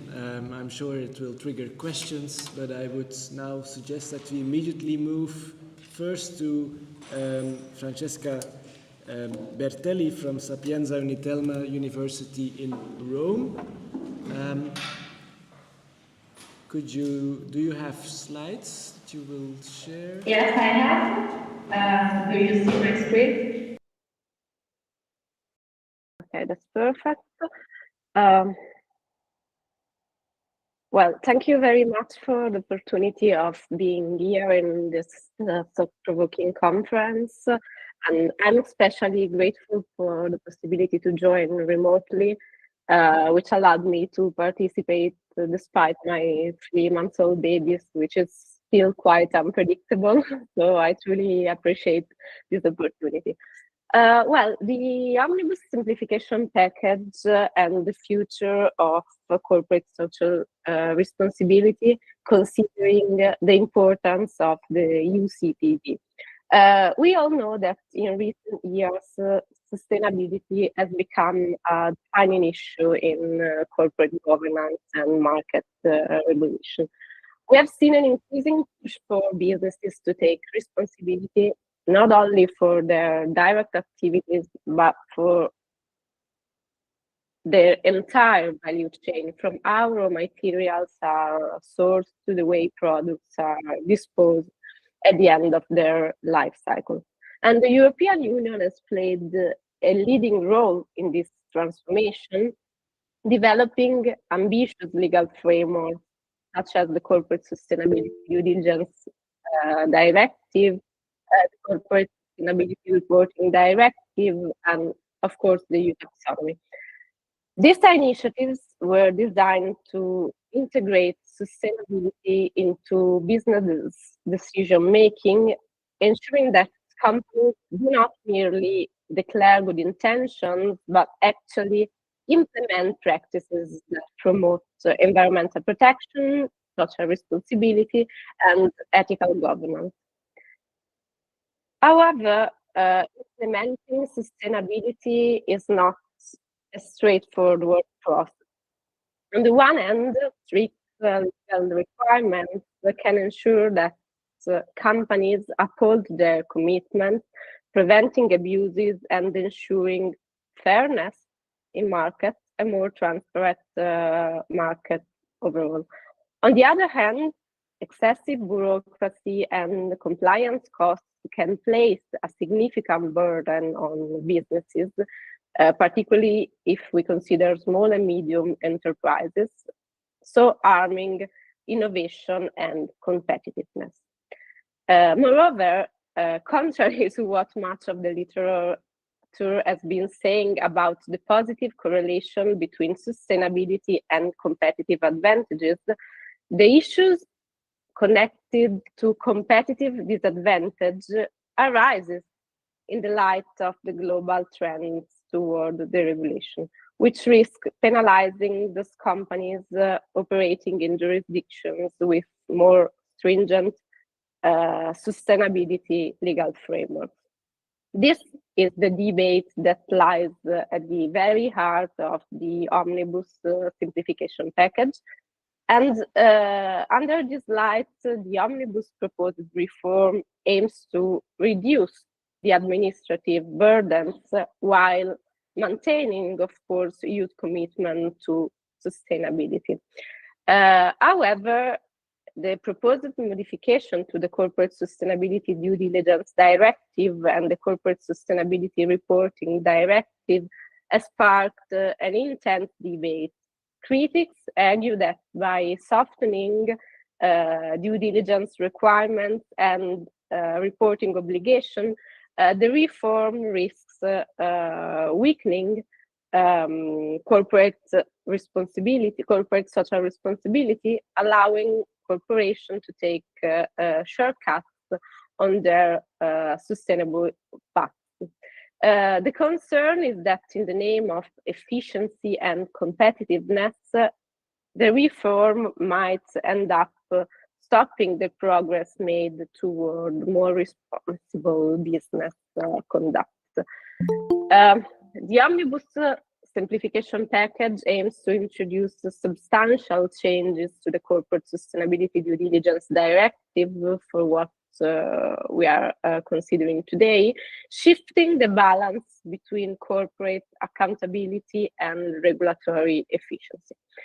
Among the most debated modifications, we can find narrowing the scope of due diligence obligations, since due diligence obligation will focus primarily on direct business partner rather than covering the full value chain. So in line with the German model, indirect suppliers will only be monitored in exceptional cases. The second point is connected to a sort of relaxation of climate transition obligation, because the original requirement to adopt and put into effect climate transition plans could be modified and become a more simple duty to create climate transition plan without the obligation to put them into effect. As a result, the duty could be reduced to a procedural requirement. A procedural requirement meaning a duty to draft a transition plan absent any binding mechanism to ensure its implementation or to sanction non-compliance. The third point, and the first one also, are connected to the full harmonization, since the omnibus version totally removes the flexibility to go beyond EU-wide requirements, imposing a uniform legal framework across all member states. And this, of course, is enhancing legal certainty, but also limiting the possibility to adopt more ambitious national policies. And it also impacts on corporate liability and enforcement mechanisms, since the provision concerning liability has been really softened, and liability of the mother company will be assessed case by case and determined according to national laws.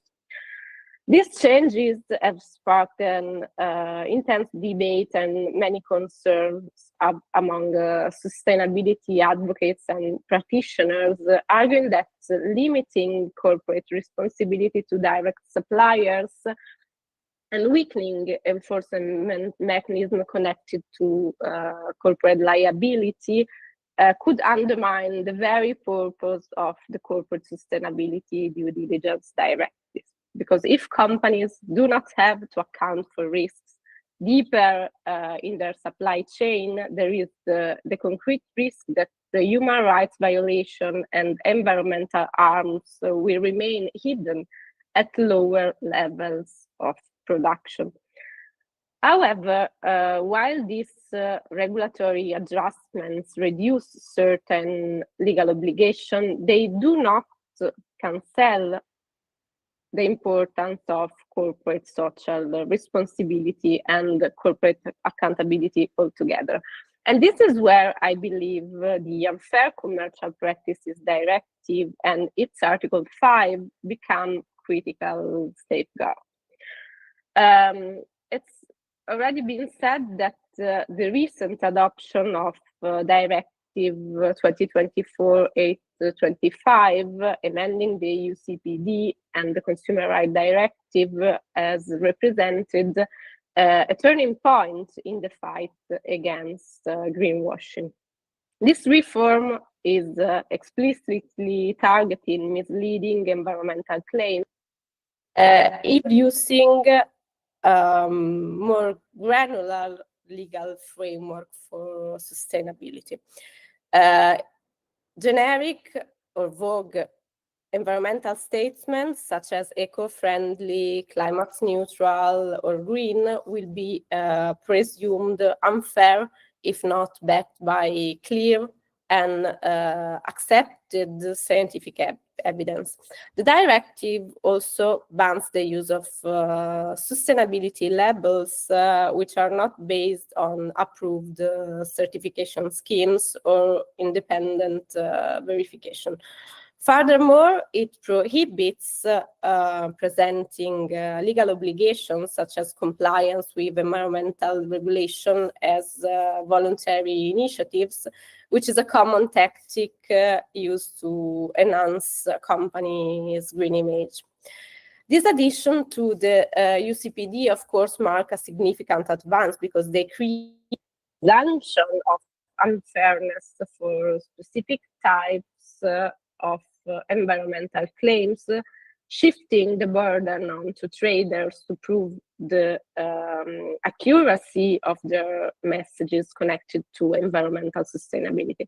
In doing so, of course, they strengthen or empower, if we want to use this word, consumers because they strengthen their trust, but they also give enforcement mechanism to consumer. In so doing, they create a more level playing field among companies committed to sustainability.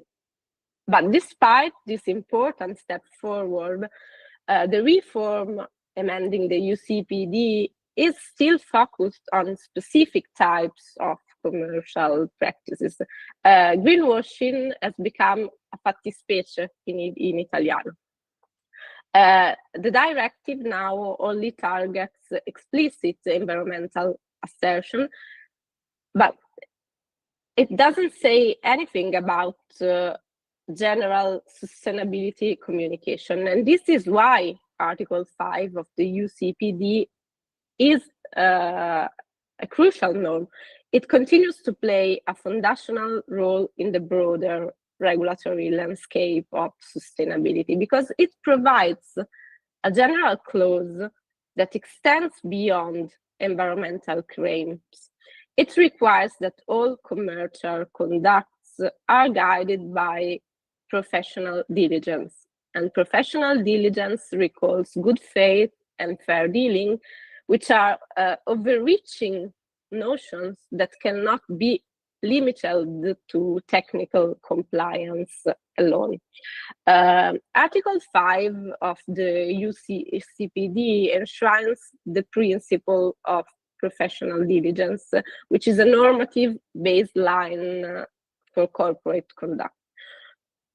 While this principle has often been interpreted as a narrow concept in consumer protection, its broader relevance has been increasingly recognized in sustainability discourse. Professional diligence extends beyond formal compliance because it entails acting with the care, transparency, ethical consideration, and fairness that a responsible business would be expected to demonstrate toward both consumers and society at large. At the heart of the UCPD, I believe, lies its Article 5, which establishes a fundamental legal principle for professionals. Professional players must, in this context, adhere to a standard which is a dynamic standard in commercial practices. This may sound like a technical and rhetoric concept, but the implications of professional diligence are profound. This is a provoking question, of course, but could we state that professional diligence in the context of sustainability is not just about following the law, but it is about acting with the care and ethics that business is reasonably expected to demonstrate towards society? For sure, even if the Corporate Sustainability Due Diligence Directive may place fewer legal obligations on companies after the omnibus package, companies cannot use this modification as an excuse to mislead consumer through sustainability claims. Article 5 acts as a bridge between consumer protection and sustainability regulation, ensuring that companies remain accountable not only in terms of what they say and what they do, but also in terms of how they communicate their ESG efforts. Second point, reinforcing professional diligence under Article 5 of the UCPD ensures that company cannot exploit legal loopholes or regulatory simplification to mislead consumer. And the linkage between Article 5 and sustainable governance underscore another very important message in the green transition. Simplified rules do not equate to lower sustainability expectations. Professional diligence remains a dynamic standard capable of evolving in line with societal values. And this, I believe, is connecting my presentation to the importance of ethical governance and private autonomy in governing the green transition. In this evolving regulatory landscape, voluntary corporate governance mechanisms still play a crucial role in bridging gaps between regulatory compliance and sustainability commitments. If we reflect on the evolving legal framework for sustainability, it becomes increasingly clear that compliance alone, especially if we consider simplification, is no longer sufficient. Legal obligations set now the minimum threshold, but the real test of corporate commitment for sustainability lies beyond the law. Sustainability governance mechanisms thus deserve to be further explored because these mechanisms are not mere optional extras. They are essential instruments bridging gaps between compliance and authentic long-term engagement with environmental and social goals. Let me briefly touch, before my conclusion, the 4 areas where this voluntary mechanism may play a strategic role for the green transition. First of all, consider the role of independent ESG committees and ethics board. These internal governance bodies have become a hallmark for serious corporations seriously committed to sustainability. And by embedding an ESG oversight into companies' decision-making architecture, often at board level, firms can ensure that sustainability is not relegated to a marginal side, but yet it should be integrated into strategic planning. Also, this kind of committees would be helpful in ensuring a true compliance with all the legal framework, all the norms in the legal frameworks connected to sustainability. Second point is connected to the role of independent certification schemes, internationally recognized standard, because these certifications can provide useful tools to demonstrate the sustainability commitments, and of course they are also more and more relevant under the UCPD. Such certification acts as a signal of real commitment towards sustainability, and in a market where greenwashing is a growing concern, they can help in building a credible image of a green corporation.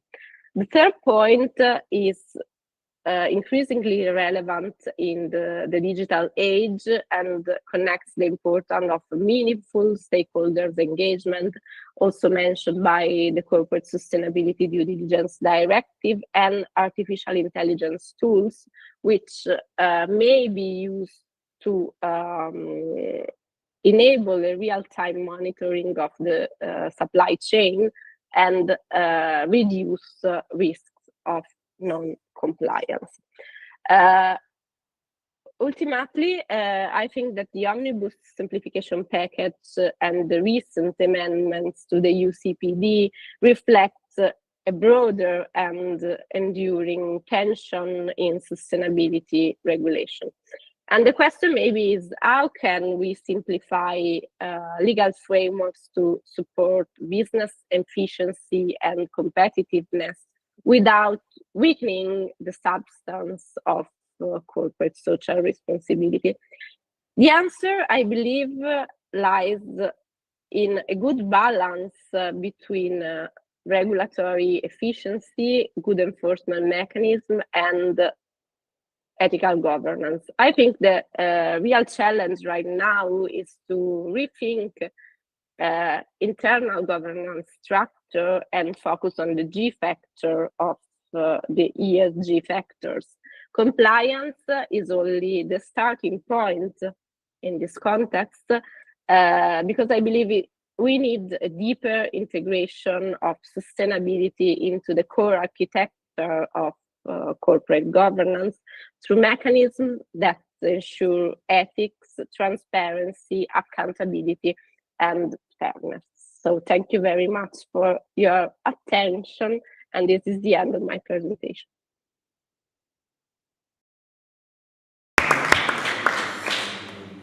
I will again change plans in light of timing. I think would immediately suggest now that we give the floor to Professor Susanne Augenhofer from the University of Innsbruck. And if I may ask, would it be possible to perhaps limit your presentation to 15 minutes instead of 20 minutes, if possible, so as to allow us to have some more questions afterwards. We're very happy to have you. We can't hear you, Susanne, for the moment.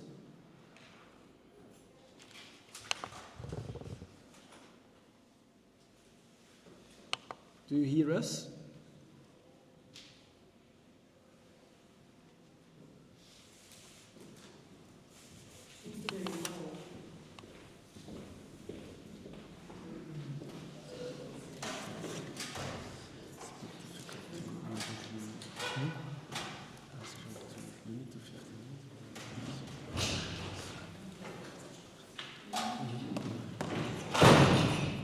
Hi, Susanne, can you hear us?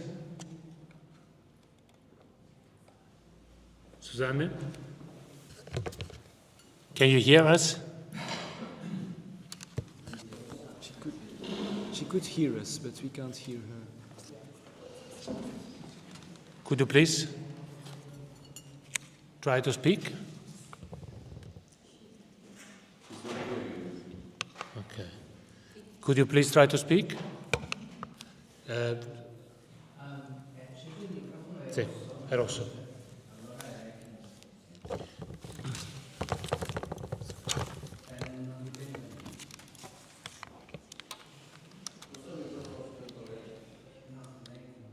Can you hear me? Yeah. Okay. Sorry. Now we can hear you. Okay. Welcome and thank you for joining. We're most pleased to have you also participating in this conference. Do you have slides that you want to share? Slides. I have to admit, even though we are talking today also about digitalization, it's the first time for me that I'm using Google Meets. So bear with me when I try sharing my slides. Can you see my slides? Yes, we can see them. I'm echo, so maybe you have to turn your microphone off now that you can hear me. Okay, and I will try to limit my presentation to 15 minutes, even though I was asked to speak for 20 minutes, which I thought works very well because it goes together with 20 years or the anniversary of the 20th birthday of the UCPD. 20 years is quite some time, and I think it should be a time to pause and reflect.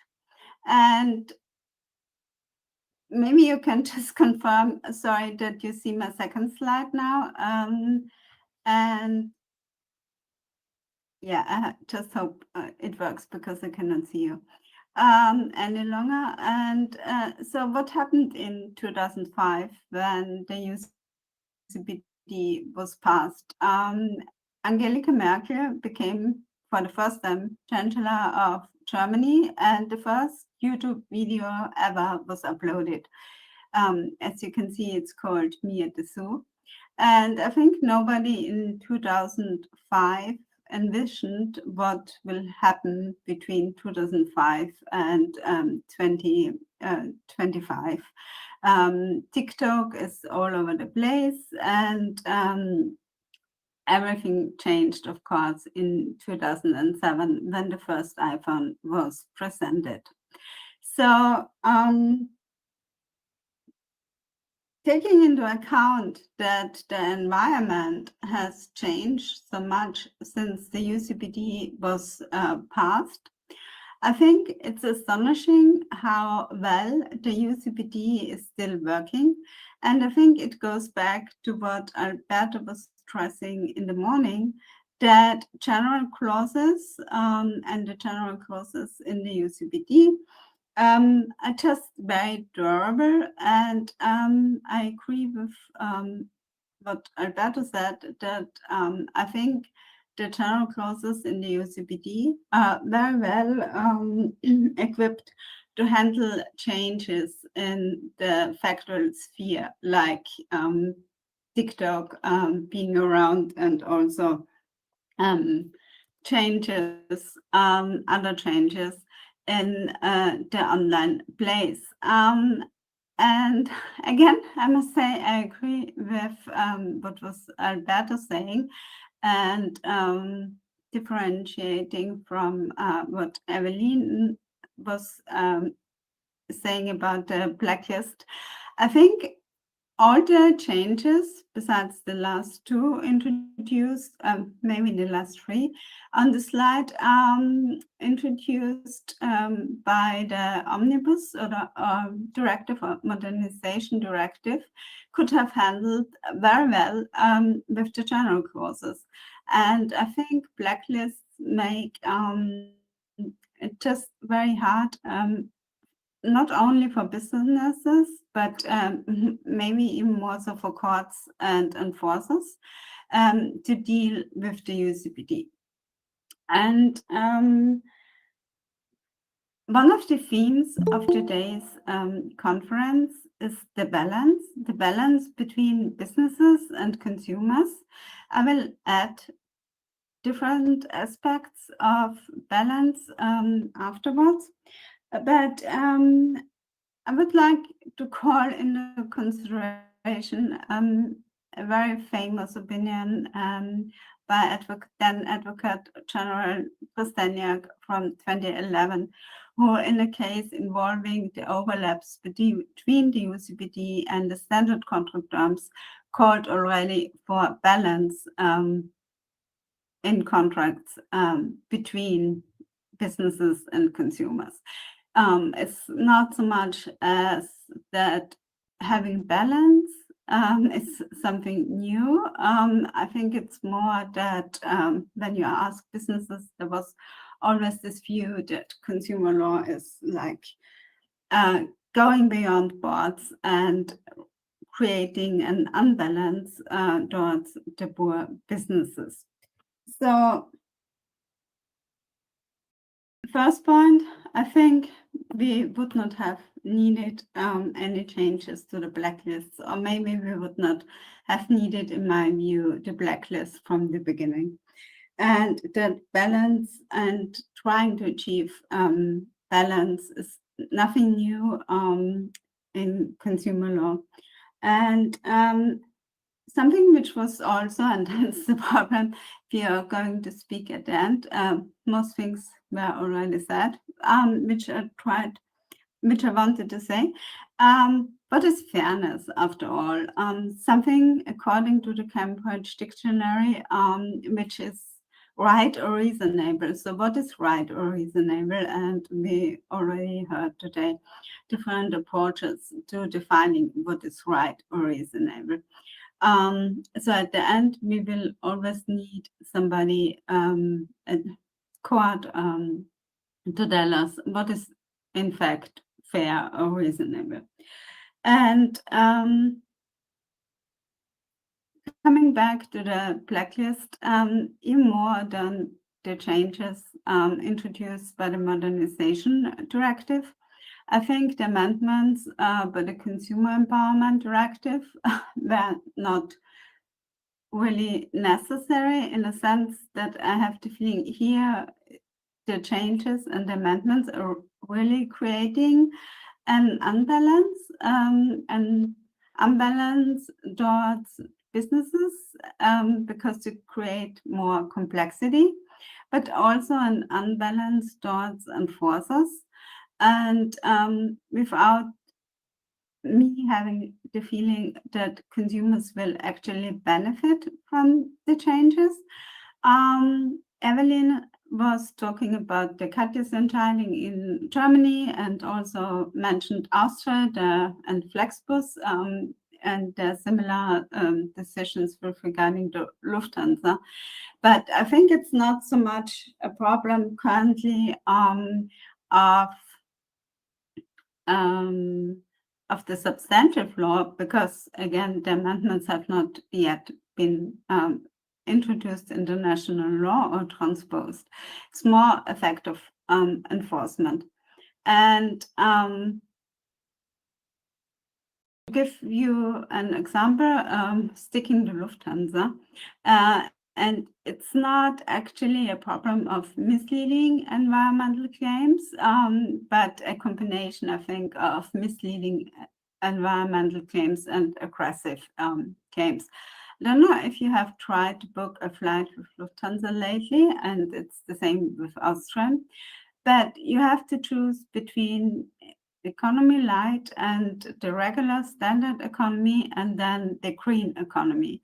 Green economy gives you more status points if you're a frequent traveler, which is also kind of an interesting incentive because you're supposed to pay more so that your flight is green, but then you also get an incentive to fly more because flying with the green economy tariff fee makes you a frequent traveler easier.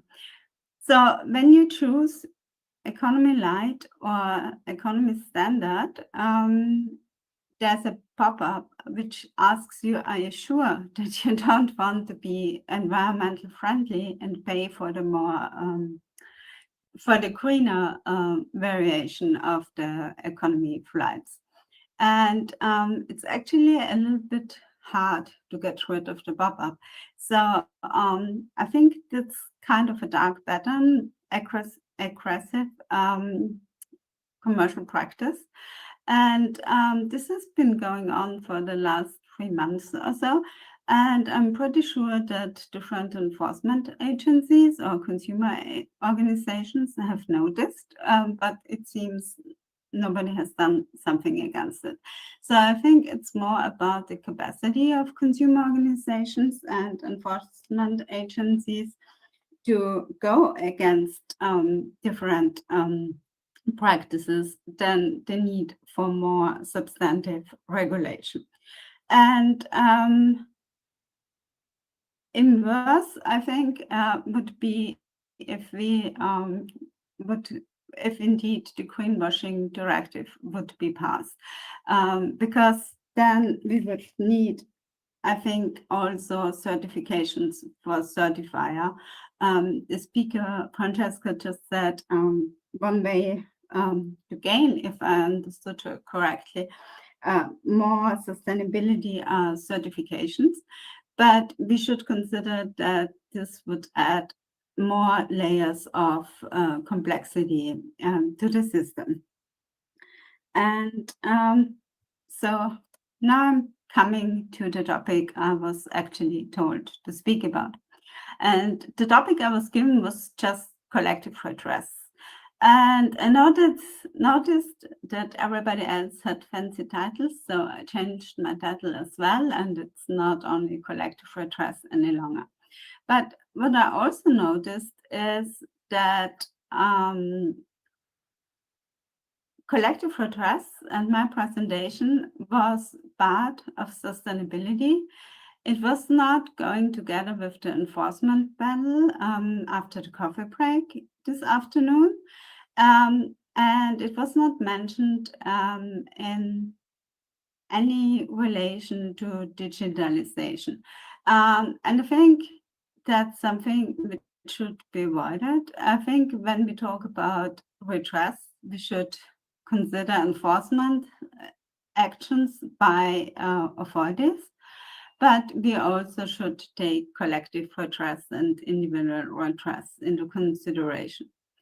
And one question is also, what are we really talking about when we talk about collective redress? And in the Representative Actions Directive, there's not any longer a definition of collective redress, but there was one in the recommendation from 2012 on collective redress mechanism. And there's one main difference between this definition and the Representative Actions Directive. The definition of collective redress under the recommendation encompasses also the grouping of individual natural persons in a way that allows them to bring an action. So here we have the idea of the so-called American-style class action, which would actually, when we think about the empowerment of consumers, empower consumers more than just the option to opt in to a representative action brought by a qualified entity. And when we talk about collective redress, of course, first we need a right to redress. And it was only through the modernization directive in 2019 that the UCPD was changed in a way that gives consumers actually a right to redress. I think here again, we find some balance between the interests of businesses and consumers, because Article 11A of the UCPD gives the member states some leeway to take into consideration the gravity of the breach of the UCPD and also the way how they achieve the proportionate and effective remedies. Also introduced to the UCPD by the Modernization Directive was Article 13 of the UCPD. It was an amendment of Article 13 UCPD on the provisions of the calculation of penalties. I think it was the first time outside the area of antitrust law, and at least the first time in the area of consumer law, that for the breach of the 4 directives, which were amended by the Modernization Directive, we got some formula how to calculate the penalties. And here again, I think the UCPD tries to achieve a balance between businesses and consumers. Again, the penalties have to take into consideration the gravity, the scale, and the duration of the infringement. What I was wondering before, but especially when thinking about my presentation today, is there a balance between the enforcement actions and the deterrence and the protection of consumers in the different member states? If we compare the situation in Italy and the Netherlands, where we have authorities in charge of the enforcement of consumer laws, and compared to Germany and Austria, where we rely on consumer organizations, I think we get a very different outcome. I was looking at the website of the Italian Consumer and Competition Enforcement Agency, and of course we find there a recent press release where a company was ordered to pay 400,000 euros as a sanction for unfair commercial practices. Member states like Germany and Austria had, of course, to implement Article 13 UCPD, but because the enforcement system is one relying on private organizations. And maybe I'm wrong, and Hans, please correct me if I have overlooked something. I'm not aware of a single sanction by, in Austria, it's the Austrian Ministry of Consumer Protection, which is in charge of the implementation of Article 13 of the UCPD, because there is no competition or no authority in charge for the enforcement of consumer laws, and there has not been a single action for a violation of unfair commercial practices besides injunctions. And now in the future we can rely on the representative actions directives. And it has been already mentioned in the morning that we are still dealing with this division between public enforcement and private enforcement. And Hans, you said during one of the discussions that you met Peter 30 years ago or so. I remember that almost 20 years ago, you organized a panel together with Fabrizio in France, and I was participating, and the topic was the division between public law and private law and how we should overcome it. And I think this is still a very valid topic. So we are back to enforcement and collective redress. And the current consumer agenda has the strengthening of resilience for sustainable recovery on its agenda. And I learned yesterday, and I think it was also briefly mentioned during the first session this morning, that the new consumer agenda, which shall be adopted this fall, will have enforcement again on its agenda. So it's an ongoing topic. I just fear there's not over-enforcement, as was mentioned by one of the speakers, but I really agree with everybody else who said there's under-enforcement. And I agree with Monica that there might be an over-regulation because we have so many acts in the last 3 or 4 years. Multiple acts have been passed, including the Digital Service Act and the Digital Markets Act, which are also interplay with the UCPD. But I think little has been achieved despite the Representative Actions Directive with regard to effective enforcement. And I also think little has been done by the Commission to explain the overlaps between the different acts. And I also think calling regulations acts is quite misleading. And coming to one of my last slides, and I'm sorry for talking too long. Just a couple of days ago, the first high-level forum meeting on justice for growth took place in Brussels. And one of the points which were made during the presentation by the Commissioner was how important efficient enforcement is for businesses, but also and for achieving more competition and also for the protection of consumers. So I think when we are talking about balance, it's also in the interest of businesses to have efficient enforcement mechanism. Something else which was mentioned in the presentation was the use of AI and general digital opportunities for more efficient enforcement. And something which was also introduced just last week or maybe 2 weeks ago was a project by the German Ministry of Justice, which allows consumers to ask for compensation under the air passenger rights regulation on the website of the German Ministry of Justice. So basically getting your compensation without relying on businesses like Flightride, but in a very easy and comprehensible way.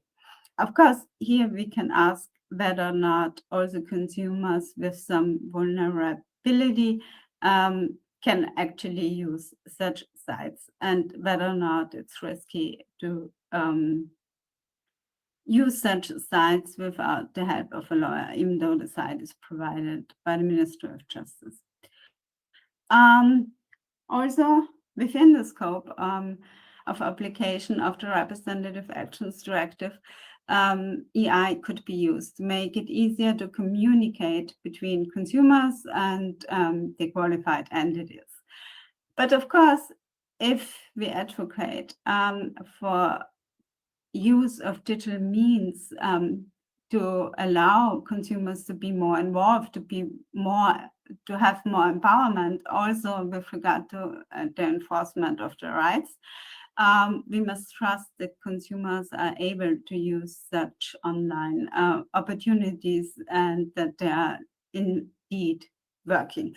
I was asked last week to use an app to assess the attendance of my students, but then the app didn't work. So maybe sometimes pen and paper are still more reliable. And when we are talking about the means of efficient enforcement in the area of digitalization and sustainability, I think all artificial intelligence and other revelations are not helping. If it takes ages to find out whether or not a consumer organization has standing, even if an individual does not give the consumer organization a mandate when the GDPR is breached. And it should not take necessarily a decision by the Grand Chamber of the Court, just of the Grand Chamber, whether or not assignments of claims as a different way of collective redress is possible or not. Also taking into account that not only consumers, but also businesses and especially SMEs might need help to enforce their claims. So what are the shortcomings of enforcement? I think, and this is mentioned again and again, often enforcement actions and collective redress mechanisms take too long. There's a problem of funding. We need to empower also our consumer organizations, not only the consumers. There should also be a fairness between consumer organizations. What do I mean? A consumer organization like VZBV in Germany has different means than a consumer organization in maybe Romania or Greece. And there should be, if consumer organizations need to rely on outside funding, fairness between funders and consumer organizations. And there should also be transparency towards consumers, how enforcement actions are taking place, or with regard to collective redress mechanism, how they are funded, how long will they take, what's at stake. And because when Italy, I could not resist to put Trenitalia, the recent decision by the Court Justice, on the slide. Procedural autonomy can go only so far, and it cannot, national law should not interfere, as the Court rightly ruled, with efficient enforcement mechanism. And sorry for talking so long, but I feel very passionate, as you might have noticed, about the topic. And this is my last slide. I think a lot has to be still done, but maybe we should not work on so much on substantive law, but first reevaluate what we have, and then also focus still more on enforcement and collective redress.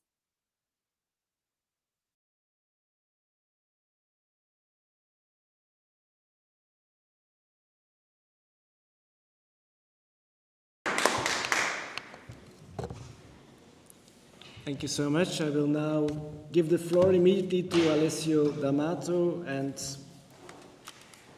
here you go. Thank you. If you could also, yeah, I will. To some extent. I will take my responsibility for taking you away from the coffee break very seriously.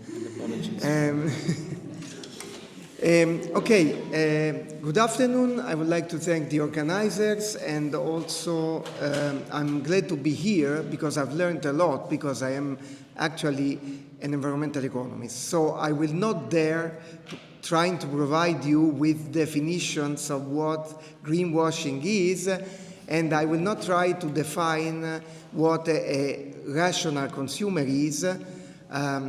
I will just stick to the standard assumption that a mainstream economist keep for consumers, which is consumers are rational and selfish, which means that we only care about our own welfare.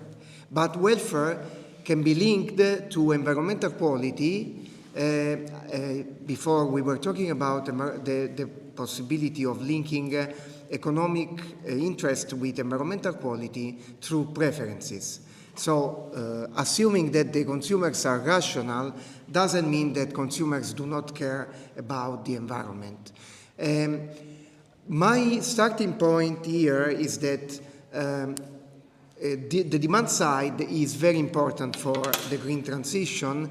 Evidence suggests that today, and I'm happy to have seen that in Evelyne's presentation, she presented, I think, Spanish data which are quite compatible with the data that are reported in the May 2024 Eurobarometer survey on European citizen attitude towards the environment, where basically 78% of consumers think that environmental issues need to be addressed, and these are the four mostly cited ways suggested by respondents, and one is ensuring that products in the EU do not contribute to harming the environment, which means that this confirms what Evelyne was saying, that even though a lot of people say they care about the environment, not very many people really show that we can expect them to show that they care about the environment by paying more, although other evidence suggests that there is a kind of green premium in consumers' attitude. So it seems from past research that consumers' willingness to pay for greener goods is larger than for equivalent brown goods. This is a good starting point. And the economic literature is rich of different methodologies that are used to try to assess consumers' willingness to pay for environmental goods using different methodologies. I will not go into details, of course, on these methodologies, but there is a huge amount of research effort in trying to build a demand for environmental quality, given the demand for environmental quality is not a marketable good, and therefore there is no clear market demand.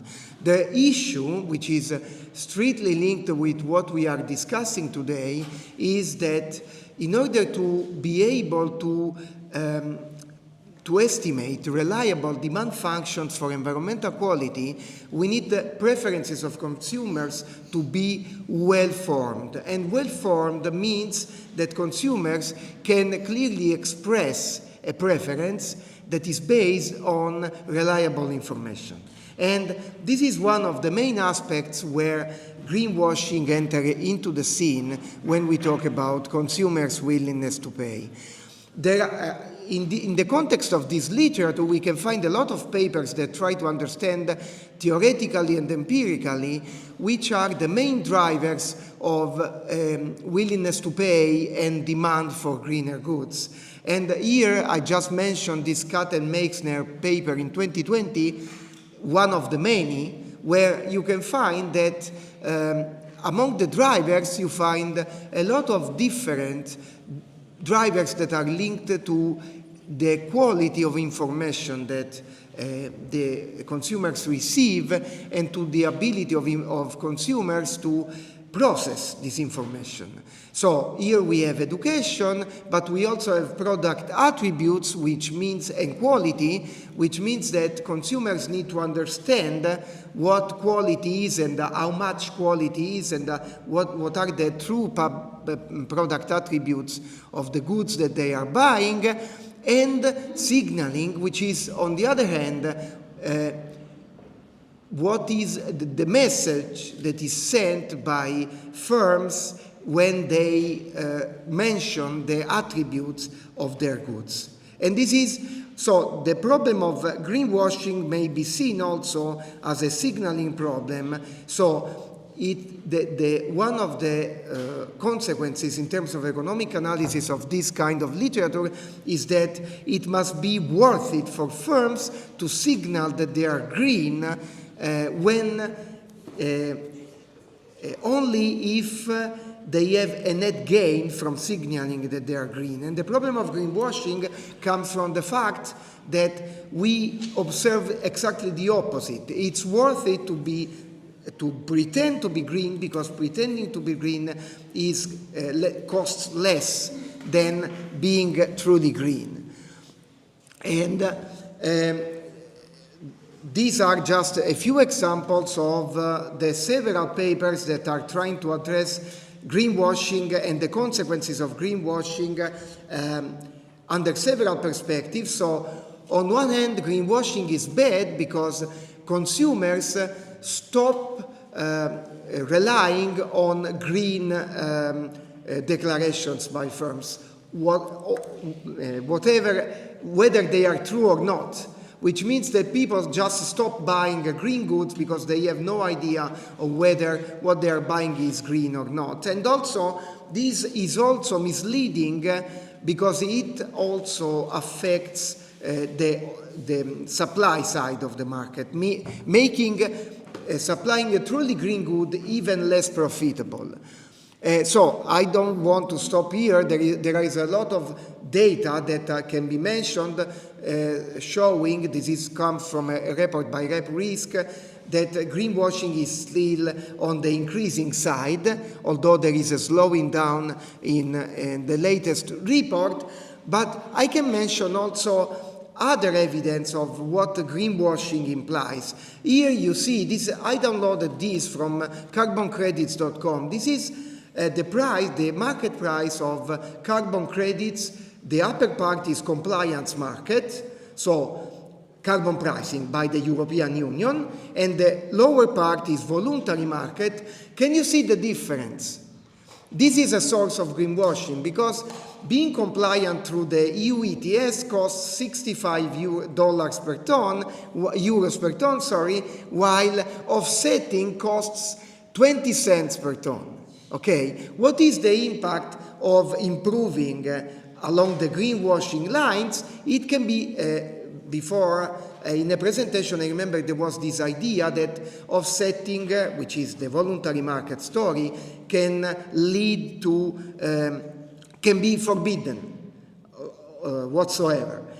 I'm not sure this is the good point because in principle on the textbook, having voluntary markets that go beyond compliance improves the efficiency and the effectiveness, but the real life experience with offsetting is very disappointing at the moment due to credibility issues, to scandals, etc. And this explains the lower price, but solving the greenwashing issue could imply that the price of voluntary offsets gets closer to the price of compliance markets. And then the last part of my presentation, so I mean, I am making an Olympic record,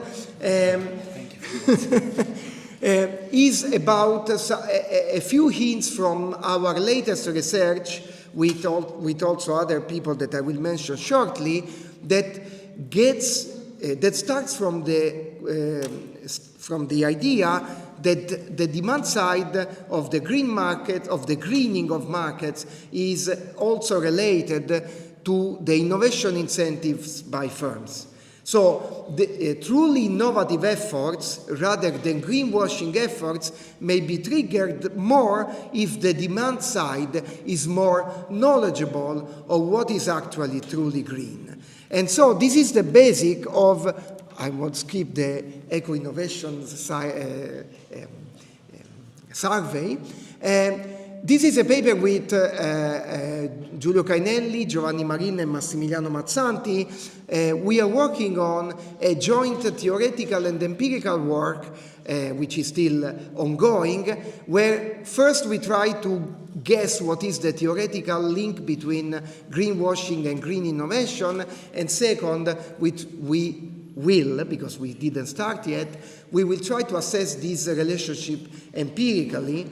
And basically, we start from two conceptual frameworks, one where consumers can be green or brown, whether they care about the environment or not, and the green consumers may be informed or not, so that uninformed green consumers can be deceived by greenwashers in the short term, because it takes time for them to understand whether the good is truly green or not.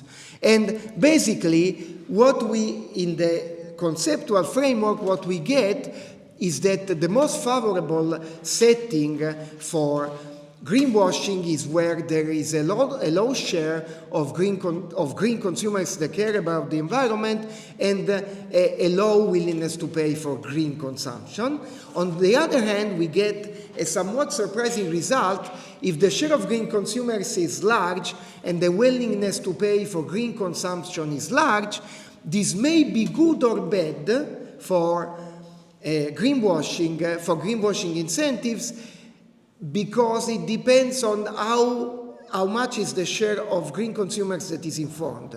So if there is a large share of green consumers that are uninformed and they are willing to pay a lot anyway for green consumption, this is good for greenwashers. So this discourages innovation, even though the share of green consumers is large. And so this is just one of the theoretical explanations that we try to give to the phenomenon. The other one is linked to the possibility that there is a complementarity between environmental efforts and transparency, but I will skip this part.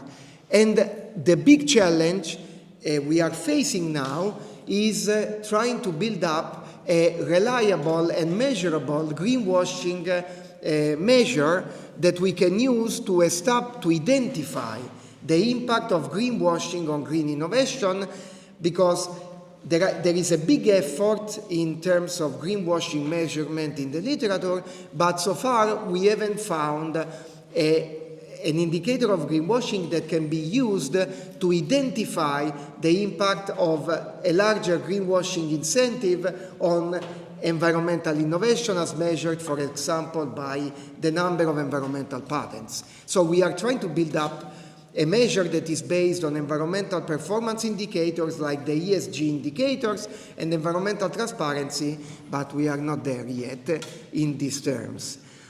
Analysis then is ongoing, and I hope that we will be able to give something more on this, but I hope that at least the conceptual idea of how greenwashing can be related to eco-innovation can provide food for thought. So one thing that comes from our analysis is that, as I mentioned, I don't dare trying to give you any definition concerning greenwashing, and I don't dare telling you how the EU laws should be shaped. But the point here is that any literature that I have seen and the results we got so far goes in the direction of justifying and encouraging any kind of legislative measures that can that can improve transparency and consumers' empowerment in an economic perspective. Having said this, I found this comic on greenwashing. I'm sorry, this is in Italian. This is Altan, who is one of the best designers in Italy, and this is a best representation of what greenwashing is about. Thank you.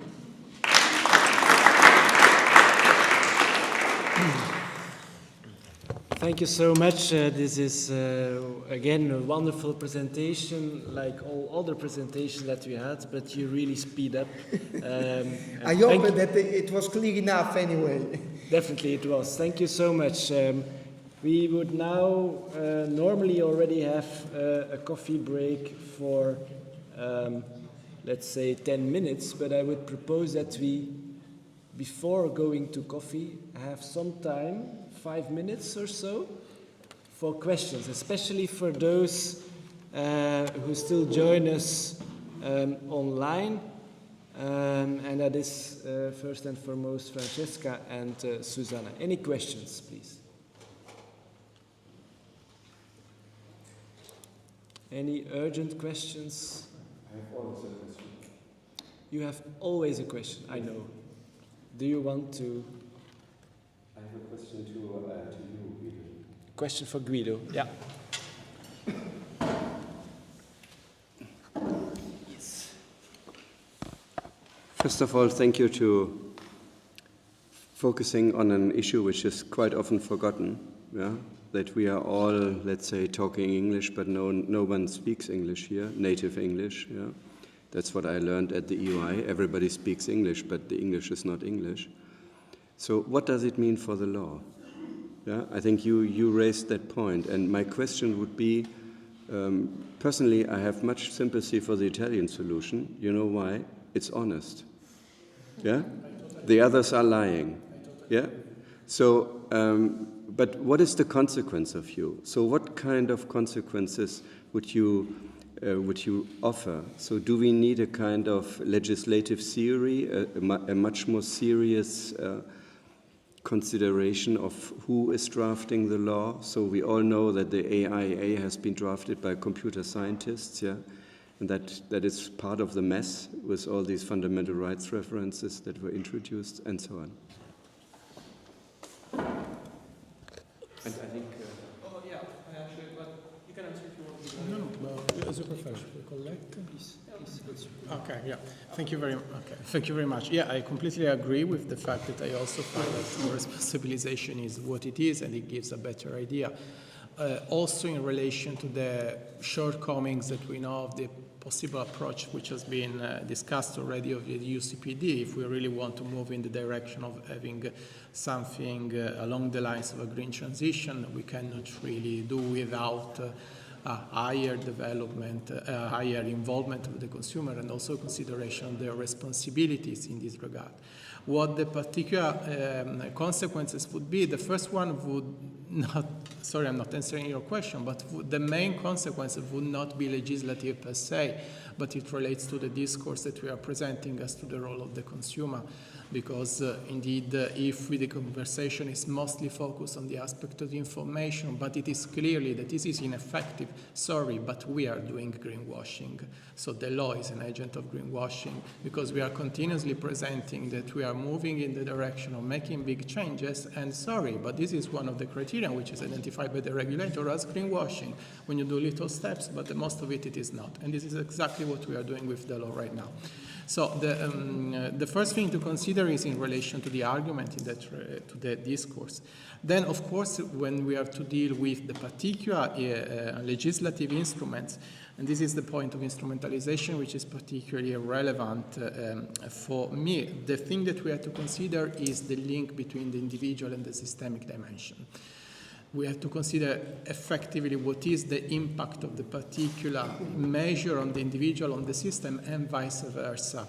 And from this point of view, the point that was also discussed of green fairness, I think is crucial, because we also have to consider that any measure that is aimed at some systemic consequences will have different impacts on different individuals. And we are doing this in relation to the directive which codified the definition of vulnerable consumer. So does the vulnerable consumer still mean actually anything, or is that also a general benchmark that we should not consider? So a possible important point to do is also considering the aspect of green fairness, as it was indeed discussed. Also to consider what is the relation between the individual and the systemic. I don't want to speak too long, but we can discuss it later. Okay. Without being too brutal, I would now suggest that we wrap up. Apologies. We will have time for debate later on and also during the coffee break. Thank you to all 6 speakers and to the audience also for your focus during the entire afternoon, which was again very, very interesting. Thank you to all of you.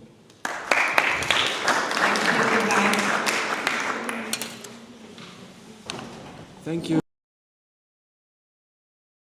Ladies and gentlemen, dear colleagues, it's a great pleasure. It's an honor for me to be here today with you.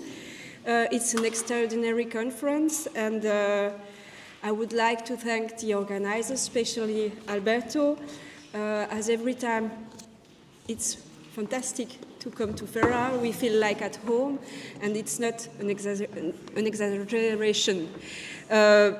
We have spoken this morning about statutes, about enforcement, but we have now a moment dedicated to this question of enforcement. I could give you more information about Swiss law because, as you noticed, my accent is a French accent. I am from Switzerland, the French part, and as you know, also we are not part of the European Union, but we have, for some texts, an autonomous transposition. We have a transposition, recently we have made a transposition in the Unfair Practices Statute of a new article that is here theoretically for fighting against misleading information in the green field. We will see if we can have an enforcement of it. But as mentioned many times today, we can have material law, but without an effective enforcement, it will be complicated to reach the goals. So it's the topic of the panel now, and I have the great pleasure to welcome again Denisa Alexandrou as the first speaker. Denisa, you are a legal officer at the Directorate General of Justice and Consumers of the European Commission, as the slide mentioned, and you held this role since 2021. You focus on legal matters related to consumer protection, and you were part of the team negotiating the adoption of the directive on promoting repair of goods, and currently you contribute to the work in view of a Digital Fairness Act, as you mentioned this morning. So the floor is yours. Thank you very much. It's a pleasure to be back. Although I have to confess, when I saw this picture in Evelyne's presentation of the forest, although it was not the most sustainable forest, I was thinking like, what about at some point reaching the moment where we will have this sort of gathering somewhere outside, and yeah, but that was me a bit daydreaming with the beautiful weather outside. So Digital Fairness Act started, it is work in progress. We have started with a digital fairness fitness check. Various speakers have been already mentioning it. No need to insist on this. Also, the main conclusions, we have heard them before. I would like only to stress this last point, which is linked to one of the conclusions of the fitness check, namely that there is insufficient public and private enforcement. I am not saying anything new, but this is one of the reasons for me being in this panel at the moment. You might be wondering why presenting this, the project in the framework of this panel on enforcement. I will go with you through the main problematic practices that we have identified in our fitness check. I will introduce some conclusions that we have drawn in the fitness check, and I would have some questions for you. They are open questions. There are some ideas that stakeholders have provided for during the fitness check. And if we have time, I would absolutely love to get your input on these issues. So dark patterns was one of the problematic practices that was identified in the fitness check. We already saw, we've heard quite a bit about it already today. It's a deceptive design, which is leading consumers in some behaviors that they will not engage in otherwise. And we have some data already from the 2022 dark pattern study, where we have included that they are about 97% of the most popular websites and apps deployed at least one dark pattern. Also, the very recently published Consumer Condition Scoreboard showed that up to 66% of consumers reported experiencing dark patterns when buying online. So, on one hand, we have seen that in 2021, when we published the Unfair Commercial Practices Directive guidelines, we have already indicated that UCPD is covering dark patterns. Then a very justified question is, well, if UCPD is already covering it, why are we still considering as a problematic practice, and why it is not an enforcement issue, why we are considering it in the framework of a potential legislative proposal. The reply to that at the moment is that yes, it's true, it is part of the guidelines. There is also the DSA that is tackling it in specific ways. However, the level of uncompliance is so high, which shows that there might be need for clarification and potentially including certain type of dark patterns in the blacklist of the UCPD.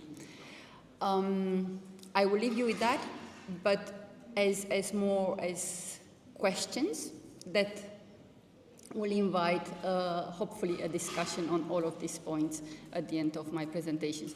Unless, I don't know, Chair, if you would prefer to take, no. I mean, actually, to me it will be very helpful, but I don't want to use excessive time from this panel. I'll make a presentation and then please intervene or approach me afterwards. For us, it's really important that we are getting your views. Okay, the second important subject and problematic practice identified in the fitness check concerns addictive design and video games. So again, we have some figures, more than 30% of consumers consider that they are spending too much time and too much money because of the addictive design features. Also, 35% of consumers experienced a situation where the real price of virtual item in a video game, for example, was not clear to them because it was not indicated in a real-world currency, but in a in-app currency. And again, the question is, what could we do to improve the situation? Some of the ideas that were put forward during the fitness check are linked to obligations to traders to provide for the possibility to switch off the addictive design features, especially for minors by default. Others that to put consumers more in control of their digital experiences, the possibility to opt out from certain addictive design features, or the possibility to customize the recommender system. With respect specifically to the video games, there are certain features, so-called gamification features that seem to be more harmful, such as loot boxes, there were ideas of banning loot boxes for when the video games are targeting minors. Also, there are some suggestions about clarifying price transparency obligations when intermediate currencies are used for in-game or in-app purchases. The third important topic and problematic practice is linked to the problematic personalization practice. It's not as such a issue about personalized advertising, but it is limited to potential problematic situations of such personalization. And again, the fitness checks show that 37% of consumers had the impression that the company had knowledge about their vulnerabilities online. And those vulnerabilities can be linked to financial challenges, personal problems, but also things which are quite subjective, like being in a negative mood, which may influence the way we are purchasing online. Also, the 2025 Consumer Condition Scoreboard showed that 93% of online shoppers worry about being targeted. And this is linked to collection of personal data, but also excessive advertising and personalization. And again, the question, what can we do to improve the situation? Some of the ideas put forward are linked to some potential rules that will be requiring businesses to provide simple opt-out options. And here, when we speak about opt-out options, we might also think at cookies and click fatigue and how effective such recommendations would really be in practice. Some other possibilities are linked to meaningful and easy to manage a choice to opt in to any personalized marketing and offer. So in other ways, having a non-personalized as default option for all consumers or limited to minors. The minors discussion and minors topic is actually a key one that we want to address in the Digital Fairness Act. It's linked to, as we've heard already, to all of these practices, and it in itself raises quite some questions, for example, on how to identify what apps or what means really content that is targeting minors. How can one ensure that that content is not accessible to minors? The whole discussion about the age verification. So it's really in itself a broad topic. The fourth topic that we've been asked to look into already in the mission letter that the President von der Leyen addressed to the Commissioner for Justice is the harmful practices by influencers. And here the same, it's similar discussion with the one that we had in the framework of the dark patterns. Already the guidelines, the 2021 UCPD guidelines are mentioning that influencer marketing is tackled by the UCPD. Then the question, well, what are we still doing here? And it's similar with the dark patterns topic. The level of uncompliance remains very high. So there was the 2024 CPC sweep that showed that only 20% of the influencers are systematically indicating that when they are engaging in commercial activities. Also, we have indications that there are influencers sometimes engage in harmful practices. And the BEUC survey from 2023 showed that almost half of consumers surveyed engaged in, were exposed to promotion of scams and even potentially dangerous products that might be posing a risk for health. And here the question is the same. So what can we do to improve the situation? Some of the ideas is to, in a way, codify what is already present in the UCPD guidelines and clarify notions such as what is an influencer, what it means payment, so clarifying that a payment is not only monetary in scope, it can include, I know, trips and all different types of remuneration. Also, there was a call to look into the relationship between the influencers and the brands or the advertising agencies, and see how making clear the responsibility also of the brands and agencies may potentially increase the level of compliance.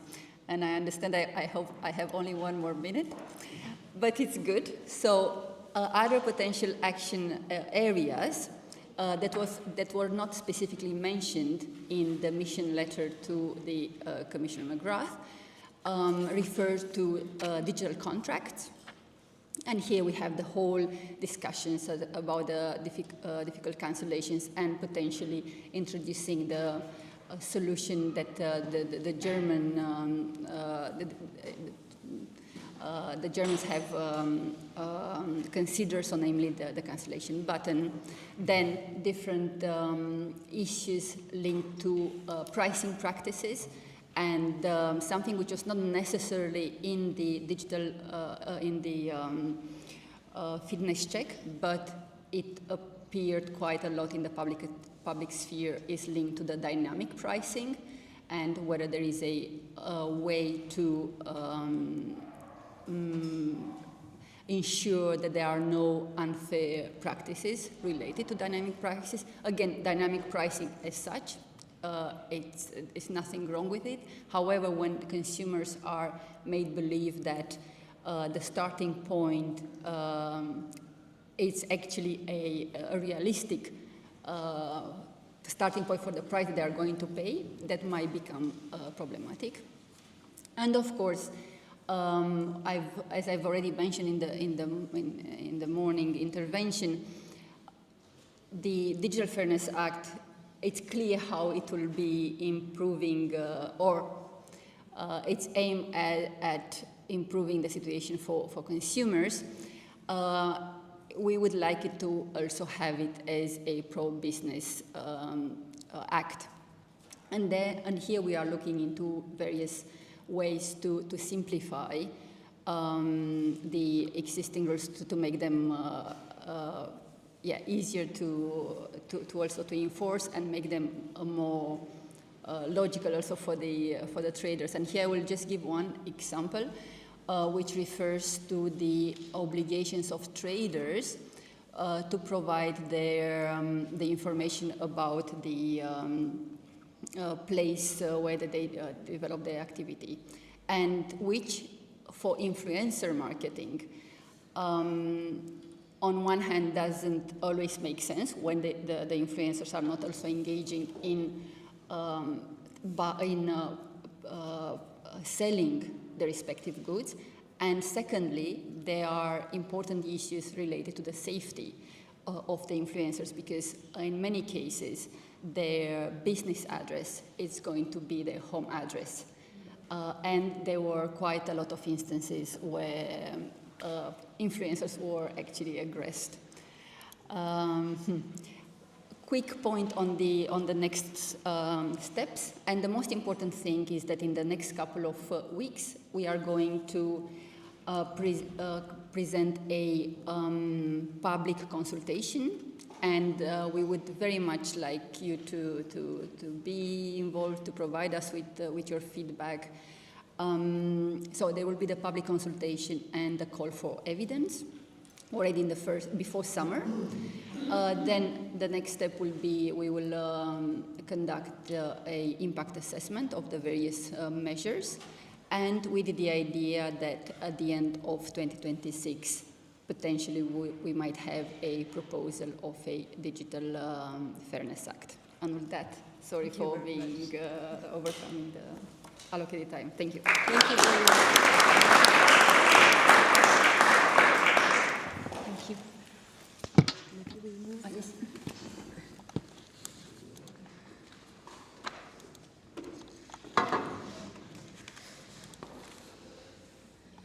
Is this one? Yes. Okay. Full screen. You showed me before full screen. Now I have to put it together. Here. Yes. Okay. Thank you very much, Denisa. We have now the pleasure to welcome Paolo Cassini. Paolo Cassini is the head of the Manufacturing, Agri-Food, Pharmaceuticals and Commercial Distributions Division at the Consumer Protection Department of the Italian Competition and Market Authority in Roma. You are also the coordinator of the working group on the relationship between sustainability, competition and consumer protection. I could tell a lot about you, but I think what is important is what you will speak about, so I give you the microphone. Thank you. Thank you for the presentation. Thank you for the organizers. It's an honor to be here for the second time, and I hope also in the future.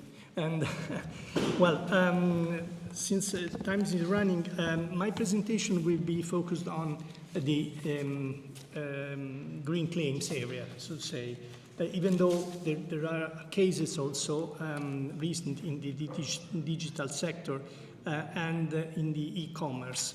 Maybe will be the topic for another presentation. So just a few words to say that the authority is very attentive to the issue of sustainability, both for the on the side of antitrust enforcement and consumer protection enforcement.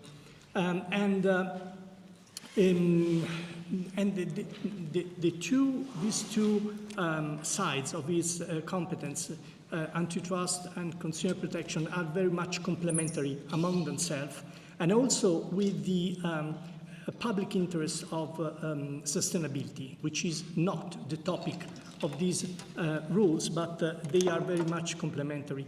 With the implementation of these rules is very much complementary to that goal. And so on consumer side, we know that sustainability is a driver of competition, as noticed also by the OECD. And on the other hand, misleading advertising and green claims prejudice-free choices of consumers, as well as reduce the incentive of company to invest in a greener and sustainable economy. I just go by flashes, so to say. I want to highlight that apart the area of green claims that we will see is the object of several interventions, investigations, and moral suasions by the Italian Competition Authority. There is also a focus on the social, kind of social washing, meaning ethical and social responsibility. Here you see a reference to the European Commission guidelines that in a way make a kind of consider this kind of claims like green claims. The principles are exactly the same. The authority made clear that it considers sustainability in a wide sense, so the ESG, environmental, ecological, and social responsibility, are all aspects that are relevant in the enforcement. We had a famous case of charity washing, so to say, which involved the main Italian influencer, Chiara Ferragni, and Balocco, which is a famous Christmas cake in Italy. There was a problem of commercial sponsorization, in a way, of this Christmas cake of Balocco, and giving the impression and saying that part of the price of each of this Christmas cake would have gone to an hospital for the assistance of heavy diseases. And presently we have 2 cases pending on social and ethical responsibility, and the object are some indications, some information and claims contained in ethical codes, which were available in the website of 2 companies. These investigations are still ongoing, but they will be closed before summer.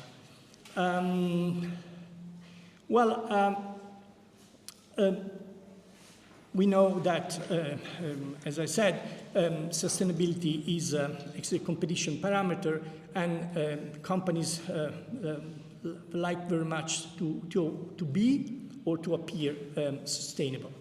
And here there is a big room of information asymmetry, and the Dutch authority, as I mentioned this morning, in a survey very interesting on consumers, showed that how terms like carbon neutral, zero emission, or alike are very much confusing for consumers.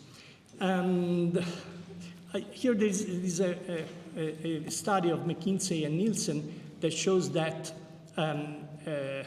products making EG related claims average 28% cumulative growth instead of 20 if no claims, green claims, are used, which seems to me interesting.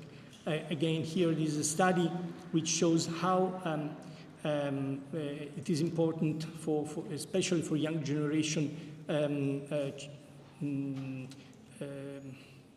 to buy sustainable products.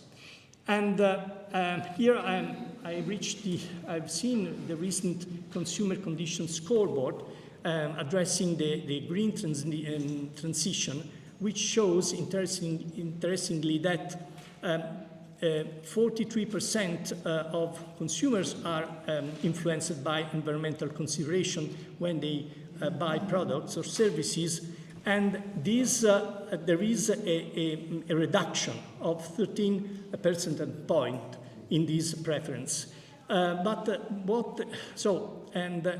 it is interesting to me is that one cause is the cost considerations. Of course, sustainable products usually cost more than the others, but the other cause is the confusion about and the consequent mistrust on environmental information. And this is precisely because it is important to fight greenwashing, because in a way it is one of the causes of the disaffection or mistrust on sustainable consumption. The OECD showed that how confusing and in a way confirmed the information asymmetry, as well as the guidelines of the ACCC authority, Australian authority. And we see also the German Supreme Court in a recent judgment also highlighted that there is a big room of information asymmetry and confusion when adopting terms like carbon neutral. Going to the practice of the authority, since 2009, it made roughly 14 decisions finding infringements and several more persuasions. The Italian Competition Authority did not adopt green claims guidelines, unlike other authorities, but makes reference to the guidelines of the European Commission. The last version is of December 2021. And in fact, it was in a decision soon after the adoption of the last version of these guidelines, there was a number of clear references to the principle of these guidelines. And in a decision Fileni 2024, there is a remark of the central role of consumers in the green transition. I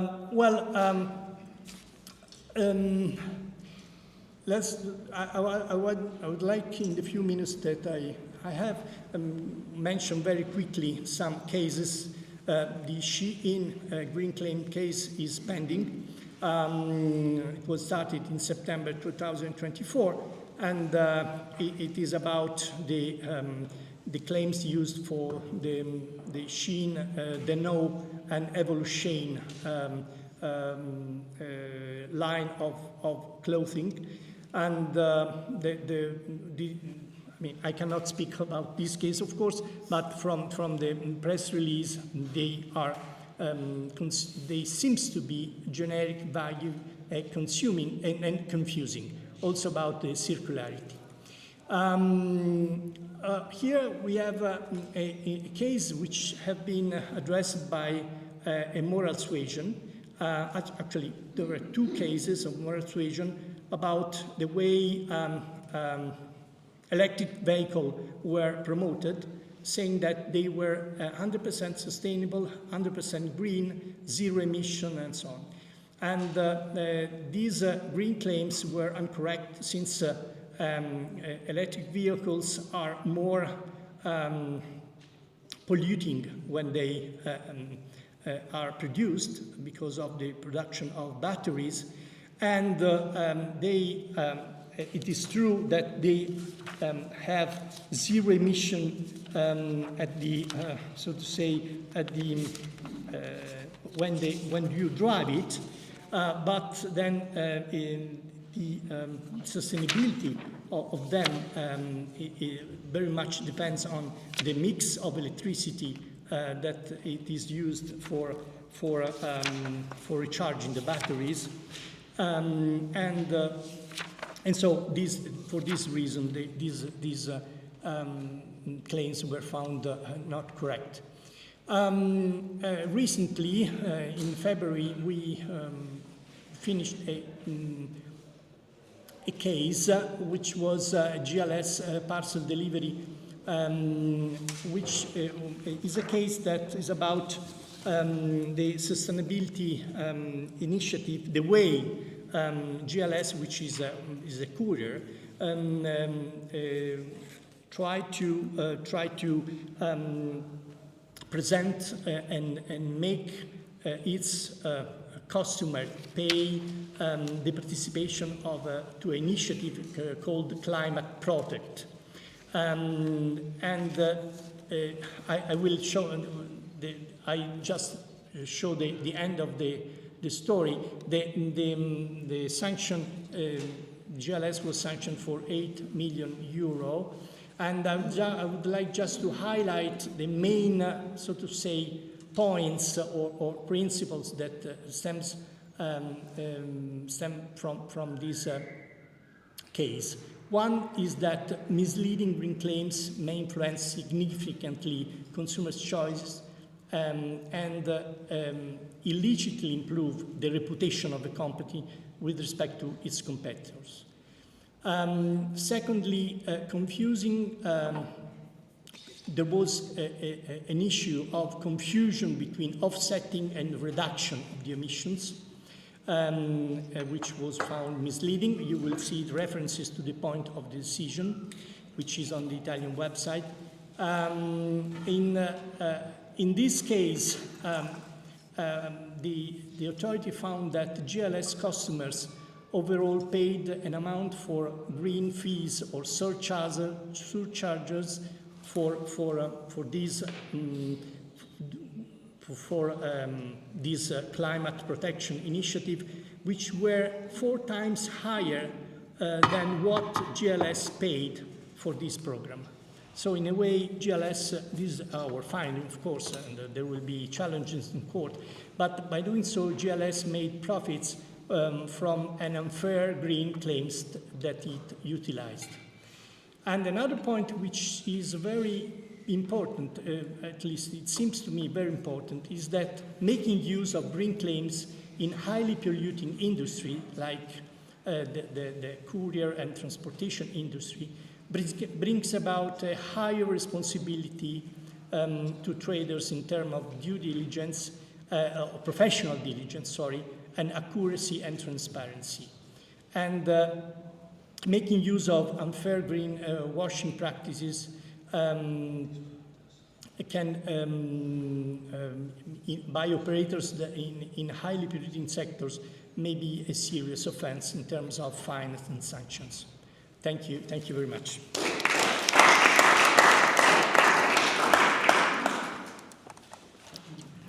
Perfect. Thank you very much, Paolo. We move now to our first speaker online for this panel. If I'm right, it's you, Amy. No, it's not you. Sorry.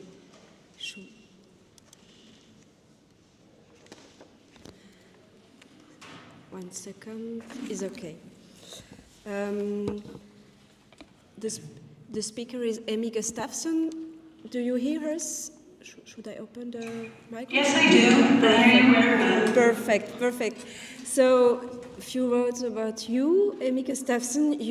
You have completed your master in commercial and business law in Sweden, and you serve since more than 6 years now as a senior legal officer and EU policy advisor at the Swedish Consumer Agency. You represent the agency within the Consumer Protection Cooperation Network, the CPC, and the International Consumer Protection and Enforcement Network, the ICPEN, as well as Coordination International efforts within the Swedish Consumer Agency. You develop policy positions in different fields, such as protection of consumers in the digital environment. The floor is yours. Should I move? Thank you very much. Thank you, Alberto and colleagues, for the opportunity to join you, even if it's virtually this time. I will speak about enforcement in the digital and green field today, what challenges we are facing as enforcement authorities, and what we believe is the right way forward to achieve a more effective enforcement and also to contribute to green and digital fairness. Next slide, please.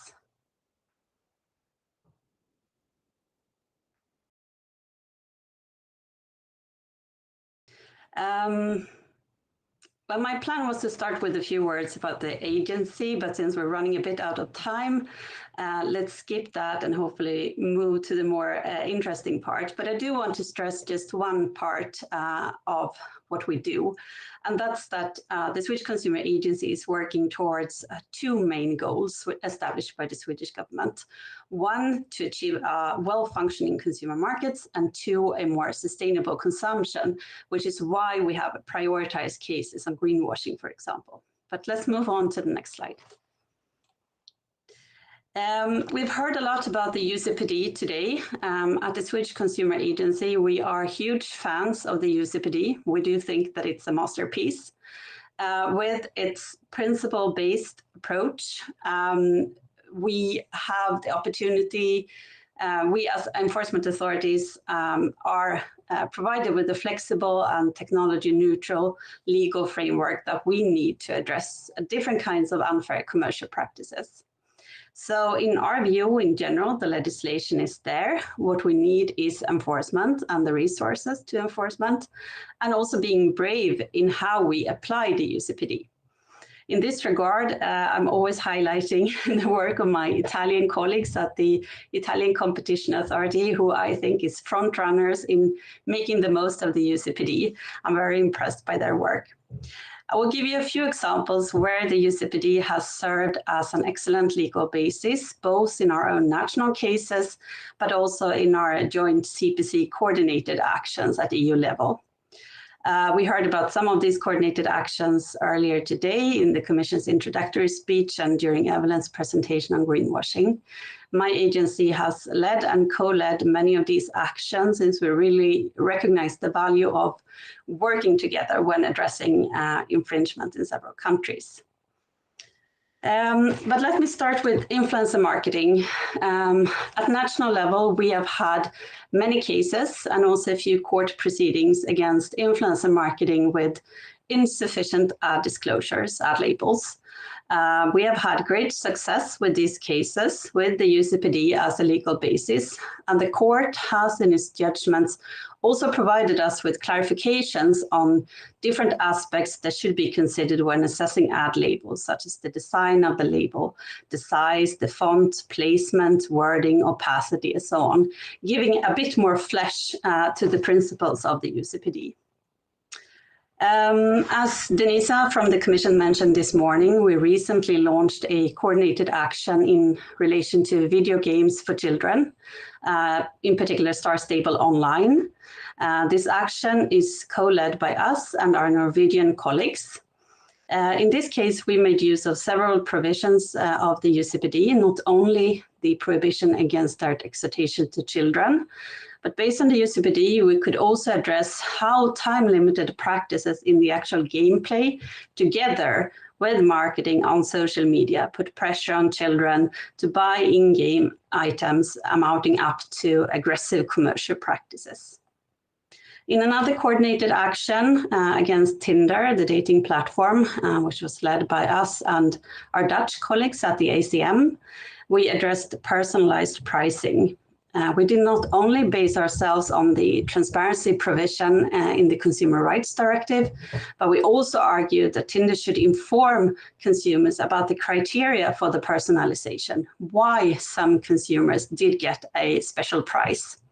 We argued that it was an omission of material information to leave out this information and was a breach of the UCPD.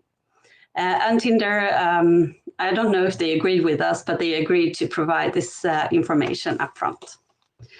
Finally, we have also agreed, we have not agreed, we have applied the UCPD in many cases against misleading environmental claims, both at national level, but also at EU level. I think the Zalando action on sustainability claim were mentioned earlier, and we also had an important national case on climate compensation, where claims like net zero and similar claims were prohibited by the court.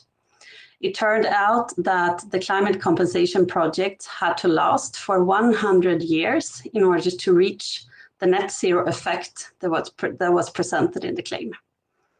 The trader only had guarantees that these projects would last for 20 and 30 years.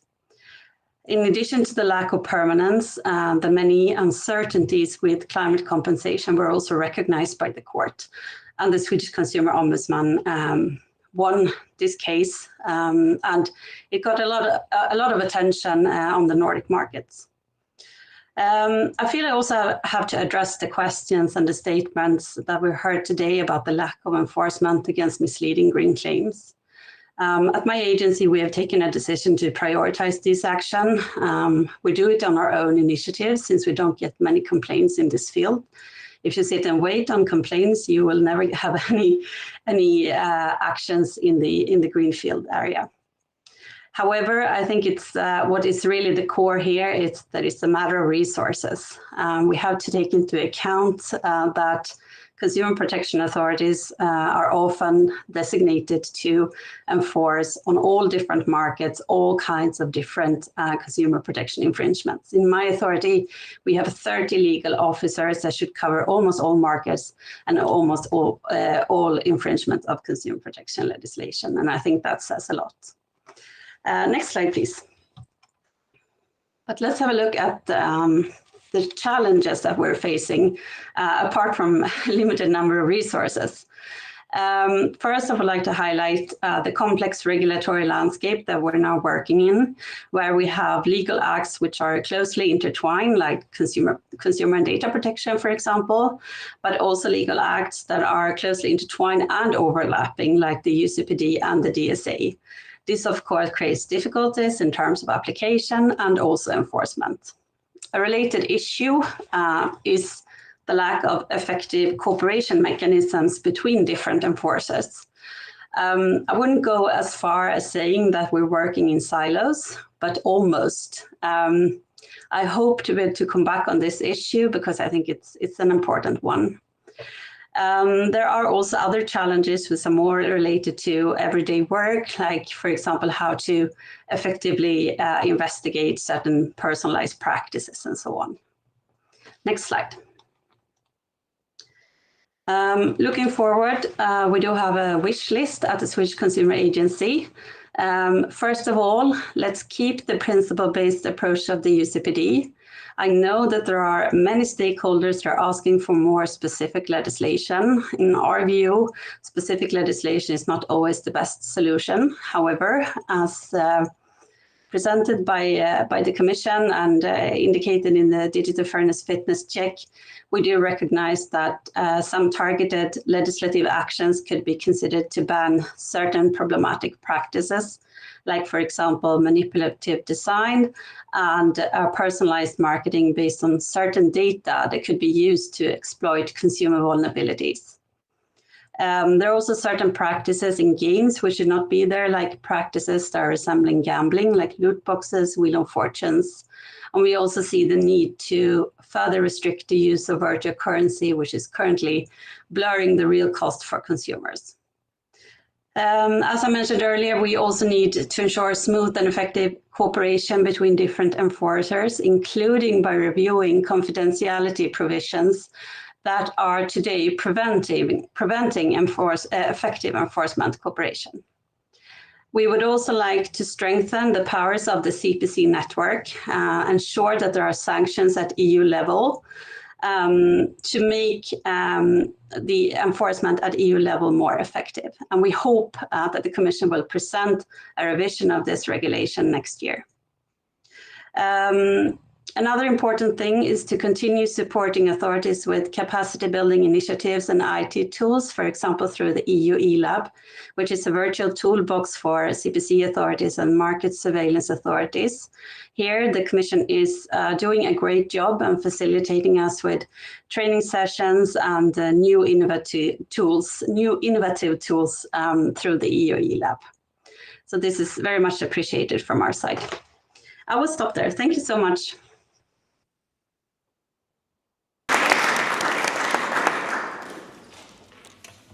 Okay, we move to the next speaker.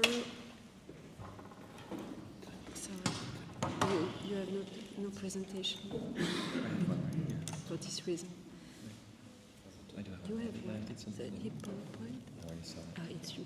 Perfect. I present you if you okay. Oh, yes. It's 1 second.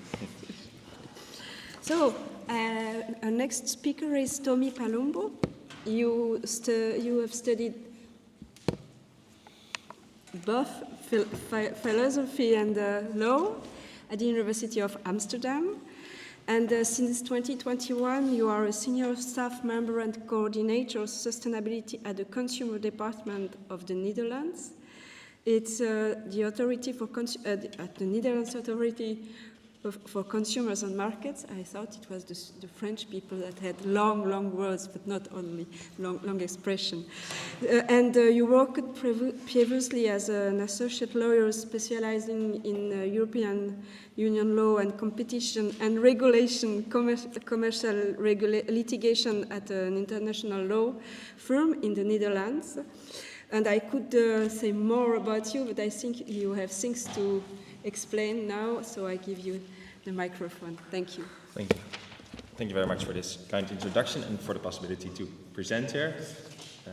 Many people already said today that it's important that we have enforcement people in the room, so well, glad to take the opportunity to tell you something about our work, and I already heard many overlapping interests and topics that I will also present on today. Yeah, so note that I'm more active in the field of sustainability, but we'll also present on what we do in the digital area to give a broader overview. And the ACM, to start with, it's a market authority, also focusing on competition, antitrust laws and sector-specific laws, but today we focus only on the consumer division of the ACM. I will start with just highlighting the focus of the year that the ACM will do next year on the two main topics, digital economy and sustainability.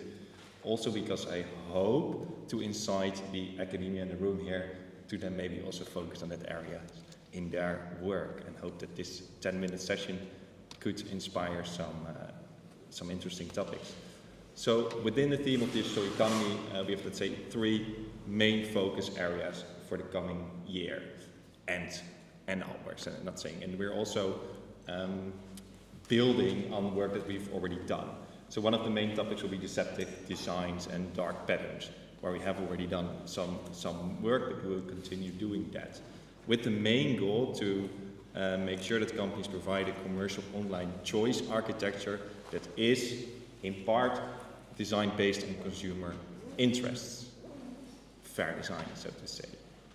The second topic, and also good to note that my colleague Dries, who is an expert in this field, is also participating online, so if you have a very specific question, then he may interrupt.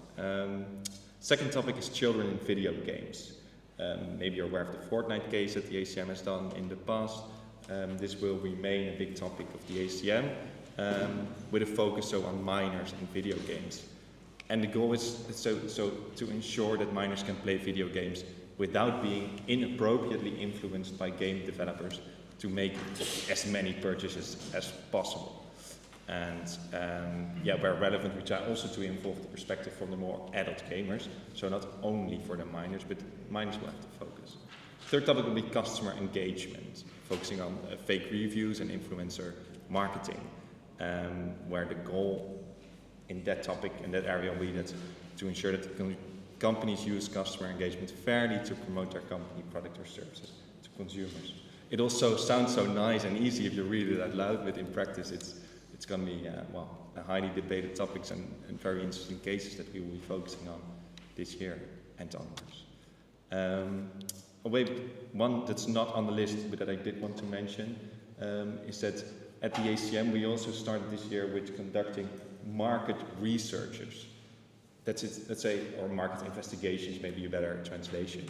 That's not a consumer department case that we're starting, it's just a bigger market research to understand markets. And within the digital realm, this year we also focus on computer-controlled or computer-designed pricing instruments and the effects of those. And so that's a broader ACM topic where we're involving our antitrust colleagues, our consumer department, working on that together and really working with tight schedules to hopefully come out with first results already in a couple of months. So it's interesting development maybe to follow in a broader perspective. Within the area of sustainability, the main goal is to promote sustainable markets. And you see that I've deleted the sustainable consumption area and that, because the more and more we talk about it, I think a couple of years ago we would have said promote sustainable consumption also at the ACM, but we do realize that we are moving towards promoting sustainable markets to promote sustainability as such, instead of what was also discussed here earlier, already others saying it, promote, let's say, the transactions, the sustainable transactions. We have 4 focus areas, broadly speaking.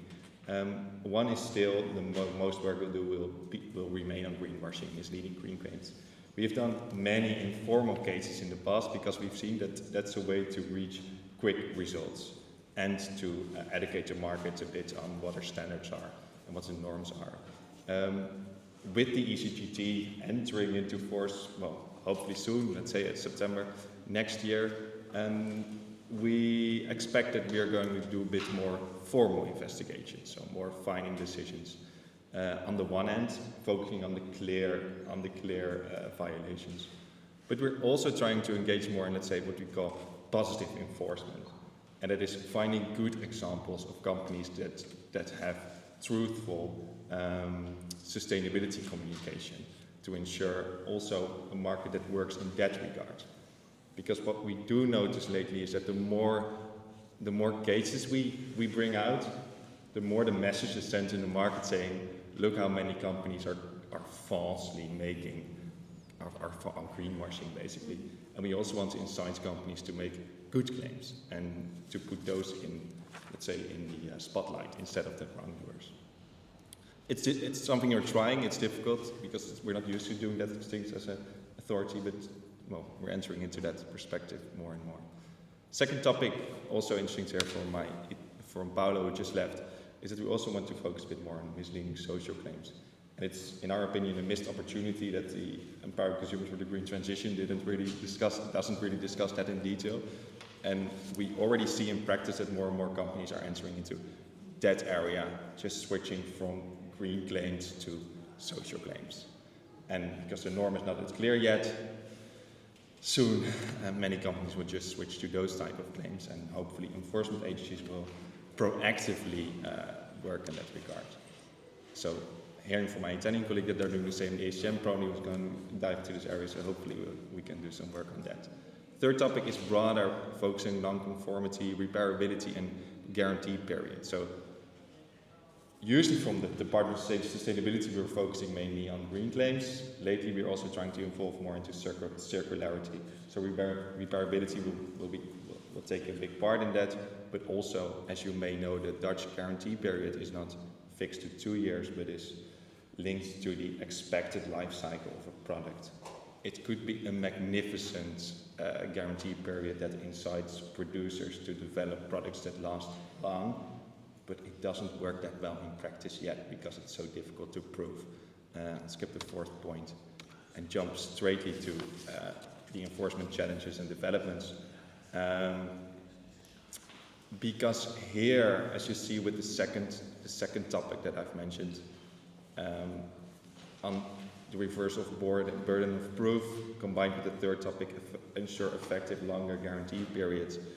In our practice, we realize it's so difficult to find, to argue that how long should a product last. And we know that producers have ample amount of data that back that up, but it's difficult to find it. And so with this possibly beautiful guarantee system that's linked to the expected life cycle of a product, we still find ourselves not being capable to do much with it. We're trying to focus on, we will be focusing on this in the area of electronics this year to find cases and inform the market better and hopefully make sure that we also as an enforcement agency will be able to work better with it. But I hope also to have this debate, well not today but later on how can we find together in the EU an effective guarantee period that works well and that's easily enforceable. And that's not 2 years, because 2 years for washing machines is ridiculous and for TVs is ridiculous. So we just hope to find a better way of the guarantee period. On the challenges, and yeah, no, I'm looking at my notes here, thanks. So the first challenge that's on the slides up here is we also have a challenge on underpinning harm. And we do know in practice that there is a increasing demand of underpinning harm in reality, not only from judges, but also from the side of lawyers to market participants. And in a way, at CACM, we welcome that development.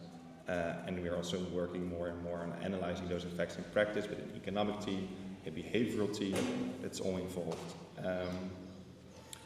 But when applying open norms, it's also, we also had a discussion here, you can open the door to a massive amount of data and empirical research required on underpinning harms, for prioritizing your cases, for transactional decision tests, for the proportionality of instruments. So we need to find a way to find, let's say, what is the minimum evidence that is required to establish infringements, and what is not required. So that's also an invitation to the academia here to find that minimum norm, and hopefully not too much empirical data from our side.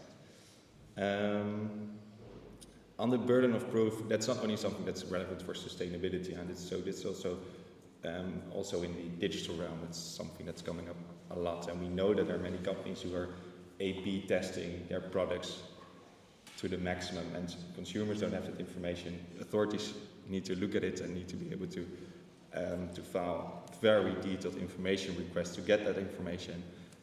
So at the ACM we would welcome, not maybe per se a reversal of the burden of proof, maybe a lowering of the standard of the burden of proof in those cases. So it's interesting to have heard some very interesting presentations on that topic earlier today. I didn't see the 1 minute note yet, so I continue. You have 1 minute. I have 1 minute, okay. So then 1 minute for the, let's say, the policy challenges and developments. So the message at the ACM that we want to send out. The ACM welcomes the revision of the CPC regulation, and what are generic terms? Sorry? What are generic terms? Norms. Norms, consumer norms. DFA.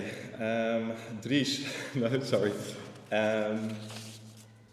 I think the clarity and more detailed norms would be helpful. I think that's the main message that we want to send out.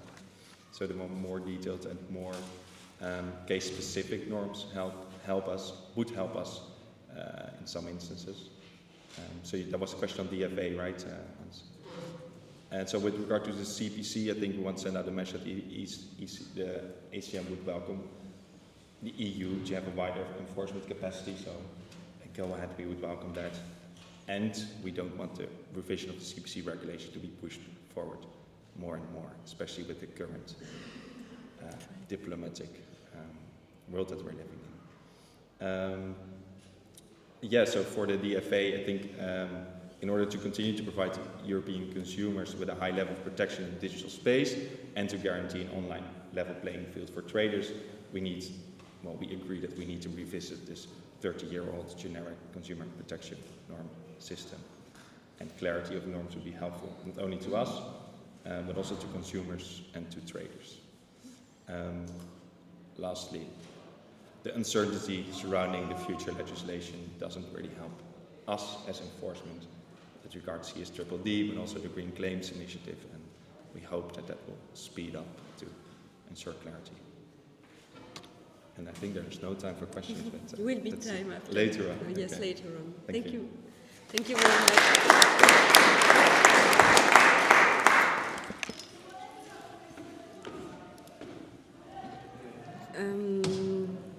Is this one? No, I don't think Dora is online, but has no presentation. Should she share with us? Hello, Dora. Are you online? Yes. Yes. Hello. Good afternoon. I'm here very well. Okay. No, I know. Just 1 minute. I don't think we have the presentation because we have 4. Is it? Sorry, excuse me.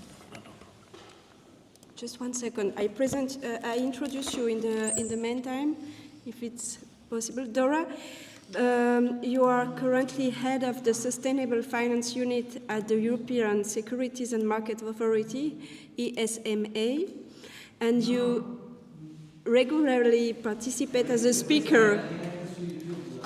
Sorry, we are just looking for. You are a regular speaker at international conferences to provide an overview of ESMA sustainable finance. Second, sorry. Pardon. I made a mistake. Sorry. Is it you will? Sorry. She's patient. Like a short break. Yeah, she's patient. We have time. We have 1 minute. 1 minute. Okay. A lot of time. Yes. We're on time. Okay.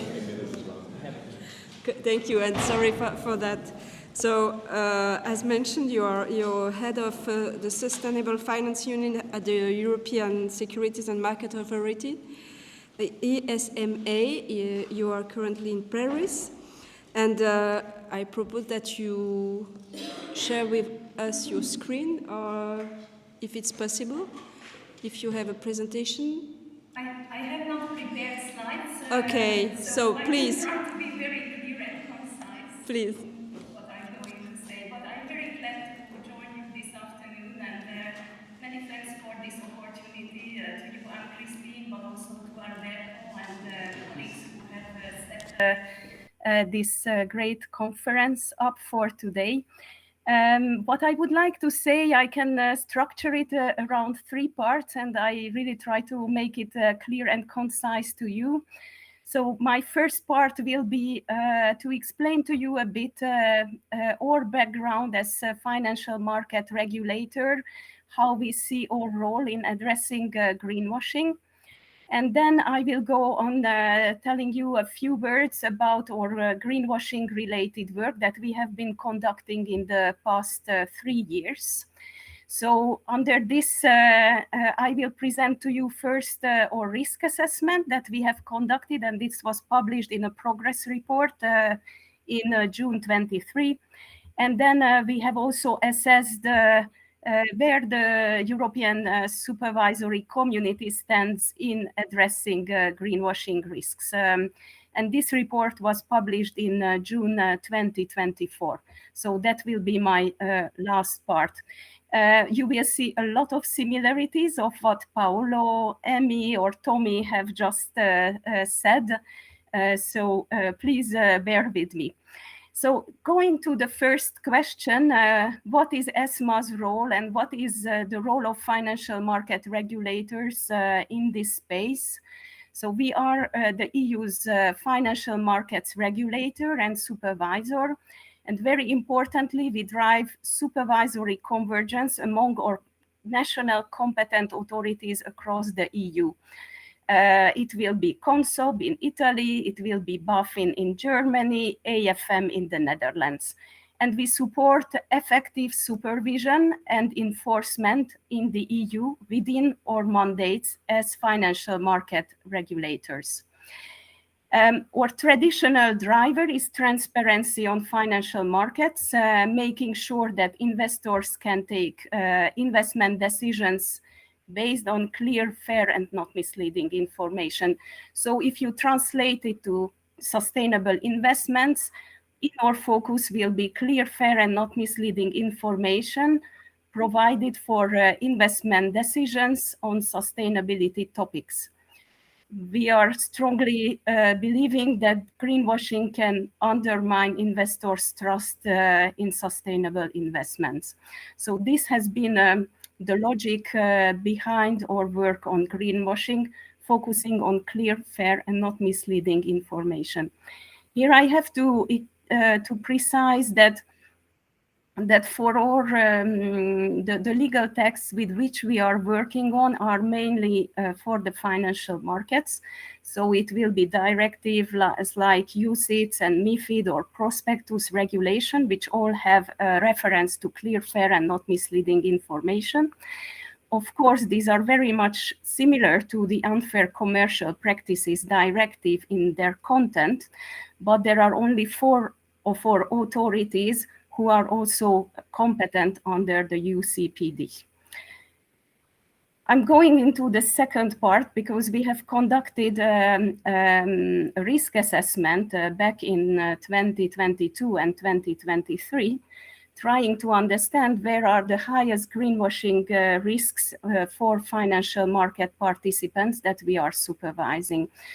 We did a call for evidence publicly. We undertook really a rigorous assessment in relation to companies, issuers, benchmark providers, investment managers, investment service providers.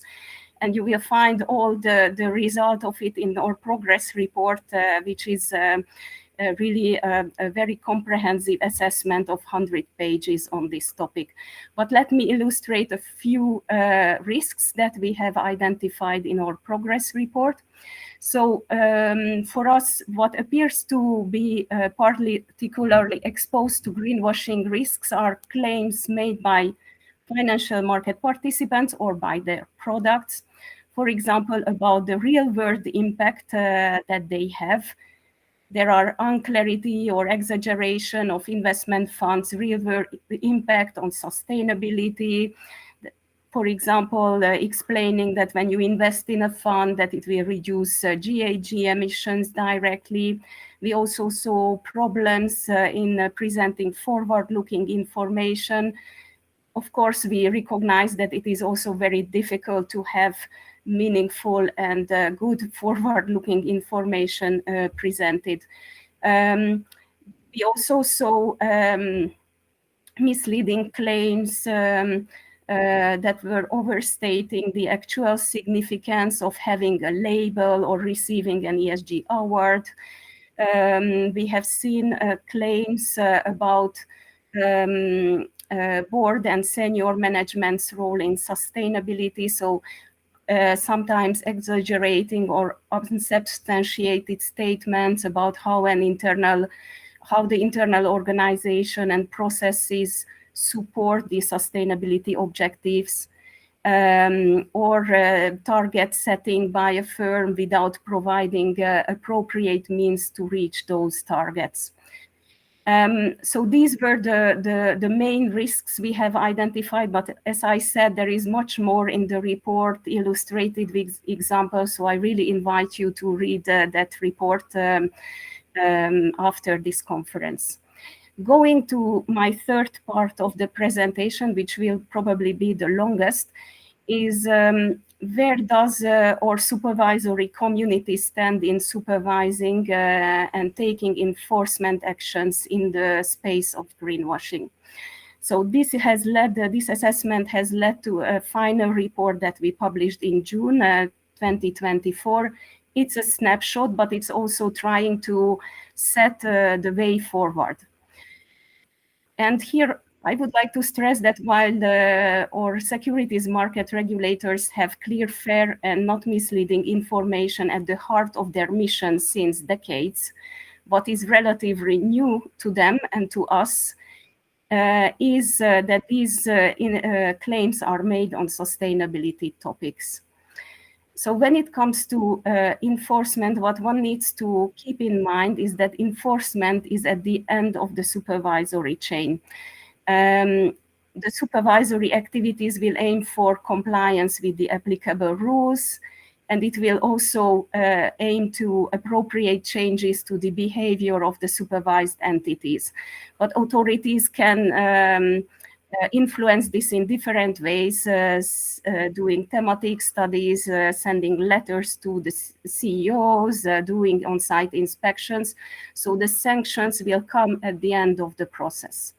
And to give you an example, the Danish FSA, which is our Danish authority, at the end of March, publicly named 3 Danish asset managers for which they have found significant deficiencies in controls and processes of their funds, failing to meet certain regulatory requirements, but they did not issue a financial penalty. So they decided to do a name and shame approach to change behavior.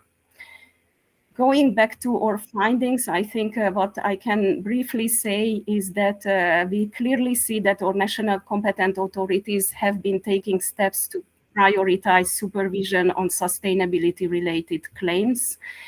We also found that we can leverage on our mandates to protect investors and as existing provisions in the regulatory framework.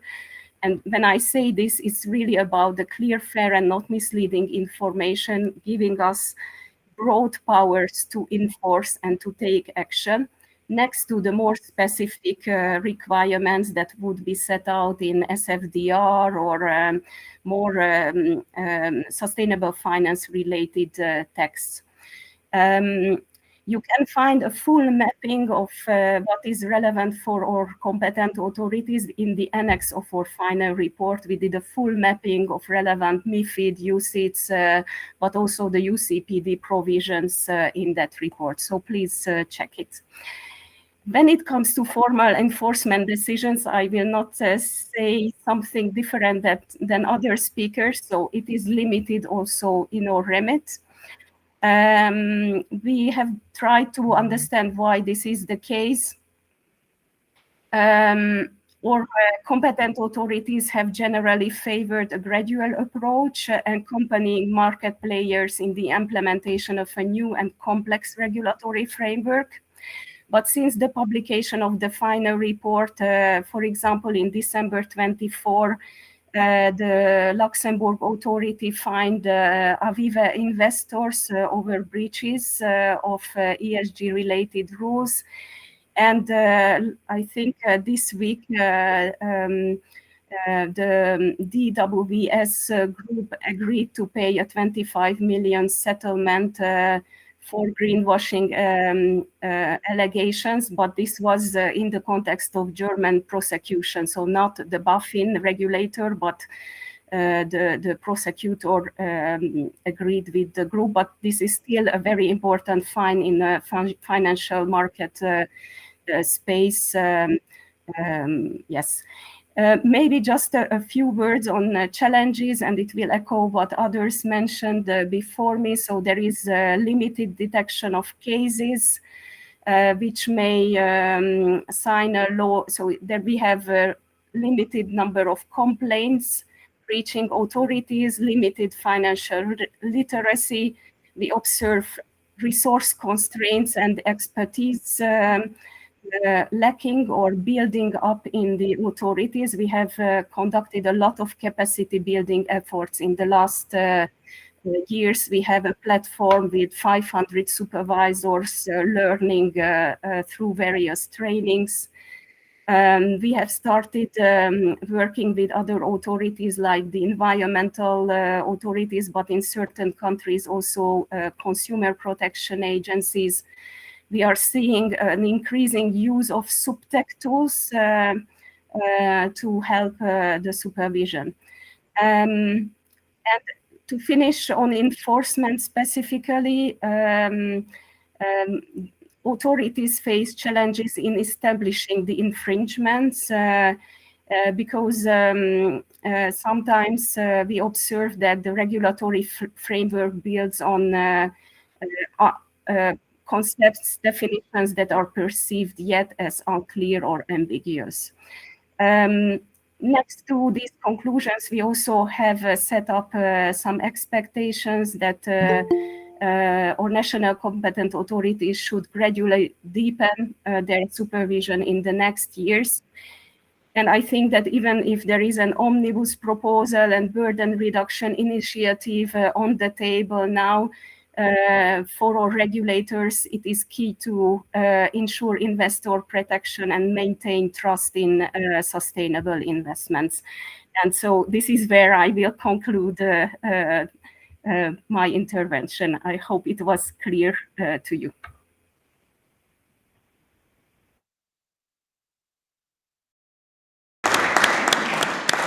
Thank you very much. And thank you for keeping the time perfectly.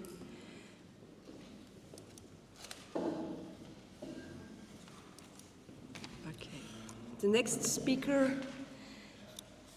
is Dr. Rodolfo Dolce. You are German, but also an Italian lawyer. And I could also take more than 1 minute to introduce you, but I think it's more important to give you time to speak about green claims in German jurisdiction and some examples. Yeah, thank you very much. Thank you very much for inviting me, for joining a group of maximum experts of consumer law.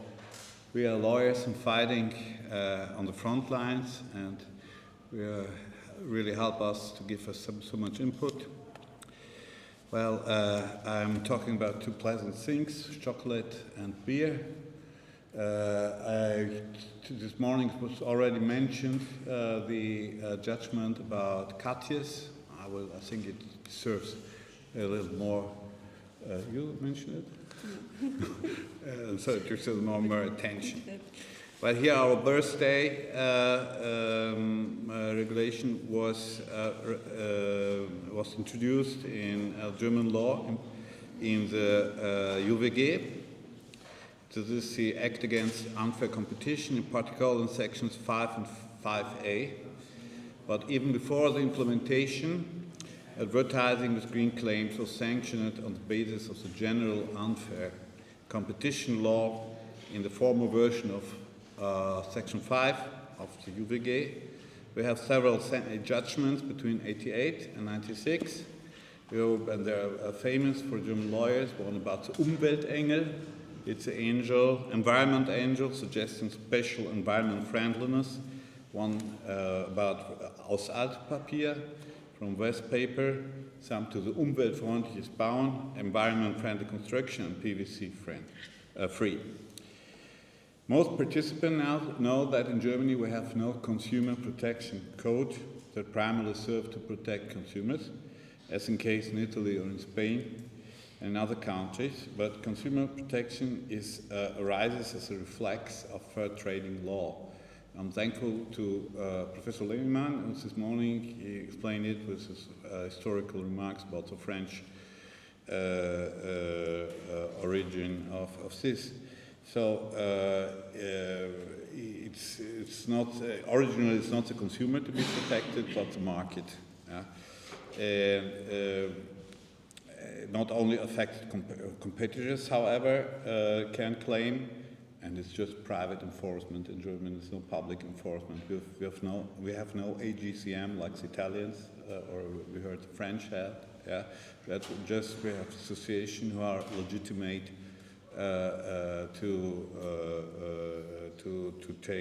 to file in court.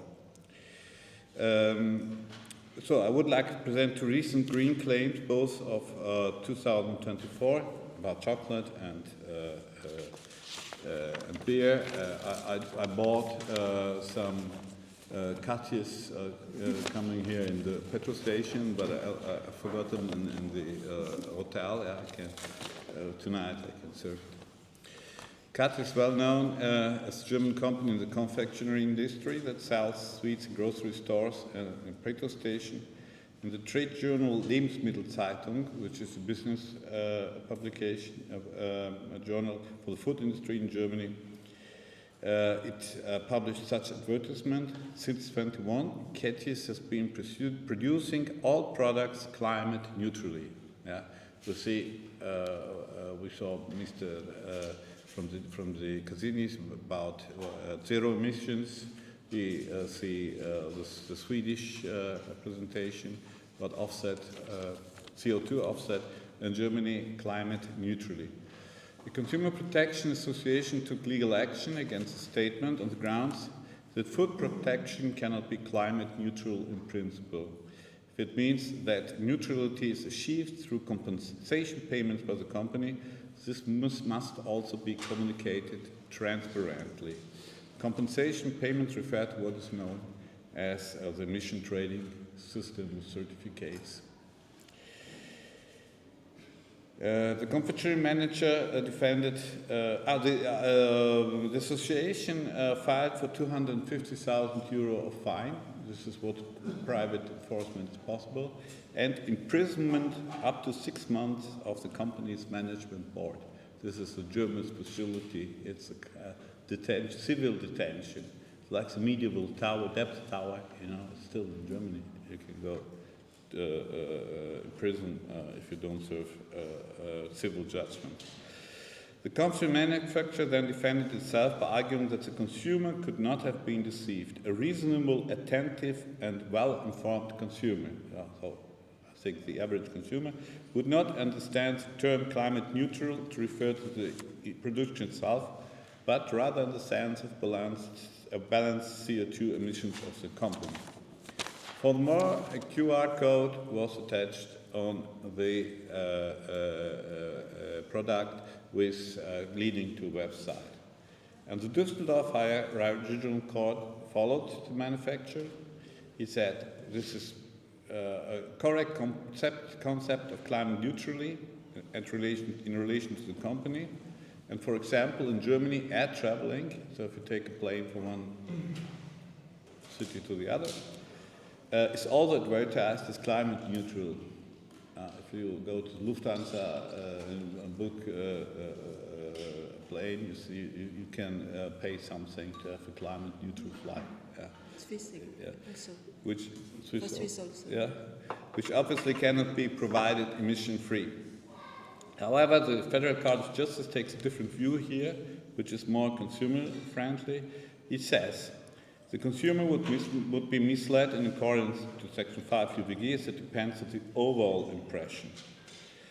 According to established case law of the BGH, which I quoted before, Umweltengen and so on, the requirement are accuracy, unambiguity, and clarity of the advertising statement when it applies to health-related advertising as a result of the general recognition of the environment as a valuable asset in need of protection.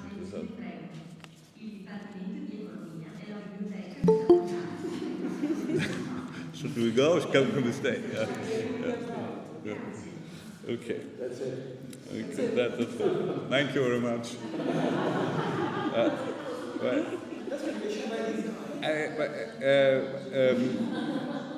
It's particularly sympathetic that the BGH not only quotes its own jurisdiction, but also the Strasbourg jurisdiction, but the cases of the women versus Switzerland, Klima Seniorin in Schweiz and others versus Switzerland. Very nice case. The BGH Bundesgerichtshof acknowledged that the term climate neutral production can include both the avoidance of CO2 emissions and the compensation or offset of CO2 emissions. But the advertising is nevertheless unfair because it does not clearly and unambiguously explain which specific meaning is relevant. Reduction and compensation, so the BGH, are not equivalent measures for achieving climate neutrality. Rather, the principle of priority of reduction over compensation applies. In addition, the statement climate neutral in the advertisement expressly does not refer to the company but to the products. So the statement was ceased to, I repeat it, since 21 cases has been producing all products climate neutral. So this was Katjes, and now shortly to Wunderbräu, if you have still some You time. have 2 minutes. Wunderbräu, yeah, this is one of the Munich Regional Court from December 24. And the arguments are similar, but there's something about the so-called media break. Yeah? I never didn't know that it existed. I learned it here from the. We have been very to pay attention. The printed QR code is not sufficient in this respect because it would be a media break, switching from the analog packing information to the line input. The manufacturer had not made it clear that the balanced carbon footprint would have been achieved through compensation payments. The following quote from the reason for the decision is interesting. In addition, it is important to inform the consumer about the basis of the respective advertising claim, especially in this day and age when companies are suspecting of greenwashing and compensation measures as a subject of controversial debate. We had it today. I hope these two examples from German case law have given you an insight into what we consider to be a pleasing level of substantive law in green claims. In Germany, the weakness in the prosecution of unlawful green claims lie more in the area of procedural law.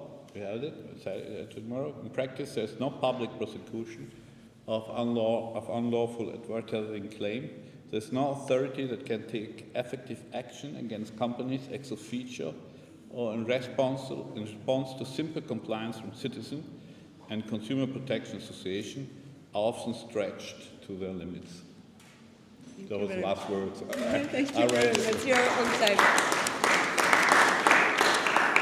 But in a way, I'm losing my Swiss reputation because I will take 10 minutes more to introduce the last speaker.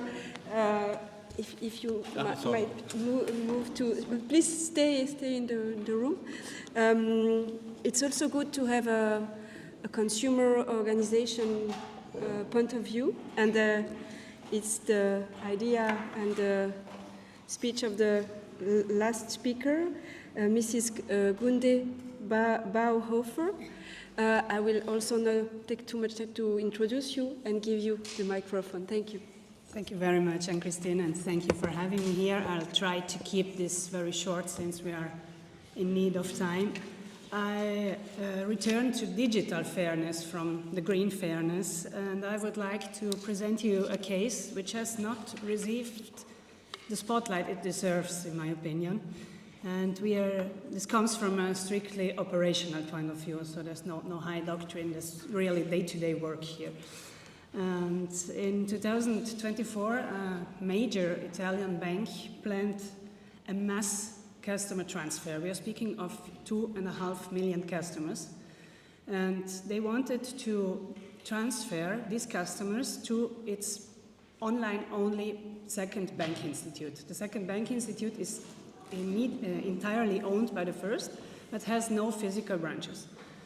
And the consumers received a digital notice in August, and you know, August in Italy, everything is shut down, nobody reads anything.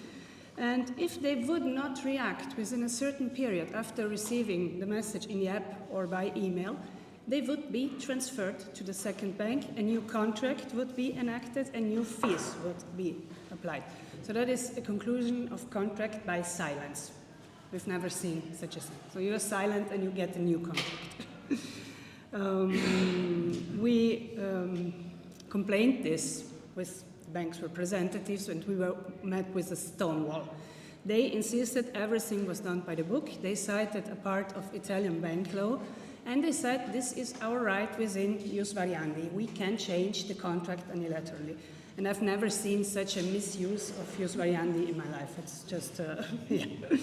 And it's unfortunate Paolo is no longer here because we brought the case to AGCM and also to the Banca d'Italia. And AGCM came in to save the clients. They came through. They ruled, no, this cannot be. Consumers must decide, will I stay with the old bank or will I go to the new bank and accept the new contract? Everyone received a new communication and they could choose. The bank also insisted the transfer would be economically very favorable for all customers. The cases we've reviewed lead us to doubt this assertion. The problem here was that when a single customer complained about the treatment it received, the bank immediately put him back to where he was, so any form of escalation was practically stopped. And had AGCM not stopped the bulk transfer, the only thing possible for us would have been to put forward a cease and desist class action. And we were not entirely sure if it was covered under current regulations, so that there was really a doubt if this could go forward. And here the enforcement depended entirely on the national action body, so we would have been sort of lost, and with us 2.5 million clients. And on the side of the class action, there is always the big doubt who fronts the costs if you lose the action. You bring forward an action, you bring it forward in good faith, and then you lose. 104 Italian citizens brought forward a class actions against the bridge on the Messina Strait. They lost, and they had to pay 240,000 euros of legal fees, plus their own. And that is not an amount a simple consumer association can front. That's not, you're scared to bring forward a class action. And so, in our opinion, there has to be a change of the rule of law protecting the consumers association, it's clear that if you bring forward an action in bad faith, you have to be sanctioned. But if you do it in good faith, you have to be protected, same as the consumer is protected in the Italian Consumer Codex. There is specifically foreseen that he will not have to pay if it's brought forward in good faith. And the problem with the Unfair Commercial Practices Directive is that once a GCM has established, yes, it's an unfair commercial practice, how do we bring this down to the level of the single consumer that is harmed by this practice? Because Consumer Codex states, yes, you can bring the case in front of the judge and every other remedy is made safe. But there are no other mass or class remedies. And we were hoping that the ADR directive could solve this by making ADR binding for firms, so they must agree to have an ADR procedure in such cases. But now it seems that they just will have to explain why they don't sit on the table. And if they don't explain why, it's then on itself considered an unfair commercial practice. So we return food. And there must be some way to overcome this rational disinterest of consumers to go before a judge to see their rights restored. So there is a sort of lack between the high normative and the day-to-day work. So that's thank you.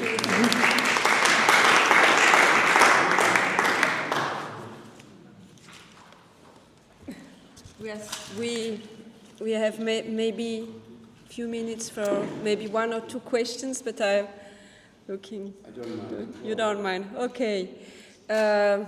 If the room wants to Thank you very much. It was very inspiring and really impressed by the quality and effort of all the speakers. I have some takeovers, some ideas from all of the one, but especially from the first one. As you spoke about the opportunity to exit the contract, so some tools for consumers to exit the contract and to avoid the automatic renewal of the of the contracts, especially when they are facing a trial. I may quote the California law, which became operative on 1st July 2022, which requires the trader to send the consumer a reminder before the expiry date, and so somehow this could be a blueprint for our future for improvement of our legislation. As regards children, I'm very concerned with the Article 28 Digital Services Act.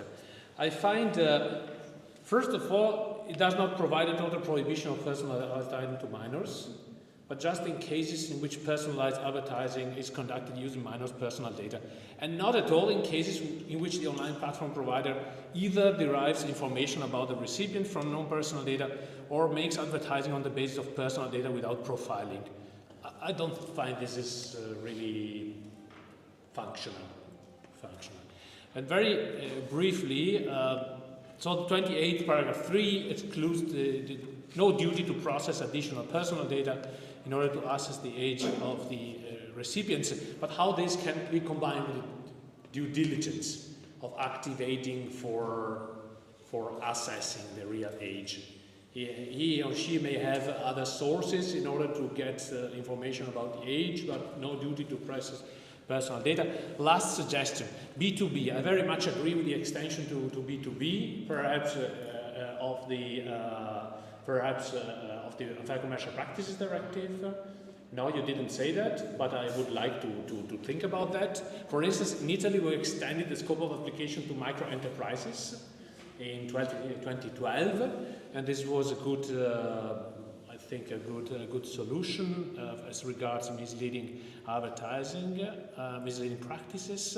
Last suggestion: why don't we take more? We put more on the spotlight the solutions contained in the regulation, platform to business regulation, which is a mix,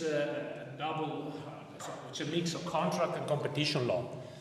Enhancing fairness in the platform economy, stressing transparency and disclosure, and also containing some prohibitions, some clauses, a list of clauses which may be considered void if so as regards delisting or some kind of lock-in effects, and then there is the entire debate about the best price clauses. So I think that regulation, which is often quite neglected, has a lot of potential also for modernizing the Fair Commercial Practice Directive. Sorry, Want to answer? Ideas. Thank you all, very useful suggestions. I will just want to raise a question with regard to one of your proposals pertaining to the renewal of contracts and to kind of an obligation on traders to inform consumers that this is going to happen. Like the spontaneous reflection, we are definitely considering this option. We are also concerned of the information overload on consumers and the question that we are asking ourselves, and we will probably analyze it in the impact assessment, is how effective such a solution will be, relating also to the potential administrative burden that might be imposed on the traders. But it's definitely an option that we are going to look into. Then I'm taking definitely notes to all the other points, but I will leave the floor, the rest of 2 minutes for 1 minute for other questions. Mm-hmm. Okay.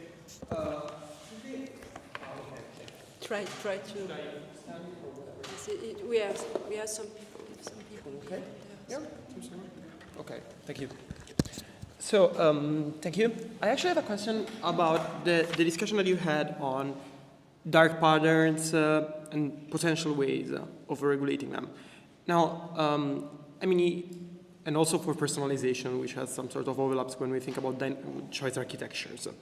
So, I mean, you have been talking about introducing option to opt out, switch off. There have been many different options on the table that, of course, require some sort of concretization.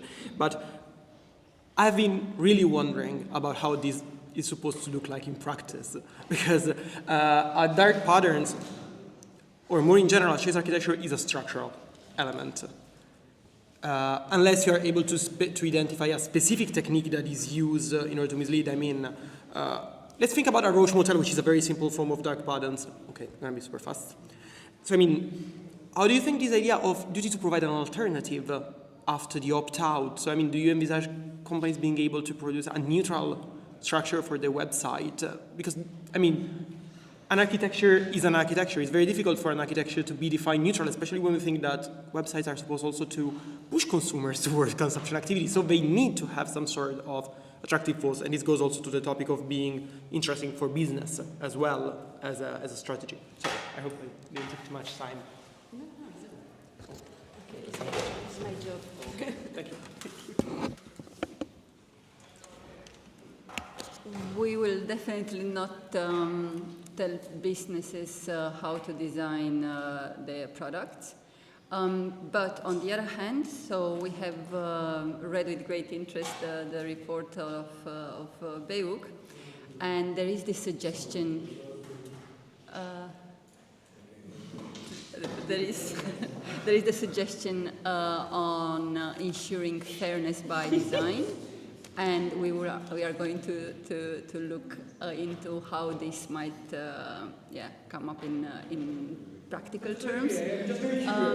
With regard to specific dark patterns, it's definitely something that we will look closely into, because some of the dark patterns might be introduced as such in the Annex 1 of UCPD. So they might, so clearly identifiable harmful dark patterns can be prohibited by as such.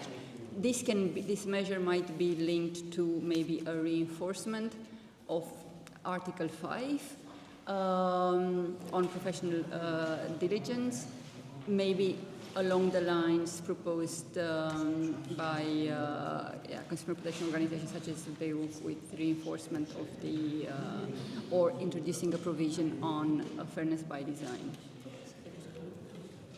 Okay, thank you for these interesting questions, these interesting answers. A good news is that the 20 years of the UCPD is a whole year, at least. So I think it's just a beginning, not an end, to discuss and to debate all these questions. And I thank all the speakers for the excellent presentation and the public for the exchange. And I think we can now move to the next speaker.